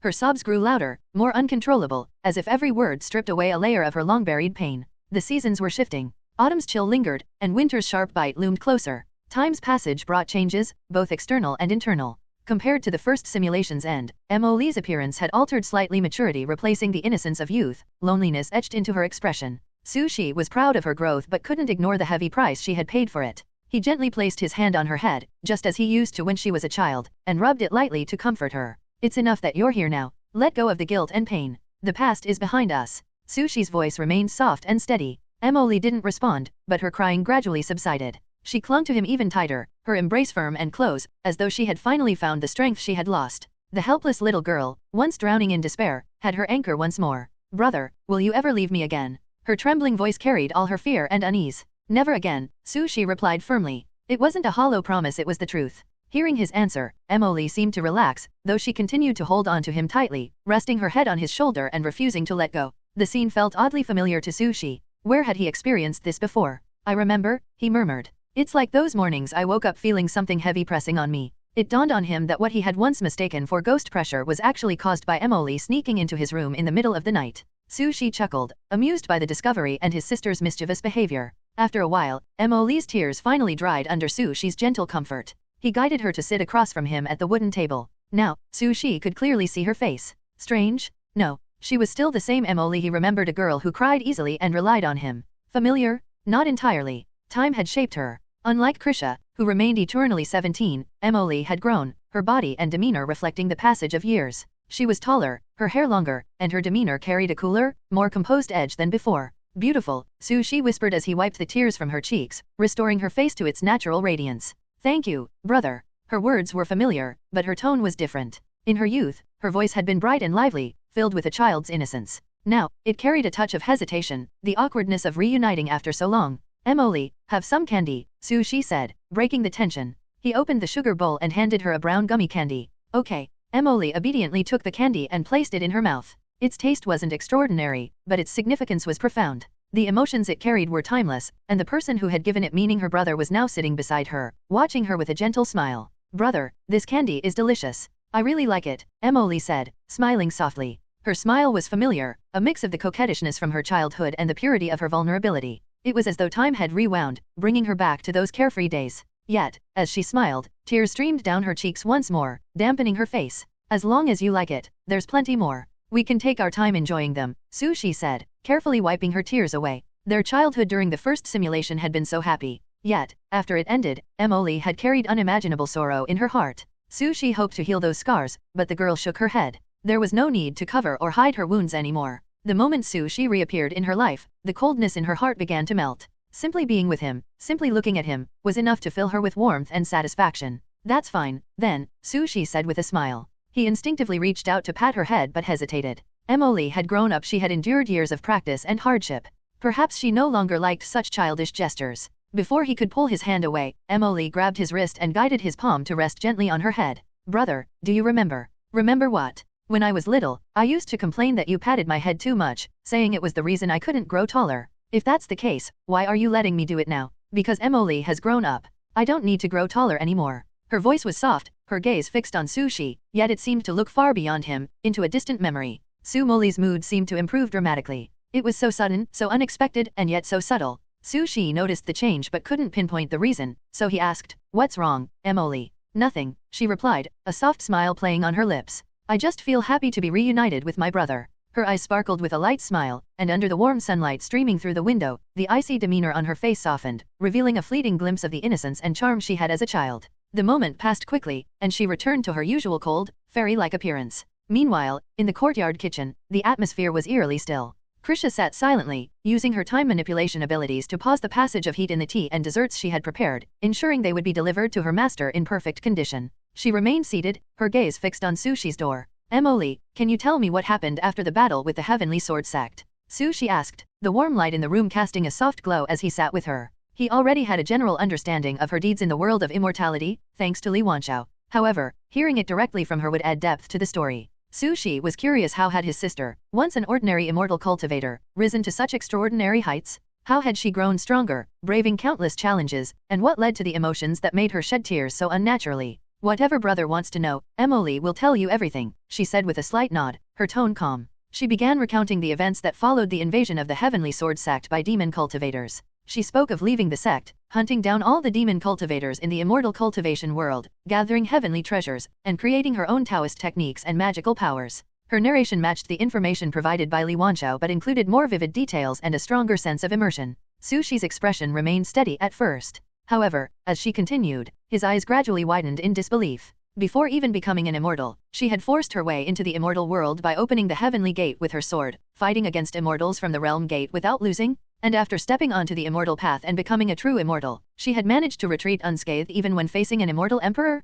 Wait, my sister is this powerful? Sushi thought, his mind reeling. He had never imagined anyone could rival Krisha's incredible feats, let alone that it would be his own sister. Unbelievable. You fought an immortal emperor as a new immortal and walked away unharmed. Is this real? Sushi's face betrayed little, but inside, he was in complete turmoil. While he hadn't yet ascended to immortality and knew little about their combat capabilities, he fully understood the power and authority of an immortal emperor. An immortal emperor stood at the pinnacle of the immortal world, commanding the heavens and realms, suppressing all under their rule. For his sister to have divided such a being's dominance was beyond comprehension. This is unbelievable, Sushi muttered under his breath as he opened the sugar bowl. Taking out a piece of candy, he popped it into his mouth, hoping to suppress the overwhelming shock. But Emily's revelations weren't over. What followed carried even more astonishing information. The elixir master found was it you who secretly placed it there. And you split the fairy world apart to upgrade the earth. So the mastermind behind everything was you all along. You're the one responsible for the fall of the immortal emperor. Crunch. Sushi bit into the candy, the shards scattering in his mouth as he processed the tidal wave of information. He didn't know whether to laugh at Li Wanshao's so-called luck or marvel at his sister's unbelievable feats. On one hand, it was due to Emily's intervention that Li Wanshao had managed to ascend to immortality. On the other hand, his time in the fairy world had been cut short, his experiences disrupted by Emily's actions. This is just a little overwhelming. Sushi struggled to find the right words. Taking a deep breath, he rubbed his temples, which were now throbbing slightly. Perhaps due to the shocks he'd endured from Krisha's earlier revelations, Sushi quickly came to terms with his sister's deeds. Killing the immortal emperor? Outrageous. Destroying the fairy world? Absurd. But in the immortal cultivation world, where strength ruled all, it wasn't entirely incomprehensible. The fairy world, after all, was just a more advanced cultivation realm. Its destruction wouldn't sever the path to immortality. What concerned Sushi more was another matter entirely. Emily, when you destroyed those small worlds to upgrade Earth, you didn't harm too many lives, did you? Of course not, brother, she replied, her tone calm. Her face betrayed no emotion as her little finger made a subtle motion behind her back. At this moment, cause and effect shifted through time and space. Any innocent lives accidentally lost during the process were resurrected by Sumoli's will. Some were integrated into the ruins of the immortal world on Earth, while others were transported to smaller worlds in the heavens. As for demonic cultivators and savage beasts, they remained forever banished to the netherworld. Good, as long as you're sure, Sushi said, his heart easing at her answer. He wasn't a saint, but he had no interest in senselessly killing the innocent. The destruction of a realm sounded terrifying, but knowing his sister had handled it with care reassured him. Despite everything, she remained as kind and moral as she had been as a child. But, she murmured, deep in thought as he gently stroked the eternal teardrop. It seems that even if I didn't initiate Earth's spiritual energy recovery, it still ties back to me somehow. The evidence was clear, the realms of immortals and magic had appeared on Earth because of him. Whether he wanted it or not, he was a key figure in the Earth's transformation. Emily, I have another question, she said. Please, go ahead, brother, she replied. When you discovered Earth, had the spiritual energy recovery already begun? When I arrived, the visions of this world had already appeared, she confirmed. I see, she said, his thoughts swirling. Licking the softened candy in his mouth, he savored its lingering sweetness. Then, closing the sugar bowl, he leaned back slightly and closed his eyes. Emily and Krisha only accelerated the recovery. So who initiated it? Could it be that the research on extraordinary authority was wrong? Was the first wave of spiritual energy recovery not caused by an invasion but by Earth's own awakening? Or was there some other factor involved? After a moment of silence, Shi smiled faintly. It's not a big deal. With Emily and Krisha around, even if Earth explodes, they'll make sure it recovers. Love breathes life into the struggles that shape us, filling the hollow spaces in our hearts and giving color to lifeless bones. Love's power may not be infinite, but for some, it is the only force keeping them alive. The courtyard feels a bit warmer today, Shi murmured, gazing out the window. The chill of autumn seemed less pronounced, perhaps softened by the joy of reunion, or perhaps it was the presence of two supreme beings keeping the cold at bay. Emily, let me take you to meet someone, Shi said after spending time reconnecting with his sister, resolving their lingering misunderstandings, and understanding her current situation. He led Emily out of the bedroom, intending to introduce her to Krisha. His goal was simple, to ensure the two wouldn't replicate the fierce conflict from his dream, where they had clashed like bitter rivals. When the two finally met, the atmosphere changed dramatically. The quiet of the courtyard transformed into an unspoken hurricane, sweeping through every corner. The warmth dissipated, replaced by an icy chill that seemed to pierce the soul. Molly and Krisha stood still, their eyes locking briefly as they exchanged cool introductions. I am Molly, my brother's sister. I am Krisha Christina, my master's disciple. Under Sushi's watchful gaze, their first meeting concluded as abruptly as it began. Neither showed much interest in the other's presence. After their brief introductions, silence filled the space. The two seemed to tacitly agree to avoid mentioning the battle in the starry sky. It wasn't entirely quiet, though. Krisha took action, bringing hot tea and desserts to the table. The tea carried a rich, mellow flavor, and the desserts were expertly prepared, but she had only made a small portion. Later, Sushi asked Krisha what she thought of Emily. Her response was succinct, she seems like a pitiful good Samaritan. Pitiful good Samaritan. Sushi echoed, unsure how to interpret her words. While her response felt subtle and strange, it was clear she bore no hostility toward Emily. Similarly, when Sushi asked Emily for her impression of Krisha, she replied, a lucky person with good fortune. But I don't dislike her. Lucky? In what way? Sushi wondered. It was evident the two had crossed paths before, though they harbored no ill feelings toward one another.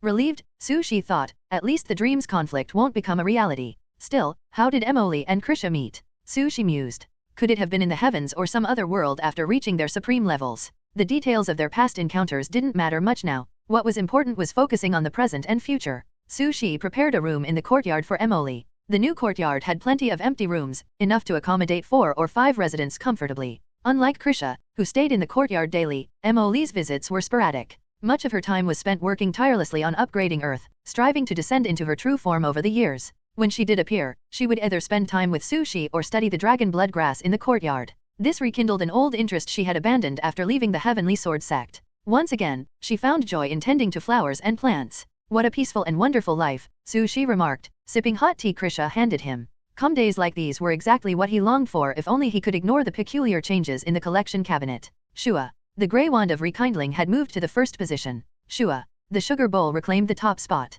It had become a curious phenomenon. Every time Sushi blinked or looked away, the top item in the collection cabinet would mysteriously change. Gulp, gulp, Sushi drained his tea in one go, choosing to ignore the oddity. He had tried asking both Krisha and Emily to restrain themselves, and while both were obedient and sensible enough not to trouble him, their subtle competition continued. When Sushi was in the bedroom, the collection cabinet would remain perfectly quiet, as if nothing was amiss. But when he wasn't around like now, sitting in the living room, the silent battle resumed. The children have grown up, and it's hard to manage them, Sushi muttered, setting his cup down with a faint clink. He summoned the simulator panel visible only to him and began pondering his next move. What world should he choose for the third simulation? At my current pace, achieving immortality on the cultivation side or ascending on the magic side is only a matter of time, Sushi thought. But there's no such thing as too much strength. If the simulator can assist me across multiple extraordinary systems, it would be a waste not to maximize its potential. Flipping through the descriptions of various worlds, Sushi considered his options carefully. With abundant resources stored in his space ring, he could simulate any world he chose.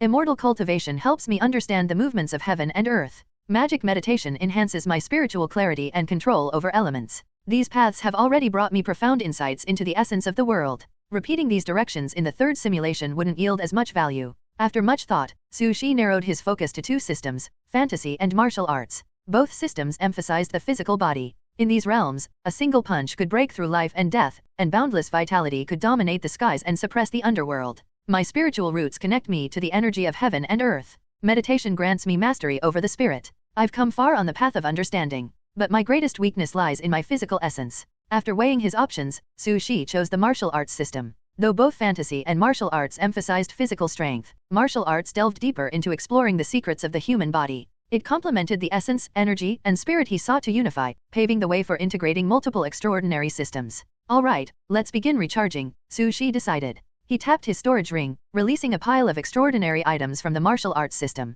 Byte. Martial arts side anchor point media loading degree, +1%, +1%, +1%, +1%. Hello,